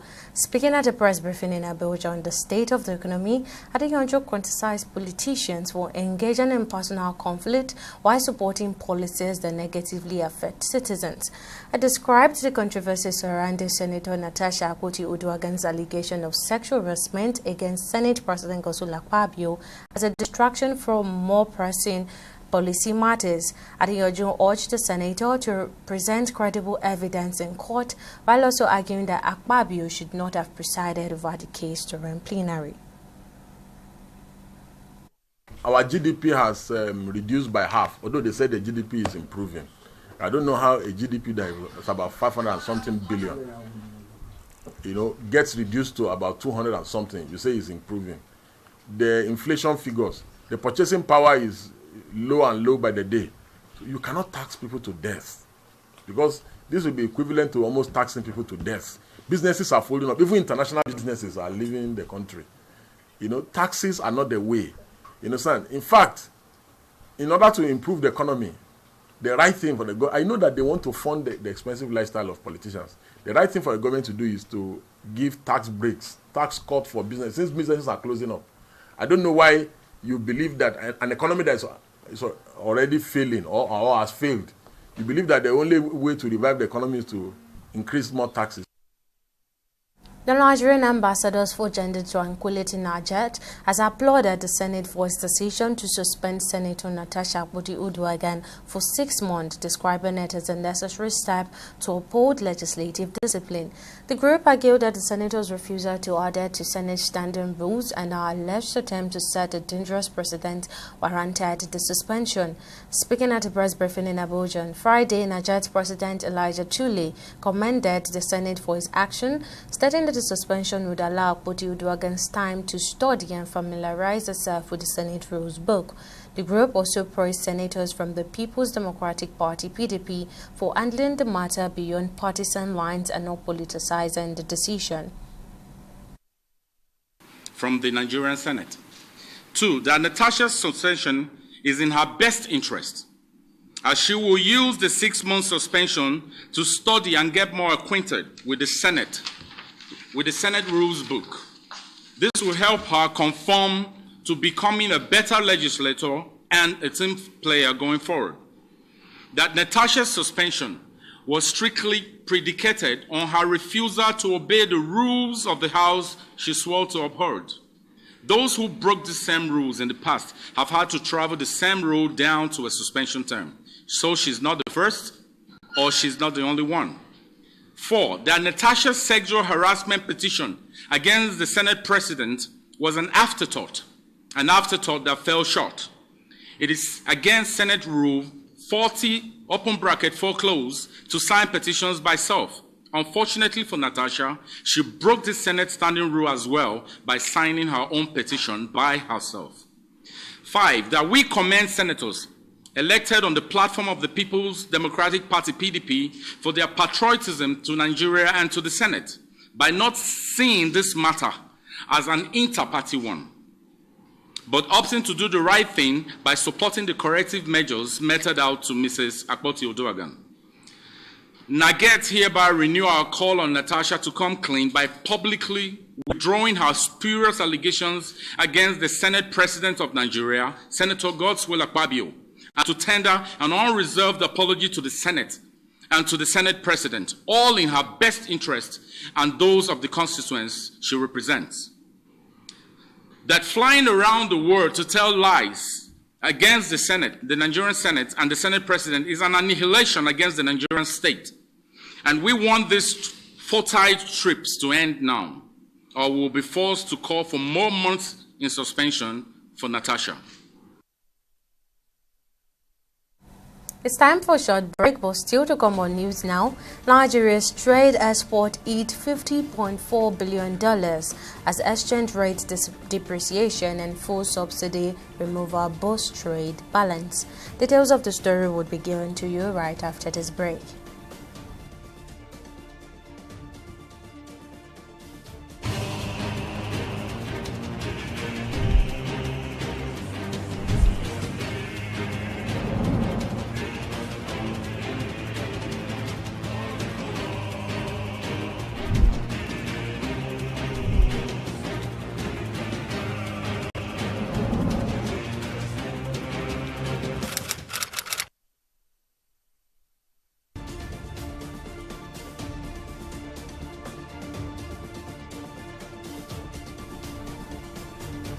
Welcome back. Now let's give you a quick recap of some of our top stories.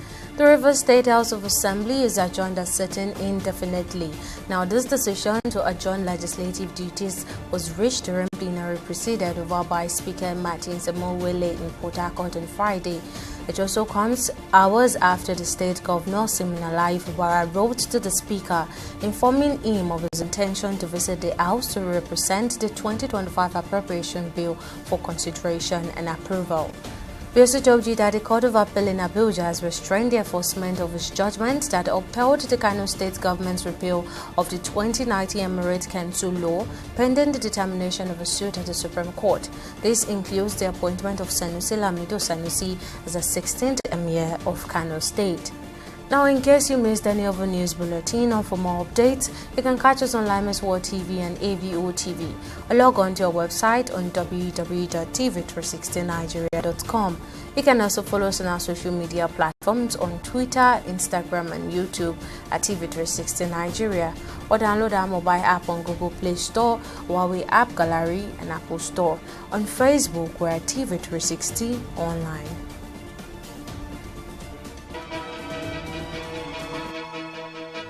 Opinions are free, facts are sacred, but truth is universal. How, in practical terms, can we, for instance, de-escalate the tension? When you go into public office, you must be ready to answer to the people. We know where the enemy is. 3 places. The Lake Chad Basin, the border area between Nigeria and Cameroon, and then the Sambisa Forest. On TV360, we give you a complete dose of everything. Opinion, facts, and undiluted truth. I hardly believe what politicians are saying in this part of the world. A new Nigeria is possible, a future is possible. We delve into the issues, dissect it so that you can understand it, and use it to take action. I don't think there's any need for any governor to look for grant for ranching.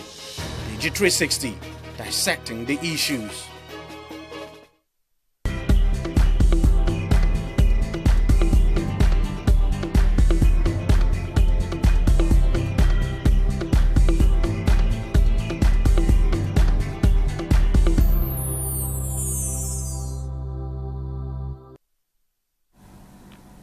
It's time for business news. Let's now join Victoria Akonde, who is on standby for more updates. Over to you, Victoria. Thank you very much, Tammy. Welcome to Business News. Now, Nigeria's total trade exports reached $50.4 billion in 2024, fueled by the depreciation of the exchange rate and the removal of fuel subsidies, which positively impacted the country's trade balance. According to data from the National Bureau of Statistics, NBS, Nigeria's total trade volume hit an all-time high of 138 trillion naira, marking a 106% increase from the previous year.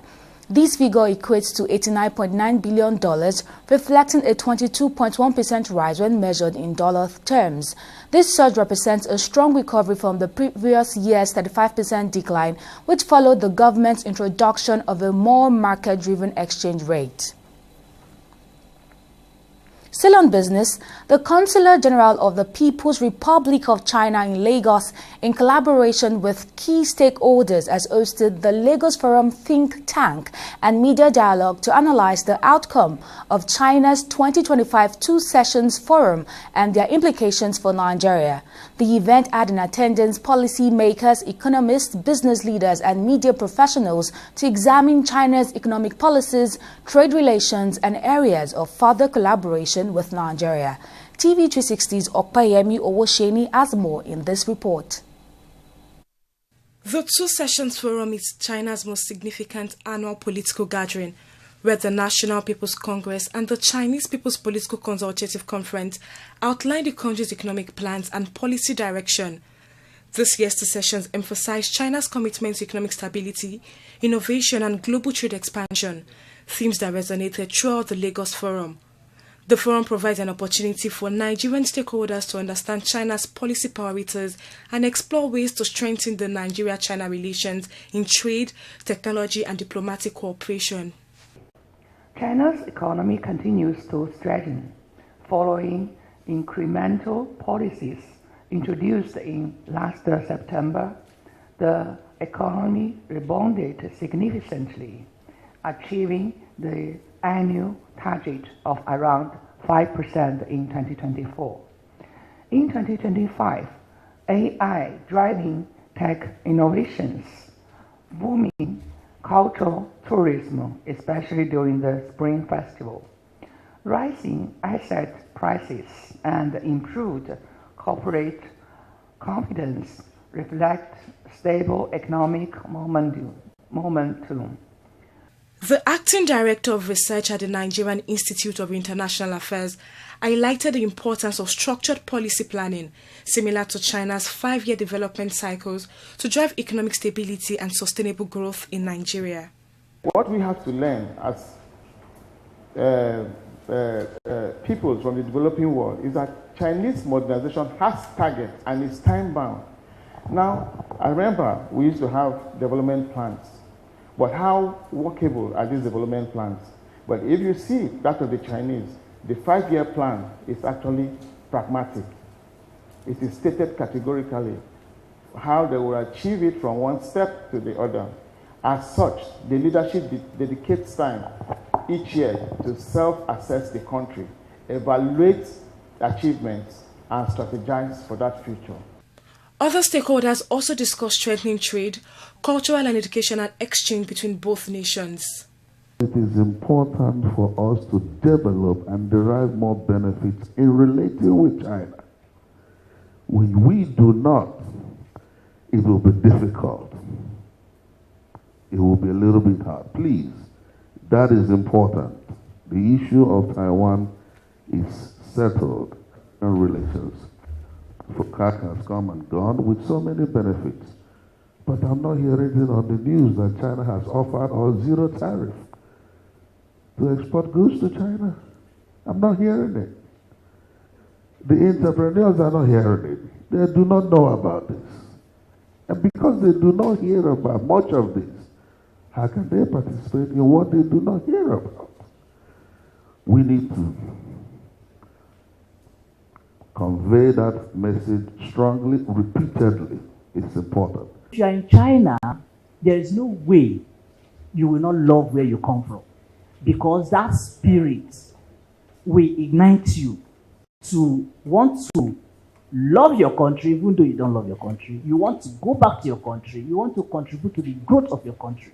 Beyond trade and policy discussions, stakeholders at the forum acknowledged the need for sustainable and inclusive development in Nigeria's engagement with China. The Consular General also announced China's plan to host a global summit on women's development, reinforcing its dedication to gender equality and global leadership in advancing women's rights. Okpayemi Owosheni, TV360 News, Lagos. Right now, we'll go on a short break and be back with stock market updates. Stay with us.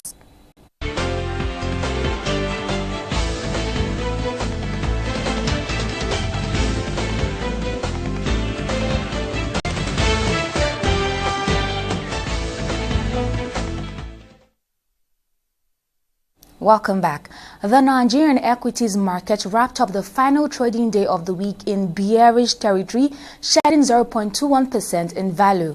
The market capitalization now stands at 66.6 trillion naira.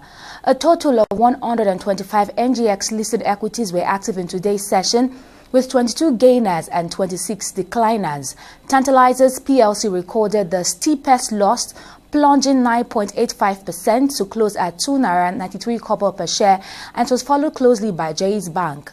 Despite the market dip, trading activity surged with over 750 million shares exchanged across 10,584 deals, amounting to a turnover exceeding 11 billion naira. And when this is compared to the previous trading session, which is Thursday's, today's share saw a remarkable 120% increase, while turnover and the number of deals declined by 34% and 6% respectively. Now, contrary to the Nigerian market's downturn, global equities remained resilient, with all selected equities closing in positive territory. Now, switching over to the foreign exchange market, the naira continued to trade, saw downward slide against major currencies on the black market. It traded at 1,590 naira per dollar, and also traded at 2,020 naira against the British pound and at 1,690 naira against the euro. That's it on both business and stock market updates. Back to you, Tammy, for the rest of the news.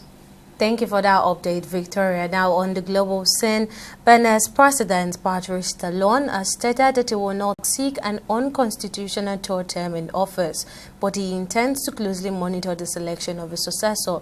Talon, a former businessman who had led the West African nation since 2016, will complete his second term next year. The issue of his succession gained attention in September when one of his close allies, Olivier Beko, was arrested on charges of attempting a coup along with former sport minister Oswald Omski. Also, an American airline plane carrying 173 people caught fire on the tarmac after making an emergency landing at Denver International Airport. The Boeing, which had departed from Colorado Springs and was en route to Dallas-Fort Worth International Airport, was diverted to Denver due to reported engine vibrations. Passengers were forced to evacuate using emergency slides and by climbing onto a wing, with 12 individuals sustaining minor injuries and taken to the hospital.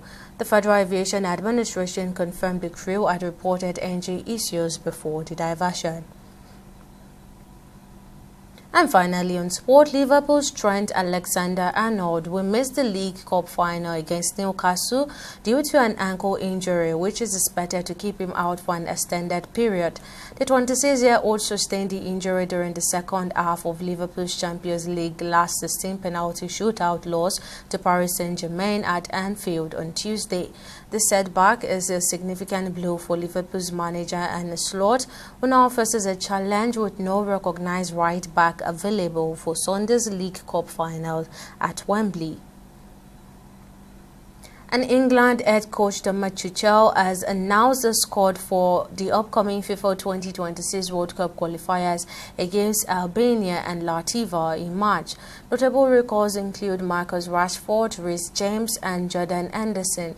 The Three Lions will begin their campaign with a double-header at Wembley, aiming to secure a spot in next year's World Cup finals in the USA, Canada and Mexico. And that wraps up our bulletin on news now. Many thanks for watching. See you again next time.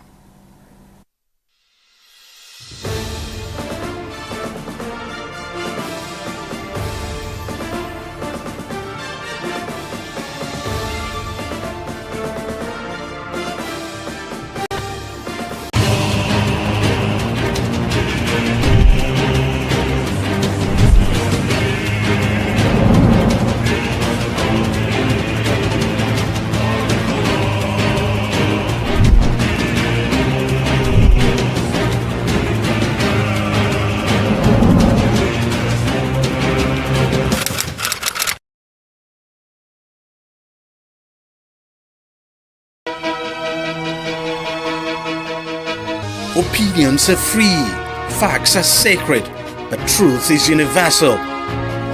How, in practical terms, can we, for instance, de-escalate the tension? When you go into public office, you must be ready to answer to the people. We know where the enemy is. 3 places. The Lake Chad Basin, the border area between Nigeria and Cameroon, and then the Sambisa Forest. On TV360, we give you a complete dose of everything. Opinion, facts, and undiluted truth. I hardly believe what politicians have said in this part of the world. A new Nigeria is possible, a future is possible. We delve into the issues, dissect it so that you can understand it, use it to take action. I don't think there's any need for any governor to look for grant for ranching. TV360, dissecting the issues.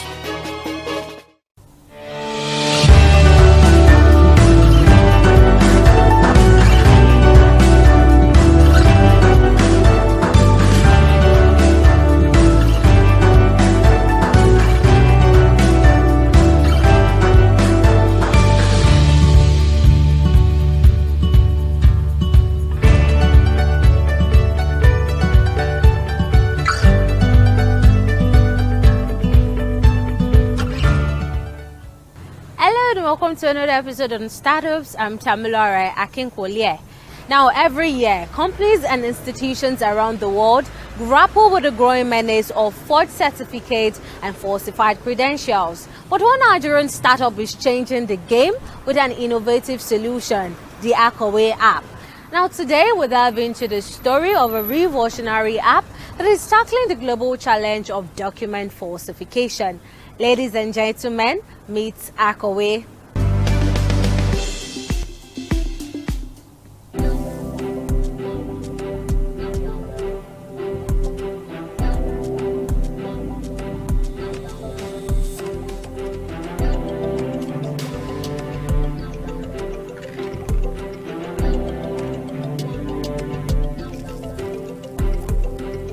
Akowe is an online platform designed to reduce the incidence of credential fraud in the job market.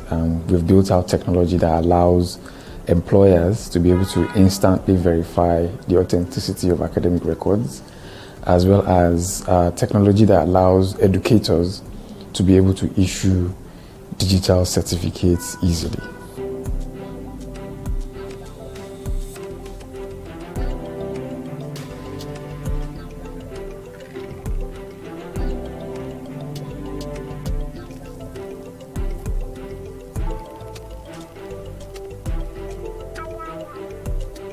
My name is Ayodiji Agbola and I'm the founder of Akowe.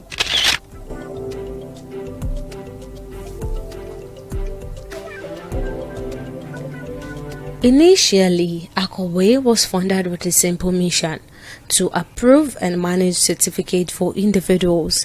However, as demand for reliable verification grew, the app evolved into a cutting-edge platform used to confirm the authenticity of credentials and certificates. The story starts from when we were trying to solve our own problem. We did have a contract in 2018 with Facebook where we were training lots of small business owners on how to use Facebook products for business. And after the training, we need to give certificates. We trained a total of about 70,000 people across 4 years. And you can imagine trying to give certificates to this large number of people. So I decided to build a simple solution that could easily issue these certificates out to these recipients. So we're looking for an English name for this application because I realized that we weren't the only ones who had the problem. There were other Facebook partners who had the same problem. And there were other educators out there who were running trainings and who wanted to issue certificates, and there was a need for a simple tool like what we had built. I was looking for an English name that would work. I just couldn't find any, especially as we wanted to buy a domain name that was appropriate. And we tried so many different English names, and after a lot of frustration not finding an appropriate name, I started to think, okay, maybe we should go indigenous with this. And the name Akowe popped into my head, and simply because of what it describes what the application does. At the time, the application would simply write your name on the certificate and then issue it out to you. So it was an application that writes, right? So that was why I named it Akowe. But it's turned out to be a great name because it's now even doing many other things around academic space, around graduates and the likes. And you know, typically a literate person is what you call an Akowe or a clerk, you know, in the Yoruba language. So that's the story behind that. So shortly after we launched the initial product, which was issuing of certificates, quite a number of our customers started asking, okay, thank you for this, but can you help us verify certificates? And that was obviously not why we built the application in the first place. Then we started looking into that problem, and then we realized that that was even a bigger problem because quite a number of either postgraduate schools or employers had a challenge trying to verify whether this person they're trying to hire, you know, actually has the grade that they say that they do.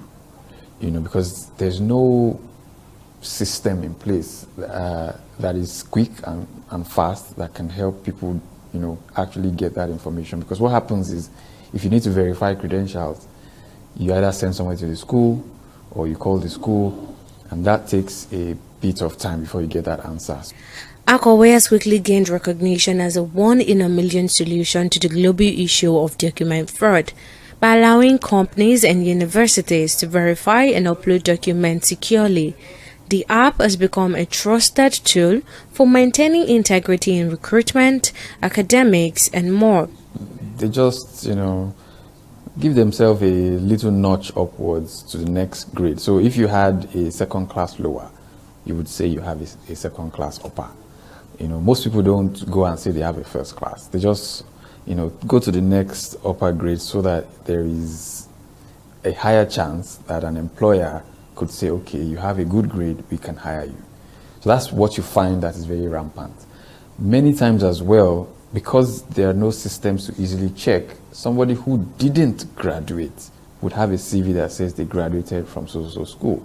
You know, it's so hard to check. So you, even if you're book smart or whatever it is, you might get hired even if you didn't graduate from school. And then your performance might then start to show that, okay, you said you had this grade, how come your performance is this way? And that's how people have been discovered over the years, to see, okay, your performance doesn't meet what you say you have in your CV. So you have many of those types of different methods that people do often. So with what we have done, which we have aggregated a lot of academic records onto our platform, it means that you can check and you can get information instantly. So for providing that instant information to you, you pay. So to access the system, we allow you some free trials where you can sign up, create an account, go into the platform and check a few names for free. And after that free trial, then you have to pay to continue to access the information. So basically you pay to search and then you pay to download a generated report. That generated report is what you can keep in your files as HR department. While these features have brought much needed efficiency to credential verification, some skeptics have raised concerns about the safety of sensitive data on the server. But Ayodeji, the visionary founder of Akowe, assures users that the app servers are maintained and protected steadily to prevent hacking and data breaches. Your academic records they're permanent records. Once your academic record has been issued by your school, it's a permanent record. It's not supposed to change, right? People change it because of, you know, nefarious reasons. So what we're building out a solution where people can list their academic records on our platform. And because it's supposed to be a permanent record, we use blockchain technology to secure that permanence. It's tamper-proof and all of that. But however, who is to say that what you are listing on the platform is actually authentic? That's why we have multiple ways for actually verifying what you are listing. Once we verify that what you are listing is the same thing that the university has issued, and there are multiple other ways that we can actually verify that information, we then make it tamper-proof on the blockchain. So in essence, what it means is that a person can have their academic dossier on the Akowe app and their entire education history going backwards or even going forwards. right? So with that, you know, anybody should be able to check this person, which school did they go to for primary school, which school did they go for secondary school, what did they come out from the university with, and things like that. That entire academic history is important information. Right now it's scattered everywhere, you know, and that's why Akawe is a very collaborative company. We're speaking with people who already work with secondary schools using software to say, hey, there's a lot of education history that you guys have access to. There are people willing to pay to see the education history. Let's collaborate and let's put it out together. So that helps to solve some of those problems. The app's import doesn't end there. Recognizing a broader need, Akawe has expanded its services to include undergraduates, enabling their credentials to be confirmed when they apply for loans. This feature is helping young people access opportunities while also ensuring transparency and accountability. Right now, we're developing 2 new other products that we found that market is asking for. Right. Again, people have come to us. We need to verify undergraduates. And something as simple as that, nobody in Nigeria today can do that. If you are an undergraduate, you are in 100 level, no. You are in 100 level, you're a 200 level student. Maybe a bank wants to give you 50% off to be able to buy this laptop. They cannot verify that you are a 200 level undergraduate from this school. It's just, I mean, there's no way to do that because there's no system in place that anybody can trust that says that you are actually an undergraduate from this school. Because are you going to bring your ID card? Anybody can make an ID card, right? So we're building a collaborative solution with the universities as well to say, let's be able to verify without a doubt that this person is an undergraduate, is doing microbiology, and is from this school. Next year, we can say, yes, he's still doing microbiology, but he's now in 200 level, right? And that cannot be done in isolation. It has to be a collaborative effort, private partnerships, universities themselves, and then customers from outside can pay to access that. When asked about government collaboration, Akawe's leadership remains tight-lipped. However, the app has secured partnership with prominent organizations in Nigeria, a testament to its credibility and trustworthiness. You really can't execute business without the government. You must register your business as a legal entity. So the government must be aware that you're doing something and what you're doing is legal, right? So, but the challenge has been that Nigeria is very peculiar in the sense that, you know, great ideas often find their ways to the top and often just find a way to be replicated even when you get what I mean. So, and that's happened to us quite a number of times. You know, so we figure that the goal or the objective, or if you're going to win in this market, you know, that's probably not the way to go. We're also aware that the government is also trying to build out similar solutions. And, you know, again, if everybody is trying to solve the same problem, I believe that collaborative efforts get us there faster. Akawe is very difficult because it's not just B2B, it's B to universities. And if you understand universities, and not just Nigerian universities, universities across the world are not known to drive innovation. They're very slow to move, they're very, very academic, and therefore they're not very easily swayed to move into new technologies, especially African universities. So it's really, really difficult. And what we've been able to do is to show to them that there's a whole lot of revenue, there's a whole lot of innovation that if we work together, we can unlock a lot of revenue for they themselves, the universities, and a lot of ease for their stakeholders, graduates, lecturers, and I mean, for instance, it takes forever to get a transcript, even as of today. Like, why? Why should it take forever? The technology is there, the data is available, we just need to be able to work together. So the biggest challenge has always been that being able to work with universities in a way that technology would be the solution end to end. One of the company's greatest milestones came on the global stage. Akawe's effort to bridge the gap in document verification and stamp recognition at a prestigious event in the States, where they were celebrated for their innovative approach to a global problem. I would say when we were invited to pitch at TechCrunch Startup Battlefield in the USA, it was 2023. We had applied for the program in around April, and I promptly forgot about it. And then in August, I got an email to say, "Hooray, you're welcome. We're inviting you to the US to come and pitch your startup on a global stage." And that was a great milestone because for Akọ̀wé to have been chosen out of about 3,000 global applications, and they chose only 200. That was a great morale booster that, okay, we're solving something really global here. And TechCrunch, and if you know TechCrunch is a global brand, right? So that was validation for us. And that also helped us to realize that it was not a Nigerian problem, because standing on the stage in San Francisco, talking to a global audience about the problem you're solving from Nigeria, you had to find a way to make them relate to it. And there was a great aha moment where people realized that I'm from India, I have the same problem. I'm from Pakistan, I have the same problem. So that was a great moment for us to actually see that, okay, we are onto something here. On the African front, Akọ̀wé has established a partnership with a company in Kenya, marking the beginning of its expansion across the continent. This collaboration underscores the app's mission to make the world a better place, one credential at a time. Absolutely. So we have a partnership right now where that partner already sells credential verification in Kenya. And once that partnership has been finalized, it means that Akọ̀wé will be able to provide credential verification for Kenyans. So if you are a Nigerian trying to hire a Kenyan, you'll be able to come on our platform and verify that Kenyan based off of that partnership that we have. And it's a two-way thing. So that partner also will be able to access all of the records that we have in West Africa to be able to sell. So collaborations like that help us scale very quick. And this is not just a problem we're trying to solve for Nigeria alone. So think about West Africa, East Africa.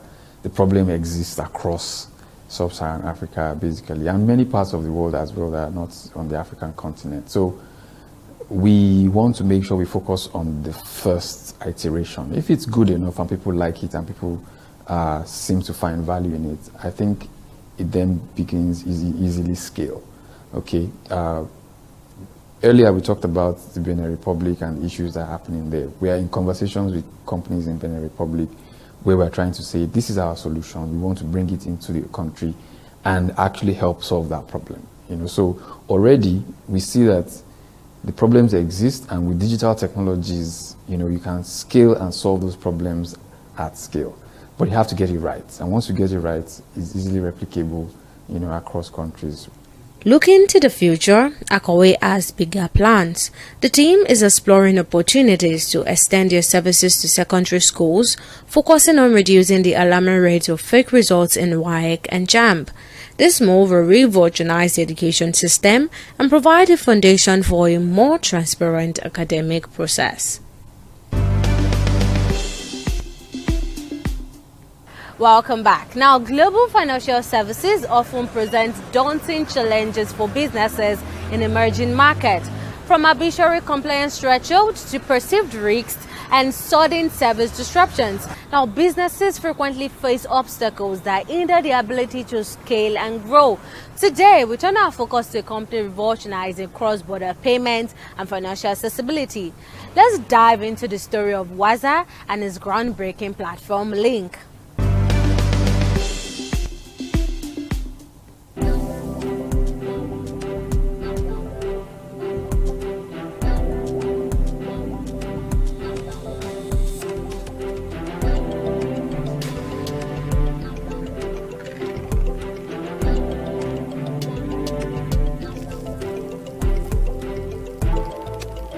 Waza is the B2B payments platform for emerging market businesses. We're helping businesses to make global payments, or to, I would say, to source FX liquidity to pay their suppliers and vendors globally. We've recently launched a product called Link, which is infusing this great FX liquidity product that we offer customers in a banking experience, right? And so our customers now have better control over their money, and they can make payments globally from a dashboard. They can access FX liquidity, get great rate, access different payment methods.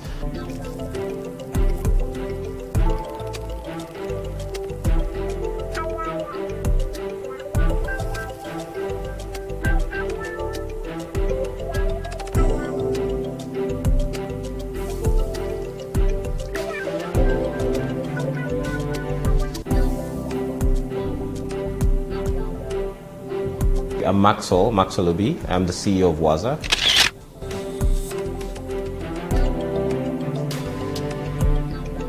Registered in the United States as a money service business, Waza specializes in foreign exchange and money transmission.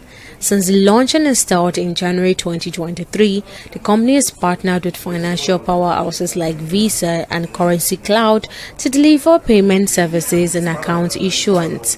In just 1 year, Waza has served hundreds of businesses, processing an impressive $700 million in annualized payment volume while facilitating payments across 6 continents. Waza is the B2B payments platform for emerging market businesses. We're helping businesses to make global payments, or to source FX liquidity to pay their suppliers and vendors globally.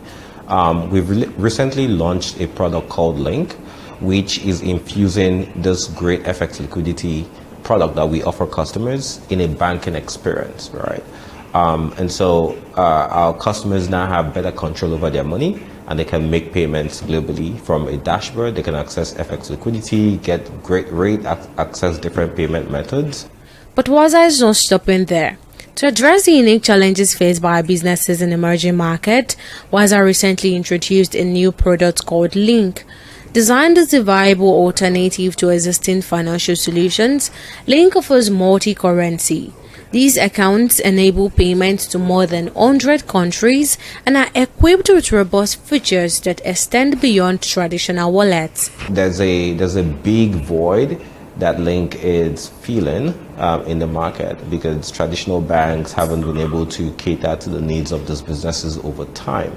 They have an outsized perception of risks for businesses that operate in higher risk jurisdictions like emerging markets in Africa, Southeast Asia, etc.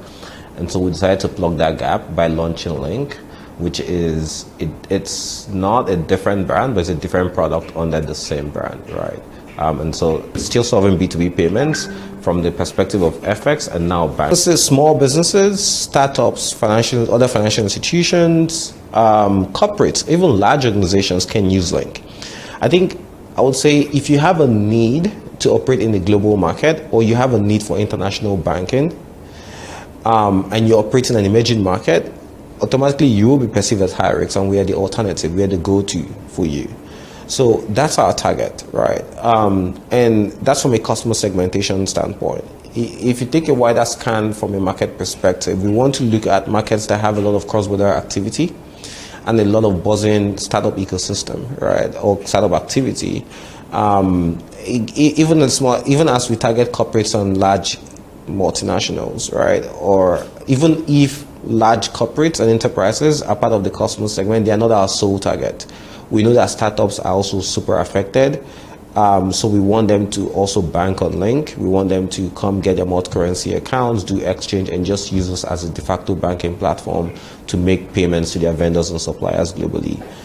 What sets Link apart is its comprehensive payment support. This ensures businesses with operations across the globe which can efficiently manage their payments and focus exchange liquidity on a single platform. Most people that have tried to provide multi-currency platforms approach it from a mature market mindset. We're taking a very localized approach, paying attention to emerging market businesses that cannot access international banking services. If you take a quick look at what happened last year, banks like Mercury, fintech banks, or other financial institutions like Mercury, SVB, Silicon Valley Bank, began to shut down businesses that have either directors or UBOs in emerging markets that deem high risk, right? So it's not, we on the other hand have provided this service with a keen eye for streamlined compliance processes, speed, and cost, right?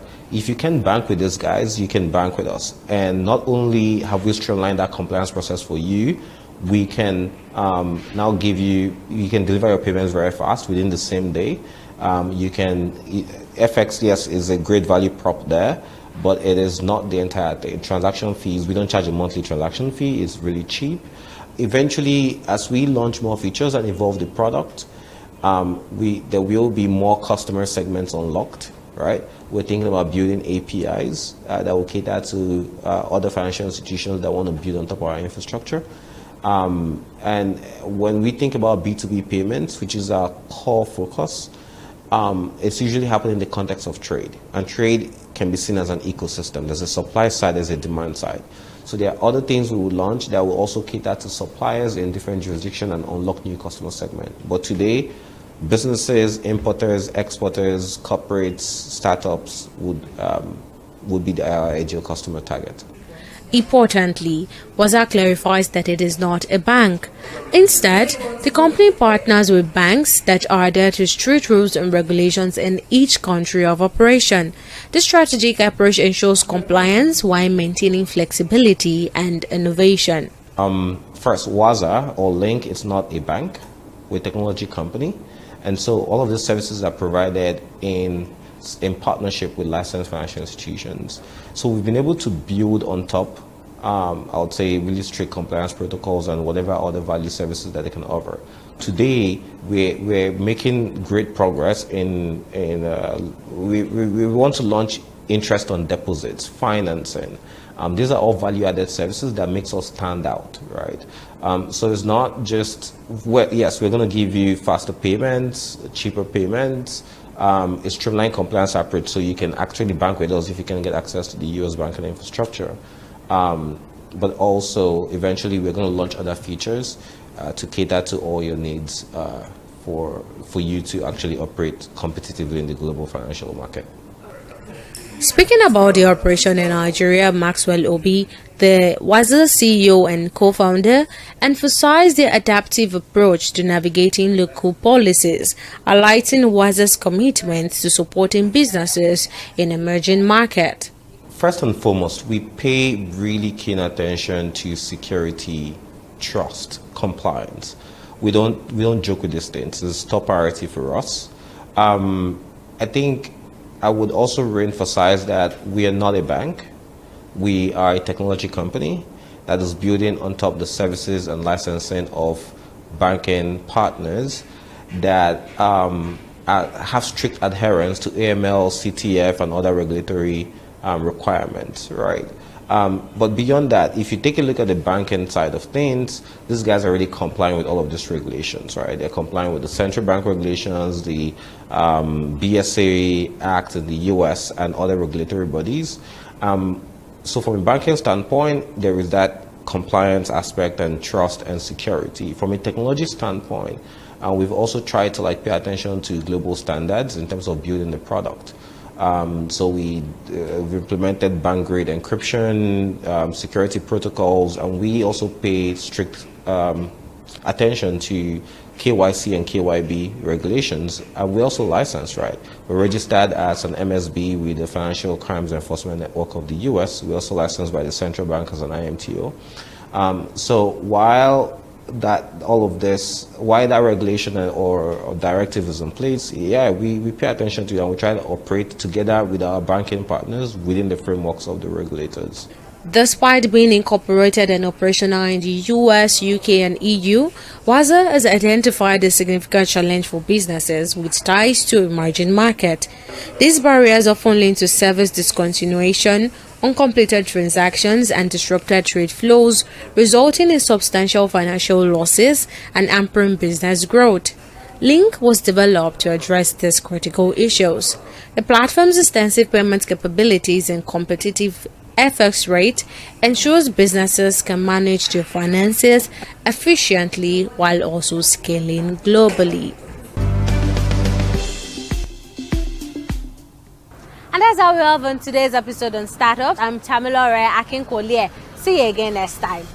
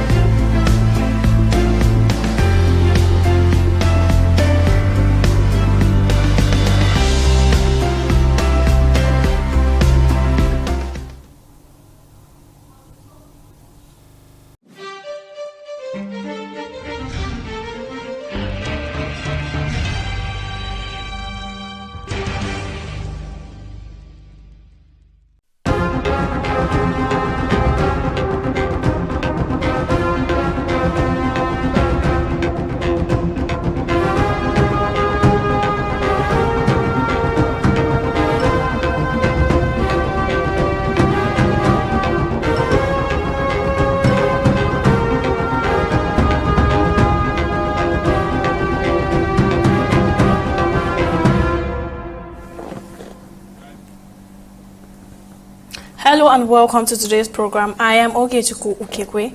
The Federal Executive Council, FEC, has approved contract worth $10.3 billion for the procurement of essential medical supplies, including antiretroviral drugs for HIV treatment, diabetics, diagnostic kits, and other critical health commodities. Speaking after the fourth FEC meeting of the year, the Minister of Health and Social Welfare, Ali Pate, briefed State House correspondents on the approval.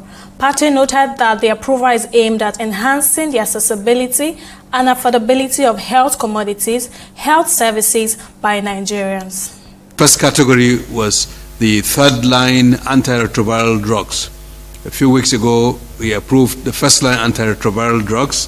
The second and third line for those who are resistant. Nigeria is putting forth resources, almost 997 million naira worth of contract to procure the third-line antiretroviral drugs for those who are HIV infected. I believe you will understand the importance of this given the changes in the global health financing and moving towards more of domestic financing to allow Nigerians to continue on treatment that they require. And the Coordinating Minister of Health and Social Welfare, Ali Pate, has announced that the federal government is preparing to engage 28,000 Nigerian health workers who were previously funded by the United States Agency for International Development. This move comes in response to a policy shift by the U.S. government, which was passed foreign aid, including HIV treatment funding. Speaking during an interview with newsmen, Pate emphasized the government's readiness to take full ownership of the nation's healthcare sector. This is particularly critical given the recent funding exchange tied to an executive order issued by former U.S. President Donald Trump. We'll go on a short break and we'll be right back.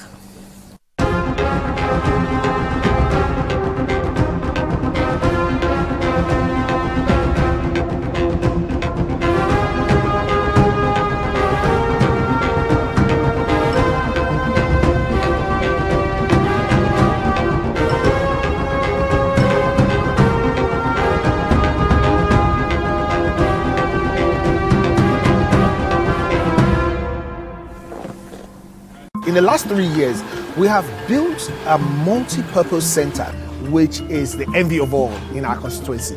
And I can tell you that the people who are living there are already enjoying it. Guy, do you think what this man just said is true? See, I seriously doubt. I'm sure it's one of those their silly lies. And wait, do you know there's a way to find out if these things he's saying is true or not? This is the Construct app. It gives people like us a sure way to track implementation of constituency projects. It gives valid and verified information on location of projects, amounts allocated, amount funded, the level of job done, and even the profiles of concerned legislators. You and I can post directly on this app. Are you serious? This is the Go-To app if you want to know how our Commonwealth is being expanded by the government. Wow. Let's even see if what this man said is true. Show me. The Construct app is developed by Other People Nigeria with support from USAID and is available on both Google Play Store and Apple Store. And it's true. Of course, I told you. Corruption not in my country. Hello. Alhaji. Right now I'm in Abuja. No.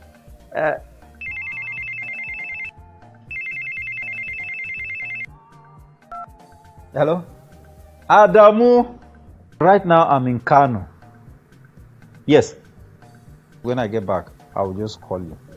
Look, what is wrong with you? I'm talking on the phone and you are gesticulating and doing. What's wrong with you?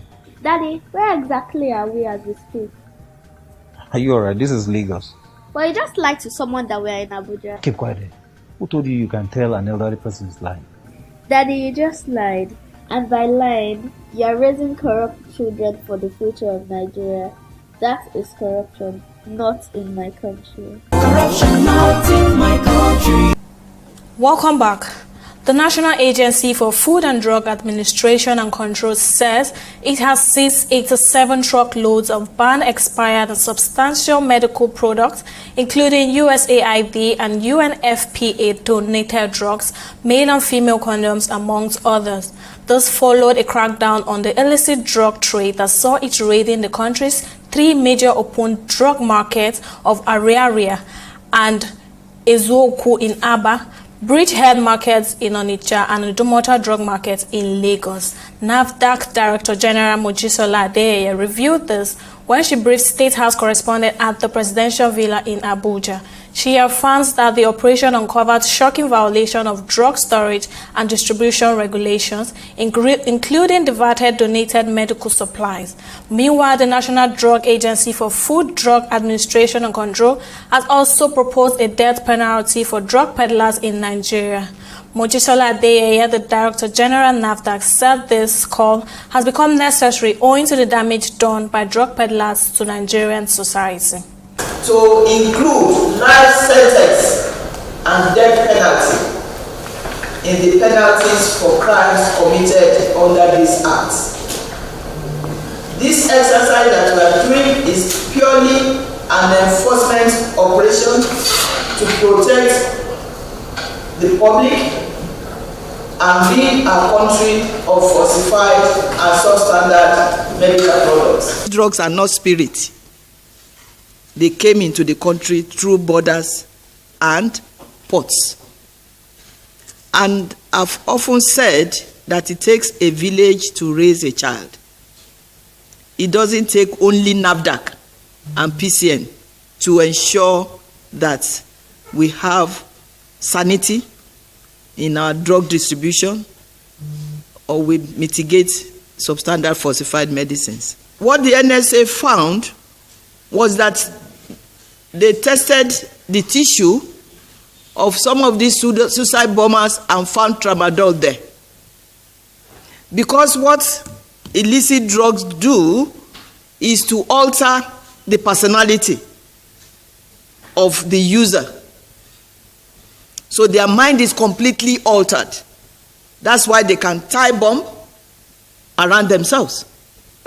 So there is direct link between the abuse of drugs or use of illicit drugs to terrorism. Well, joining me on the program to discuss further is Chairman Chidcon Medical Center, Dr. Philip Njemanzi. Thank you for joining us on the program. So why do we continue to see the reoccurrence of expired or substantial products in the market despite previous seizures and crackdowns? Yes, thank you for having me. Yes, well, anything that makes money will attract a business. And that's the problem with expired drugs. They make money for people. And these people will be engaged in illicit trafficking. I must here commend the NAFDAC director and his staff. NAFDAC is doing a very wonderful work for the country and deserves all the support it can get from the Nigerian people. And we should, as a society, remain the eyes and ears of NAFDAC and offering them the best we can offer in terms of protection from the law enforcement agencies we have in the country. So this is quite what I will say about the fight. But more importantly, you had mentioned that the director asked for death sentence for drug peddlers. Yes, I am not a supporter of death sentence generally, because we have been there before. We have death sentence for armed robbery, and armed robbery just became more and more deadly. We have death sentence for kidnapping, and of course, the kidnapping has now become even more severe and more deadly. So really, the experience in society of imposing death sentences has not been the one of crime prevention. It only made the crime more severe, more deadly. So I think even when they proposed for rapists, death sentence, not even in Nigeria, in India, for example, they burnt all their victims. And the running to death sentence is not encouraging, both in this country and also internationally. So I think what we need to rethink how we handle this drug peddling and selling of expired drugs or substandard drugs. We must discourage it from being a business. And anybody who is in any business, whether legitimate or illegitimate, wants to make profit. So how do you now make drug peddling not to be profitable?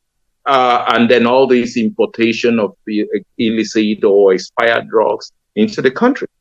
You make and encourage home production of drugs, legitimate home production, which can be under the auspices and guidance and guidelines of NAFDAC. So what do we need to do? What we need to do is to mobilize the resources for that. Drug production needs billions of billions of naira.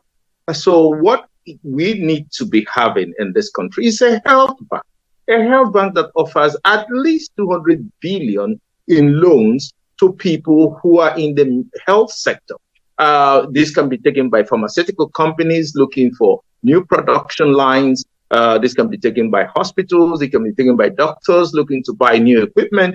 But you provide them single-digit interest loans, maybe 5% interest, not the 22 or 30% interest that is being provided by commercial banks. So this will encourage them to produce these things, these drugs, in the country at a very reasonable cost. And it will be thoroughly made because the NAFDAC is there for oversight services in the country. So that is why we need to discourage this importation, because if they are going to import the drug, it's going to cost apart from just that it's substandard, the transportation will be the same, the tariff rates will be the same. So when we impose high tariff on these importations, this will also discourage it because they can't make any money. And if they can't make any money, so why be in the business? So this is a more sensible, more productive way of doing this. So I think the federal government needs to think about this health bank. President Bola Ahmed Tinubu can be the president that breaks the ice here. And he can just launch 200 billion naira loan that is available to the health sector. Let us call it the health bank. And pharmaceutical companies can go there and borrow money at very low interest rates and then be able to produce these things in the country in a very standard fashion. So do you think there are gaps in the enforcement of drug storage and distribution regulation that contributes to the persistence of this problem? Yes, I think there are, because especially in the distribution, in distribution of drugs, you must have prescription right. Who is the person who authorizes the dispensing of drugs? Those prescription rights in almost every country and from history has belonged to the doctor. The doctor prescribes, the pharmacist dispenses. This is the standard practice in every country, and we cannot reinvent the wheel here. And in Nigeria, there is no enforceable prescription right. The National Assembly needs to pass a prescription rights drug where the doctor is mandated to prescribe a drug and then the pharmacist dispenses. Once we have this accredited, well-supervised channel of drug distribution, anything outside this ambit then becomes an illegal use of drugs. And this should be done. Even Benin Republic, that is just next to us here, has these prescription rights. And in many other countries, these are present in Africa. Not to talk about the developed countries where the prescription rights are severely enforced. So I think what we really need is for the National Assembly to pass a comprehensive prescription rights law. And once it's done, so we know that the drug is coming in and the NAFDAC and all the authorities of the custom and excise can actually impose tariffs. And when they get to the pharmacist who stores this drug and dispenses it, he can only dispense that drug if the doctor has written a prescription. And this can be also made accountable to NAFTA. So I think what we need is a comprehensive prescription rights law in this country. So the NAFTA has also proposed a death penalty for drug peddlers in Nigeria. What impact do you believe the proposed death penalty will have on the fight against drug trafficking and abuse in Nigeria? Well, when I listened to the interview of the NAFTA director, and she rightly mentioned a few ridiculous statutes in the law, which imposes 250,000 fine and 6 months to 2 years imprisonment. These ridiculous statutes must be removed and made more severe. You can have 10-year sentences, 14-year sentences in the law. However, I wouldn't subscribe to death sentence, because I know that once you have the death sentence, what you're going to have is that the drug peddler will become so emboldened that he will almost kill everybody on the way. Of anybody who is a witness, anybody who has anything to say about this, and this will just be like the cocaine and all these illicit heavy drugs distribution. It will not stop the art; it will just make it more deadly. So I think the issue of the death penalty should be off the table for now. Let us do the needful, control the distribution of the drug. Control, impose more severe sentences. Of course, the NAFTA director is right about that. You can give people 250,000 naira fine for when they are going to earn 250 million.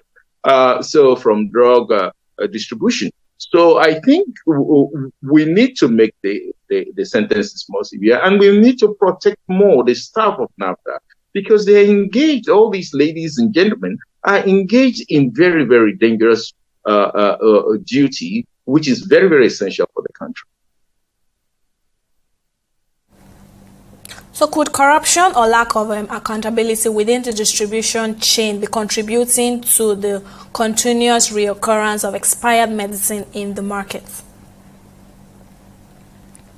Yeah, what we really have now is free for all, because there is no person, as I said, controlling the prescription, right? So my grandmother can prescribe, anybody on the street can prescribe. In the marketplaces, they are prescribing drugs, and everybody is free for all. You really don't have a well organized chain of distribution of these drugs, and that's what you're going to have. Is what you have. It's going to be chaos because nobody is in charge. So I think we just have to do the needful as far as the laws are concerned. And we make sure that this drug distribution, it's not everybody that can sell drugs. You know, we've made it so that everybody now can sell drugs if they so desire. We have made it also that everybody can prescribe drugs. So what we have is chaos. And the National Assembly should be charged with coming up with a very well packaged drug prescription rights law, which we kind of streamline the distribution of drugs in this country. How can manufacturers and distributors be held more accountable for the proper handling and expiration dates of their products? Yeah, I think for one thing, if you make the drugs in this country, at least most of the drugs, and as we said, we need a health bank for that. So if you make the drugs, they use the time of manufacturing, so the time of use will be shortened. So that will make things much more easier and more streamlined. So I think that could be solved just by making sure that the drugs are produced locally. What steps do you think are taken to improve the transparency and traceability of medical products from production to final distribution? Yeah, I think it will be hard to do that now in the current circumstance, whereby these drugs are produced somewhere in Mexico, in China, or India, or somewhere. So you can really monitor that. So that's why you have to understand health is national security. Pharmaceutical health, the aspect of it is very, very crucial. So the fact that you make these drugs outside is a national security hazard already. So I think what we need to do is to make sure that we have a homegrown way of producing these drugs, and so we can control the whole chain of from production to the person who prescribes and the person who distributes. So and until we do that, and the National Assembly has to step up here and help with this. You know, NAFDAC is an enforcement agency. They can only enforce the laws in the country. Now, but if you don't have laws to guide their operation, then you just create more hazard and more problems in the country in terms of the drug distribution.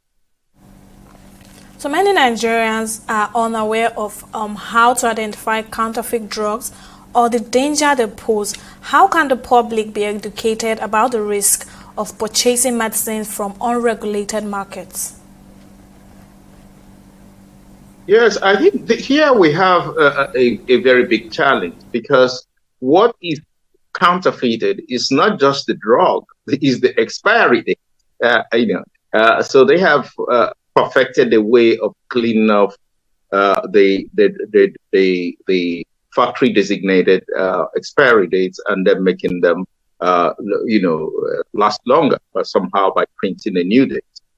So it will be challenging for the ordinary person to dictate this.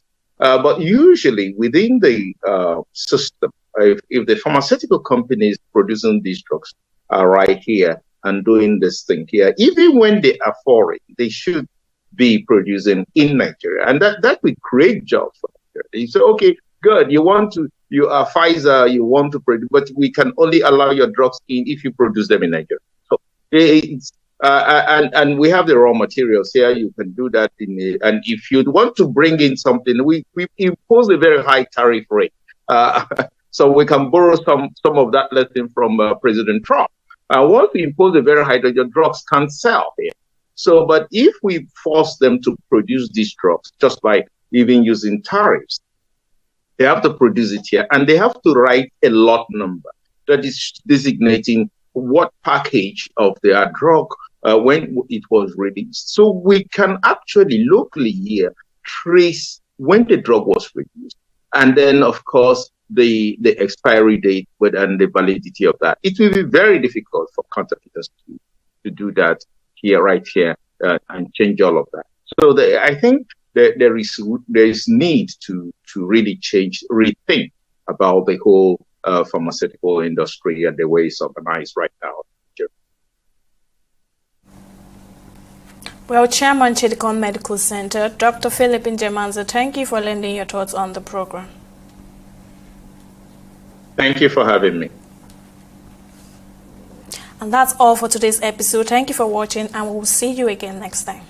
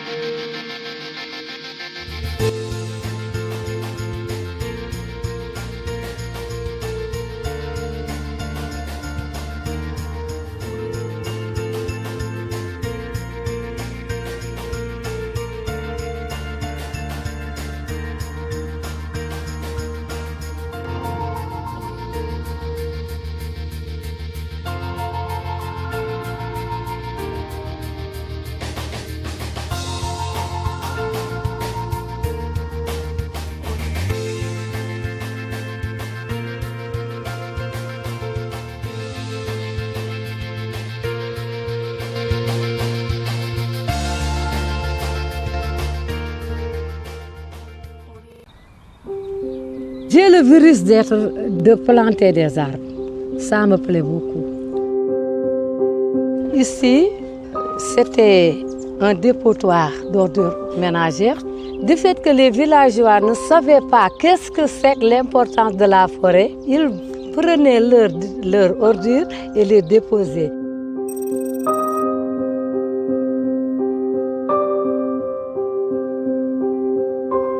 En ce moment, je leur ai sensibilisé de leur dire que l'arbre doit vivre comme nous, donc il ne faut pas salir l'arbre.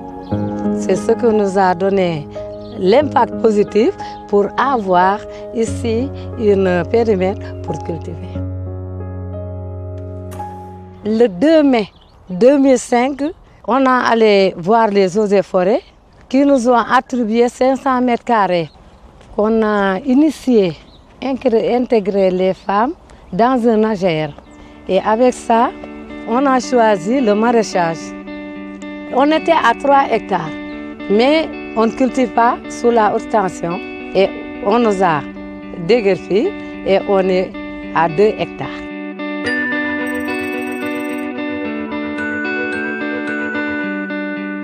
Si on fait travailler ces femmes dans cette forêt, c'est pour qu'elles prennent également soin de cette forêt. Non seulement ça permet de fertiliser les sols, mais ça permet également de les autonomiser économiquement à travers la vente de fruits. Tous les arbres fruitiers que vous voyez, c'est nous qui l'avons planté. Chaque citronnier, on y récoltait plus de 60 kilos. Merci beaucoup. Que ce sont des dames très dynamiques, des dames très braves, qui subissent de plein fouet les effets des changements climatiques. Nous, on vient en rescousse pour informer, pour sensibiliser sur des solutions, la promotion de bonnes pratiques.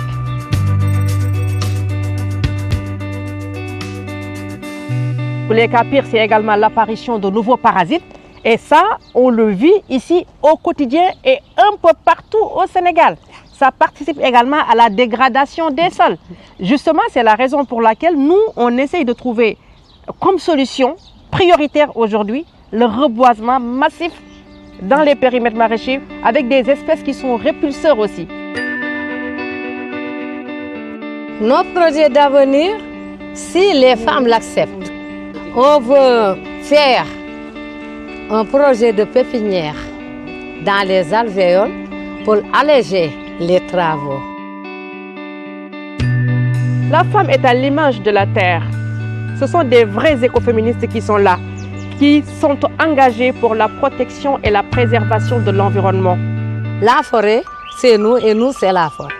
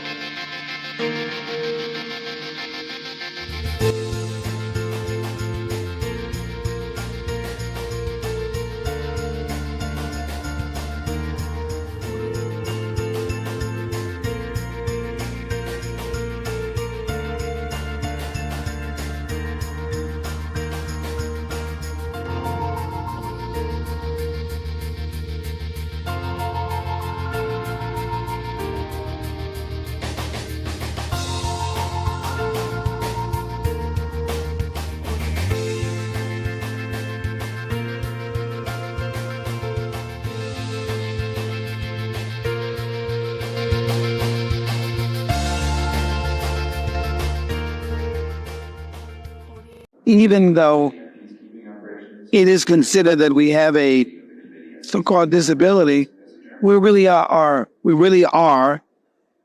able persons with different abilities.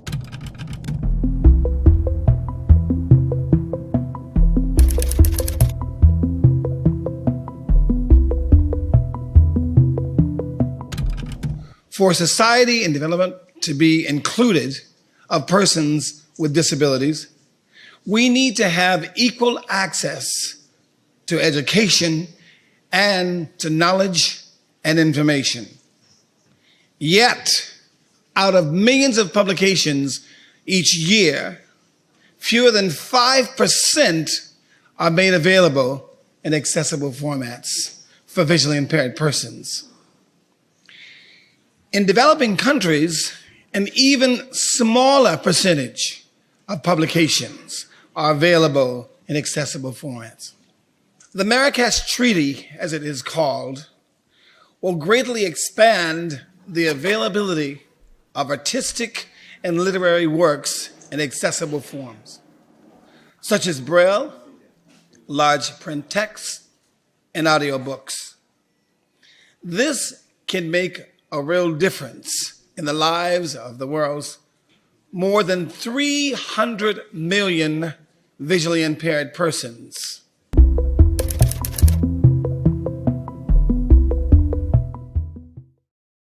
At the end of the day, we must come together and make however and where we are in the world be a place of unification, because me being blind visually doesn't mean that I have to be blind spiritually. And someone being sighted doesn't mean that they should be blind of those things in the world that we need to fix. We have to have inclusion. Let us not become handicapped again, blind to the issues and the problems of those in need.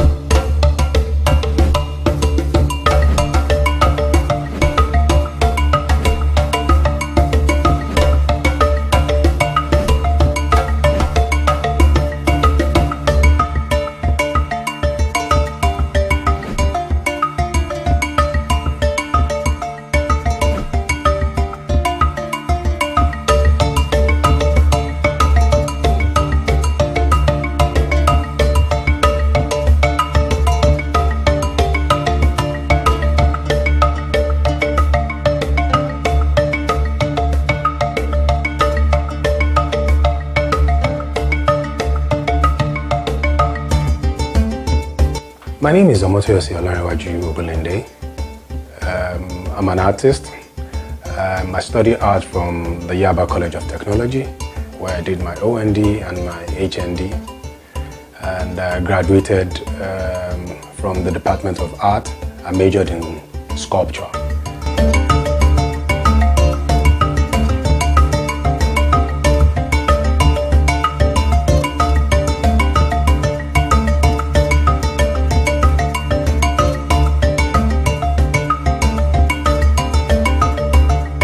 My father used to love art though. He's late now. May his soul rest in peace. And my mom didn't give me any issues about me practicing art or not. So basically, I've got art inside me from while I was a child. I used to draw back then, and my mom used to sell some of my drawings for me in church. So I've had art in me basically. So I'm a born artist.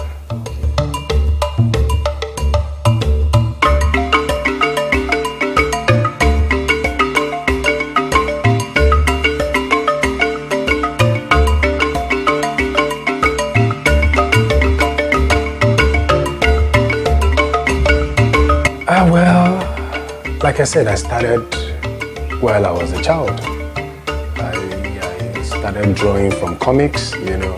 I pick up comics and I draw, and that's how I knew I think I've got some art, you know, art skills in me basically. So art has been inside of me basically.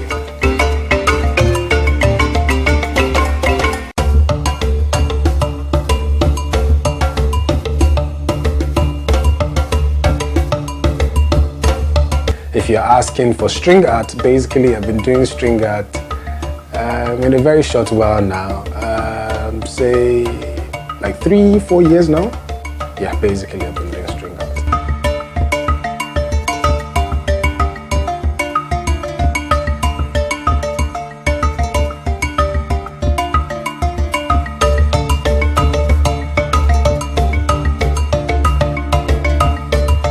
I ran into string art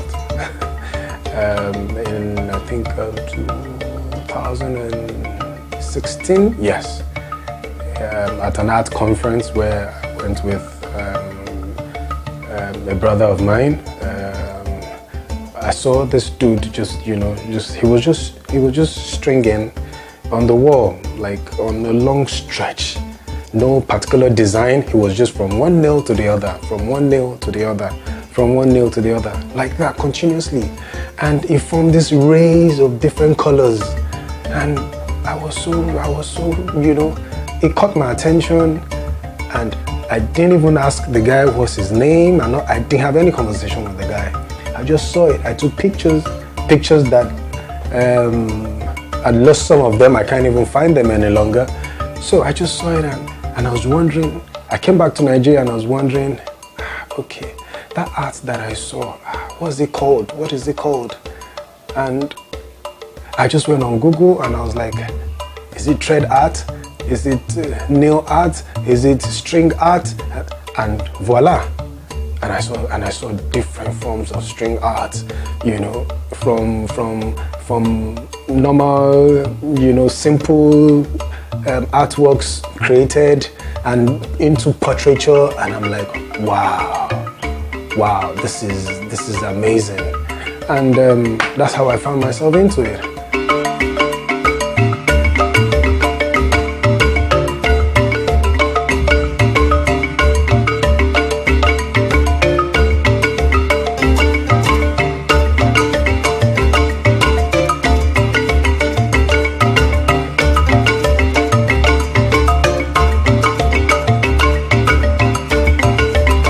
Following, different artists who are into string art via social media, and it has been a wonderful followership and understudying some string artists in the diaspora.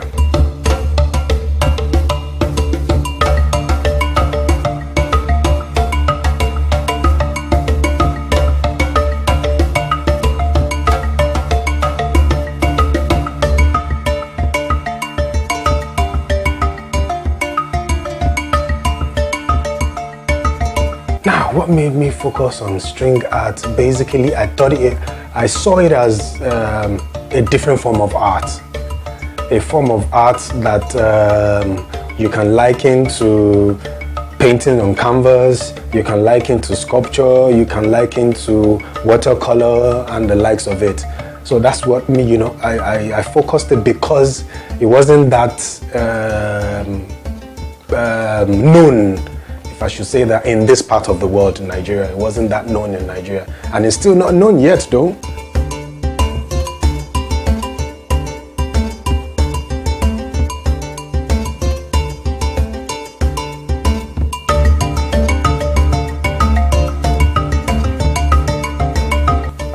Well, achievement basically, Bella Africana had an award sometimes, I think 2017, if I'm not mistaken.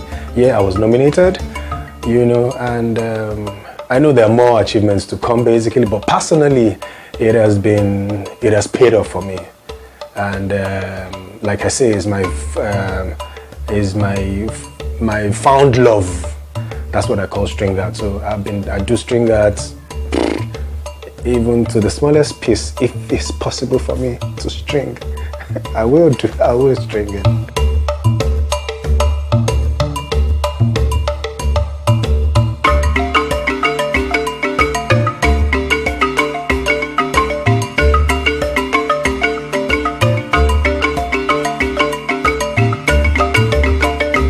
Challenges basically is not a widely accepted, form of art in this part of the world, because trying to push it out there, trying to market it, trying to you know, get people you know, known and all that. It has been challenging in such a way that questions like how durable is it? Does it last long, and what have you? I would say that has been the challenge, and also back to, you know, how you charge and all that. So basically that has been the challenge. So far so good, basically.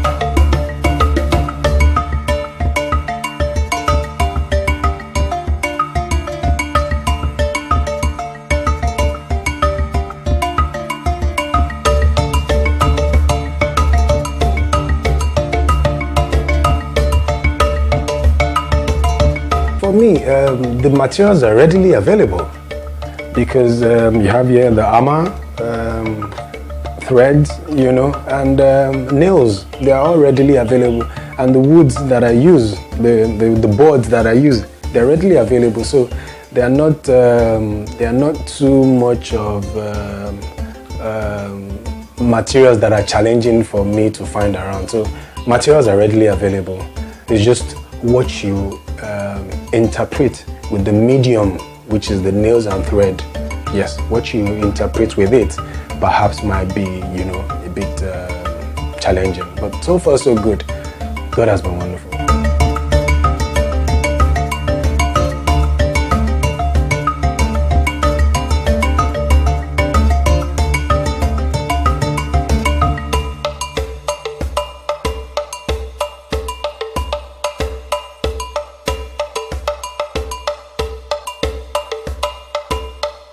First and foremost, I would say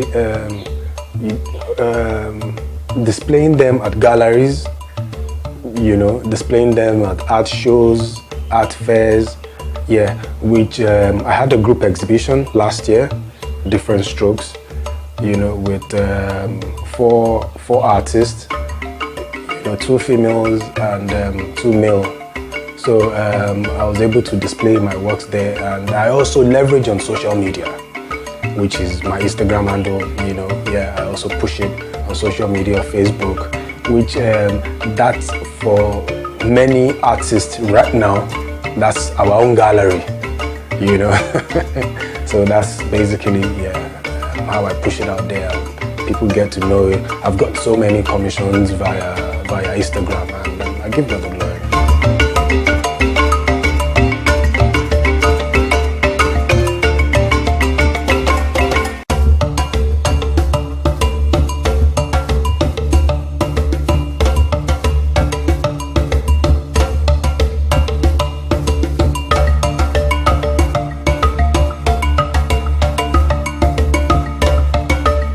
For me, my greatest achievement so far, because I haven't gotten to it yet, so far my greatest achievement has been impacting my knowledge, you know, impacting my knowledge of the string art, steps, methods, and what have you, of string art into children and even adults too. So basically that's been my achievement so far.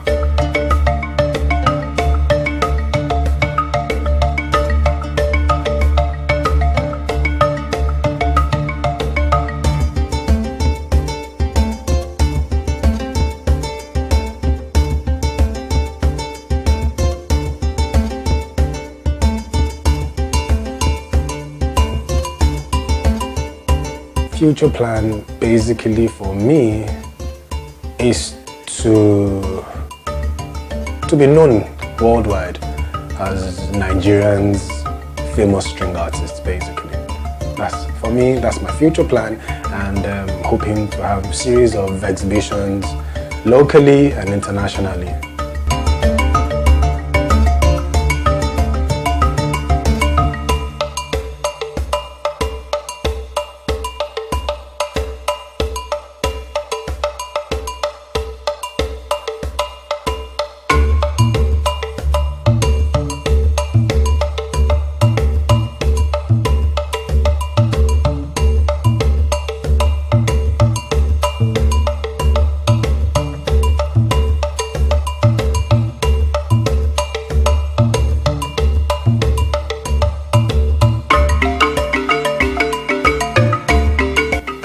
I would say nothing brings money, but how diligent, how good, persistent, and creative you are with that thing you do, it will bring the money.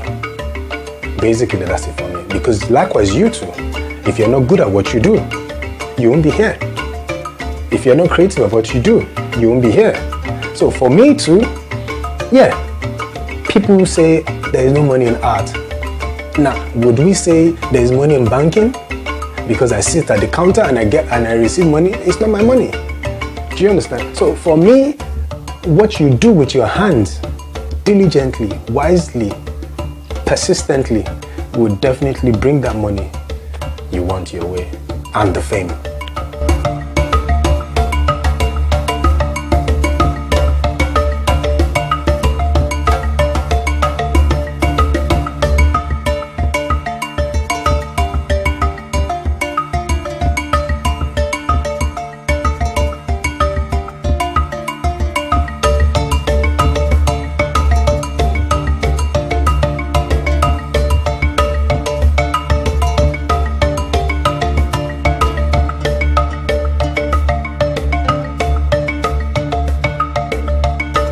Indirectly, I won't use the word train, say inspire. Do you understand? Yes. I've been able, I can't say how many people, because not everybody will come out and say, you inspired me, you know. A lady sometimes back on Instagram, she's a cake maker. You know, she just posted it and said my string art inspired her to produce this kind of cake, you know, and I was, wow, oh, amazing. There's a lady too in Brazil that has been chatting me up, you know, she's also a string artist and trying to ask me questions, how she can go about this, how she can go about that. So for me, it goes a long way. So you never can tell how many people you've been able to inspire or touch their lives. So that's why I coined it down to indirectly. I know I've inspired different kinds of people, either in the art sector or in whatever sector you can call it. But somehow, because other people too in other field have also inspired me, you know, to also keep up my craft. So basically for me, I know I've inspired different people in different areas.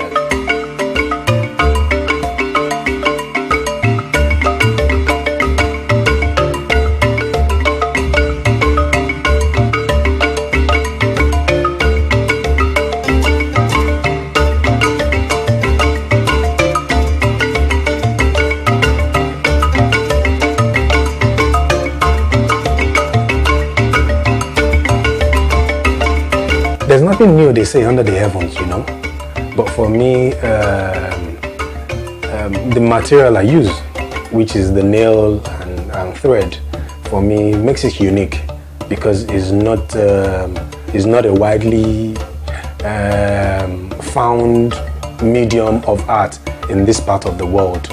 So basically, for me, the materials I use and how, well, that's what I've been told. How neat, you know, and firm, you know, my threads are usually on the nails. Basically, for me, makes it stand out.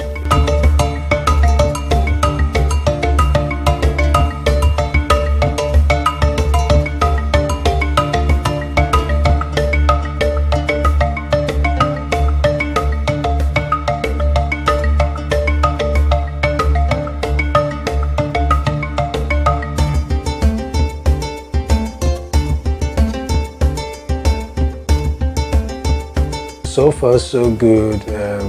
My work has been to the United States, which a private collector bought off me in Nigeria here and took it over there. So basically, for me, that's why I said it's work in progress. Do you get it? So for now, so far, so good. Yeah, we're working on going globally.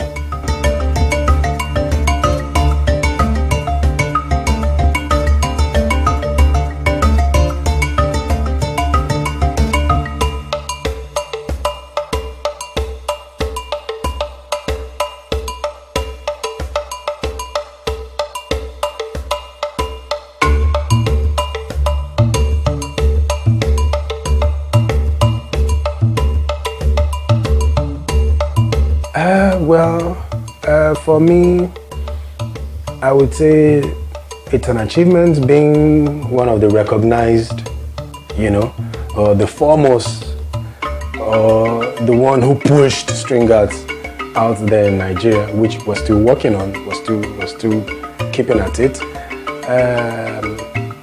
For me, I would say it's not adding to my bank account though, but it's a plus though. Yeah, whether I like it or not, it's a plus. People who know me to be the string artist and all that, which I gave myself that name, the string one, but it's not yet, so to say, a name that will be on the lips of everybody. But I know very soon, someday, one day, it will definitely be.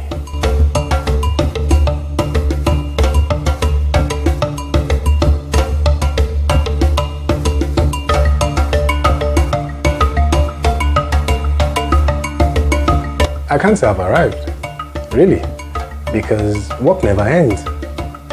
Even the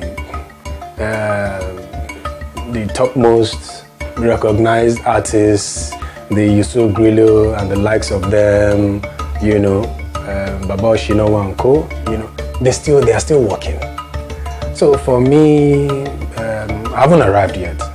Really, sky is just the starting point for me. So I haven't gotten to that point where I will sit back and say I've arrived. Nah, I'm not God, though I'm a mini God, but then I haven't gotten to that point or peak yet.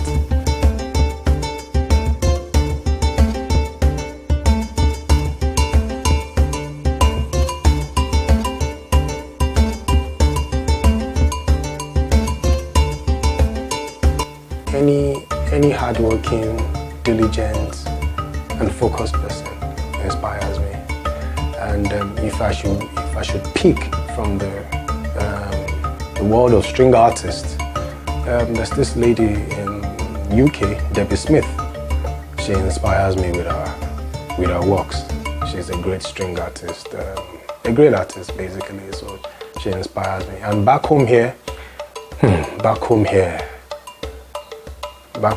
there are lots of artists. I can't start mentioning names right now, but there are lots of artists back home here that inspires me. As long as, hardworking, diligent, focused, and at the top of his or her game. Yeah, that's what inspires me basically.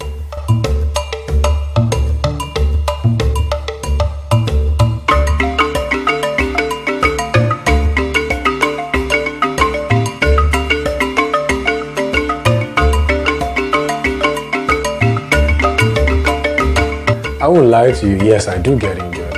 I even have, I have a scar on my thumb right now. And oftentimes, yes, I get injured and you just stomach it and you forge your head. Basically, when you get injured, that shouldn't be a stumbling block, for you to say, I'm not doing this. But I kid you not, it's not an easy medium. It's not, basically.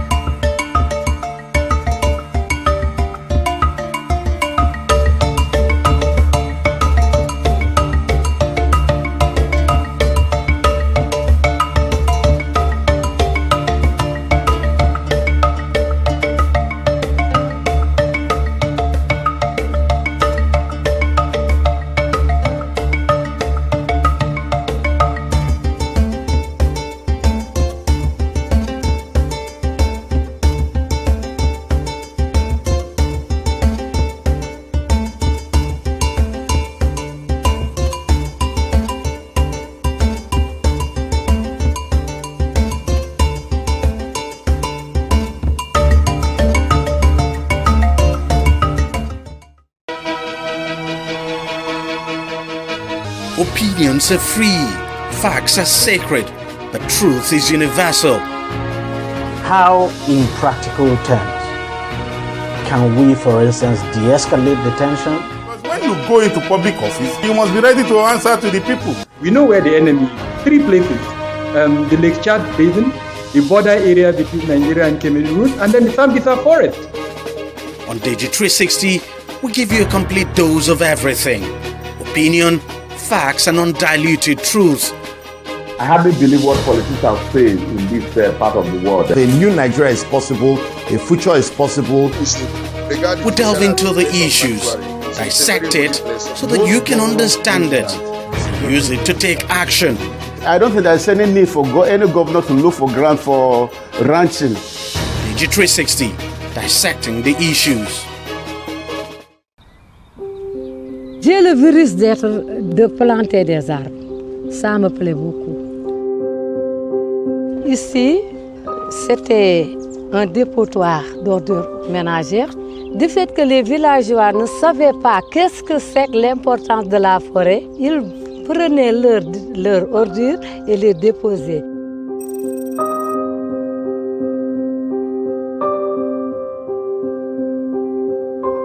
En ce moment, je leur ai sensibilisé de leur dire que l'arbre doit vivre comme nous, donc il ne faut pas salir l'arbre. C'est ce que nous a donné l'impact positif pour avoir ici un périmètre pour cultiver. Le 2 mai 2005, on a allé voir les eaux et forêts qui nous ont attribué 500 mètres carrés qu'on a initié. Intégrer les femmes dans un AGR. Et avec ça, on a choisi le maraîchage. On était à 3 hectares, mais on ne cultive pas sous la haute tension. Et on nous a déguerpi et on est à 2 hectares.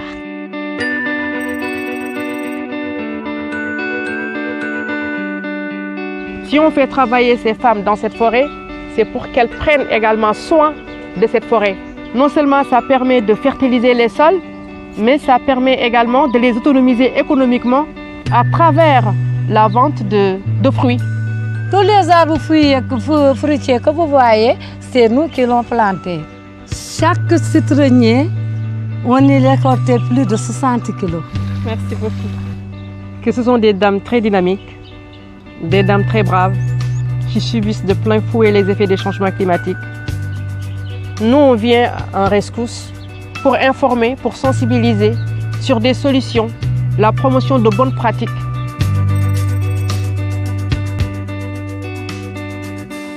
Pour les cas pires, c'est également l'apparition de nouveaux parasites. Et ça, on le vit ici au quotidien et un peu partout au Sénégal. Ça participe également à la dégradation des sols. Justement, c'est la raison pour laquelle nous, on essaye de trouver comme solution prioritaire aujourd'hui le reboisement massif dans les périmètres maraîchers avec des espèces qui sont répulseurs aussi. Notre projet d'avenir, si les femmes l'acceptent, on veut faire un projet de pépinière dans les alvéoles pour alléger les travaux. La femme est à l'image de la terre. Ce sont des vrais écoféministes qui sont là, qui sont engagés pour la protection et la préservation de l'environnement. La forêt, c'est nous et nous, c'est la forêt.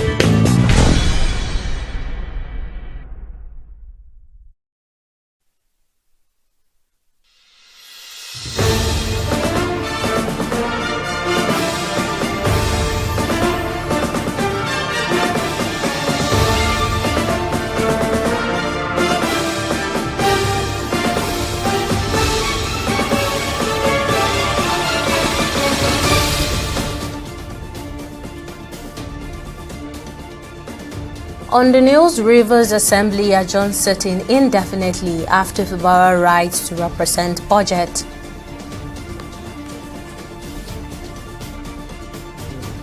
Court suspends judgment to Kano Emirate Tosu awaits Supreme Court's decision.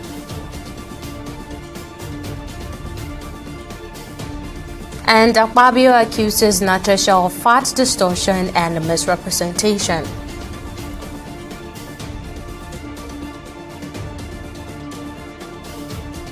Many thanks for joining us on the news on TV360 Nigeria. I'm Tamilore Akinkolie. We begin in Rivers State, where the House of Assembly is adjourned as plenary indefinitely. The decision on the adjournment was reached during plenary presided over by Speaker Martins Amawele in Port Harcourt on Friday. The development also comes hours after the state governor Siminalayi Fubara wrote to the Speaker informing him of his intention to visit the House to represent the 2025 appropriation bill for consideration and approval.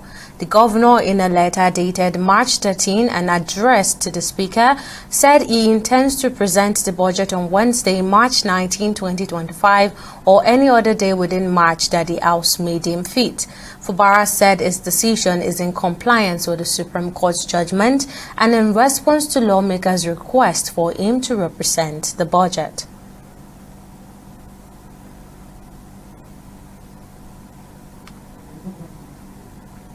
And the Kano Court of Appeal in Abuja has restrained the enforcement of its judgment that upheld the Kano State government's repeal of the 2019 Emirate Council law pending the determination of a suit at the Supreme Court. The Court of Appeal in Kano said had set aside the June 20 order by Justice Abubakar Liman of the Federal High Court in Kano, notifying the steps and actions taken by the Kano State government to the Kano State Emirate Council Law 2024. This included the appointment of Sanusi Lamido as the 16th Emir of Kano. The court held that the order nullifying the steps taken by the Kano State government pursuant to the 2024 Emirate Council law was made by Justice Liman without jurisdiction. The Kano State government also filed an appeal to the Supreme Court to challenge that judgment and sought an injunction to stay execution of the judgment at the appeal court pending the determination of its appeal at the Supreme Court. The appeal court is now granted that injunction.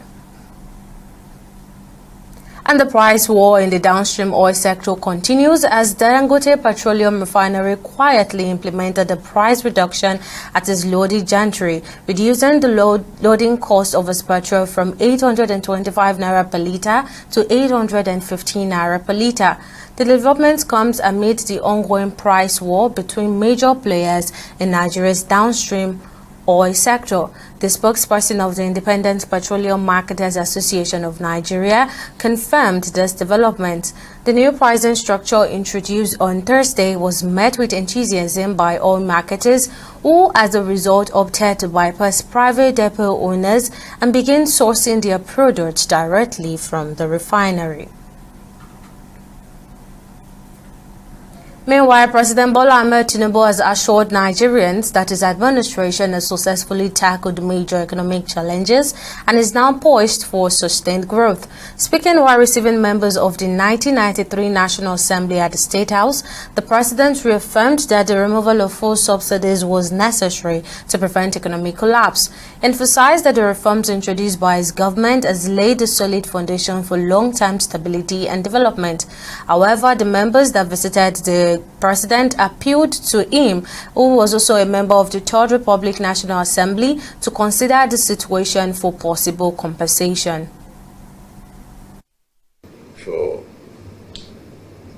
40, 50 years, Nigeria was spending the money, the future of our generation yet unborn in arrears or in advance of their being born,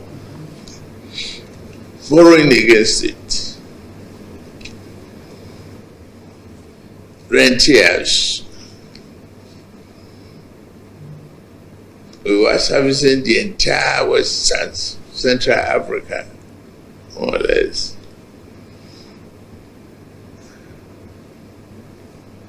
we fuel and we think we have oil in the ground. Unfortunately, it came to a stage that we are almost becoming unable to really plan for the future of our children and children yet unborn. But today,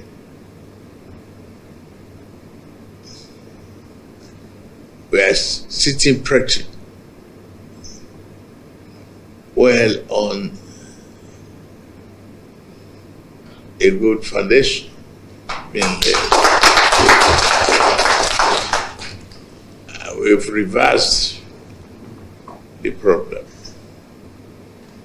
Exchange rate is stabilizing. Usually at this period of Ramadan, food prices are coming down instead of going up extravagantly. I thank all of you for keeping faith. It's not coincidence that you are the person who is president of the Federal Republic of Nigeria today, because your renewed hope agenda itself gives us hope. And it took us 30-something years to get to where we are today, to see the high priest of renewed hope, which you are the one, sir. In fact, on the list of this delegation, one of the members of the delegation, His Excellency Senator Ahmed Tinubu, Lagos. Senate President Godswill Akpabio has accused Kogi Central Senator Natasha Akpoti-Uduaghan of going fat and representing the Senate before the international community. Speaking during Thursday plenary, Akpabio condemned Akpoti-Uduaghan's decision to take a suspension interparliamentary conference in New York, where she alleged victimization, sexual harassment, and abuse against him. It criticized her for globalizing the narrative aimed at in the Senate. The Senate President came after he received a vote of confidence from his colleagues, urging senators to remain focused on their legislative duties and avoid distractions that could derail the work of the chamber. So we see have full confidence in our female folk. In this Senate, only for all chairmen internally to men in the parliament. So I think we are law-abiding. We operate through by the ground norm of the Federal Republic. We are open to making sure room for her to be doing fighting a lot in future from even. You can imagine if by media palace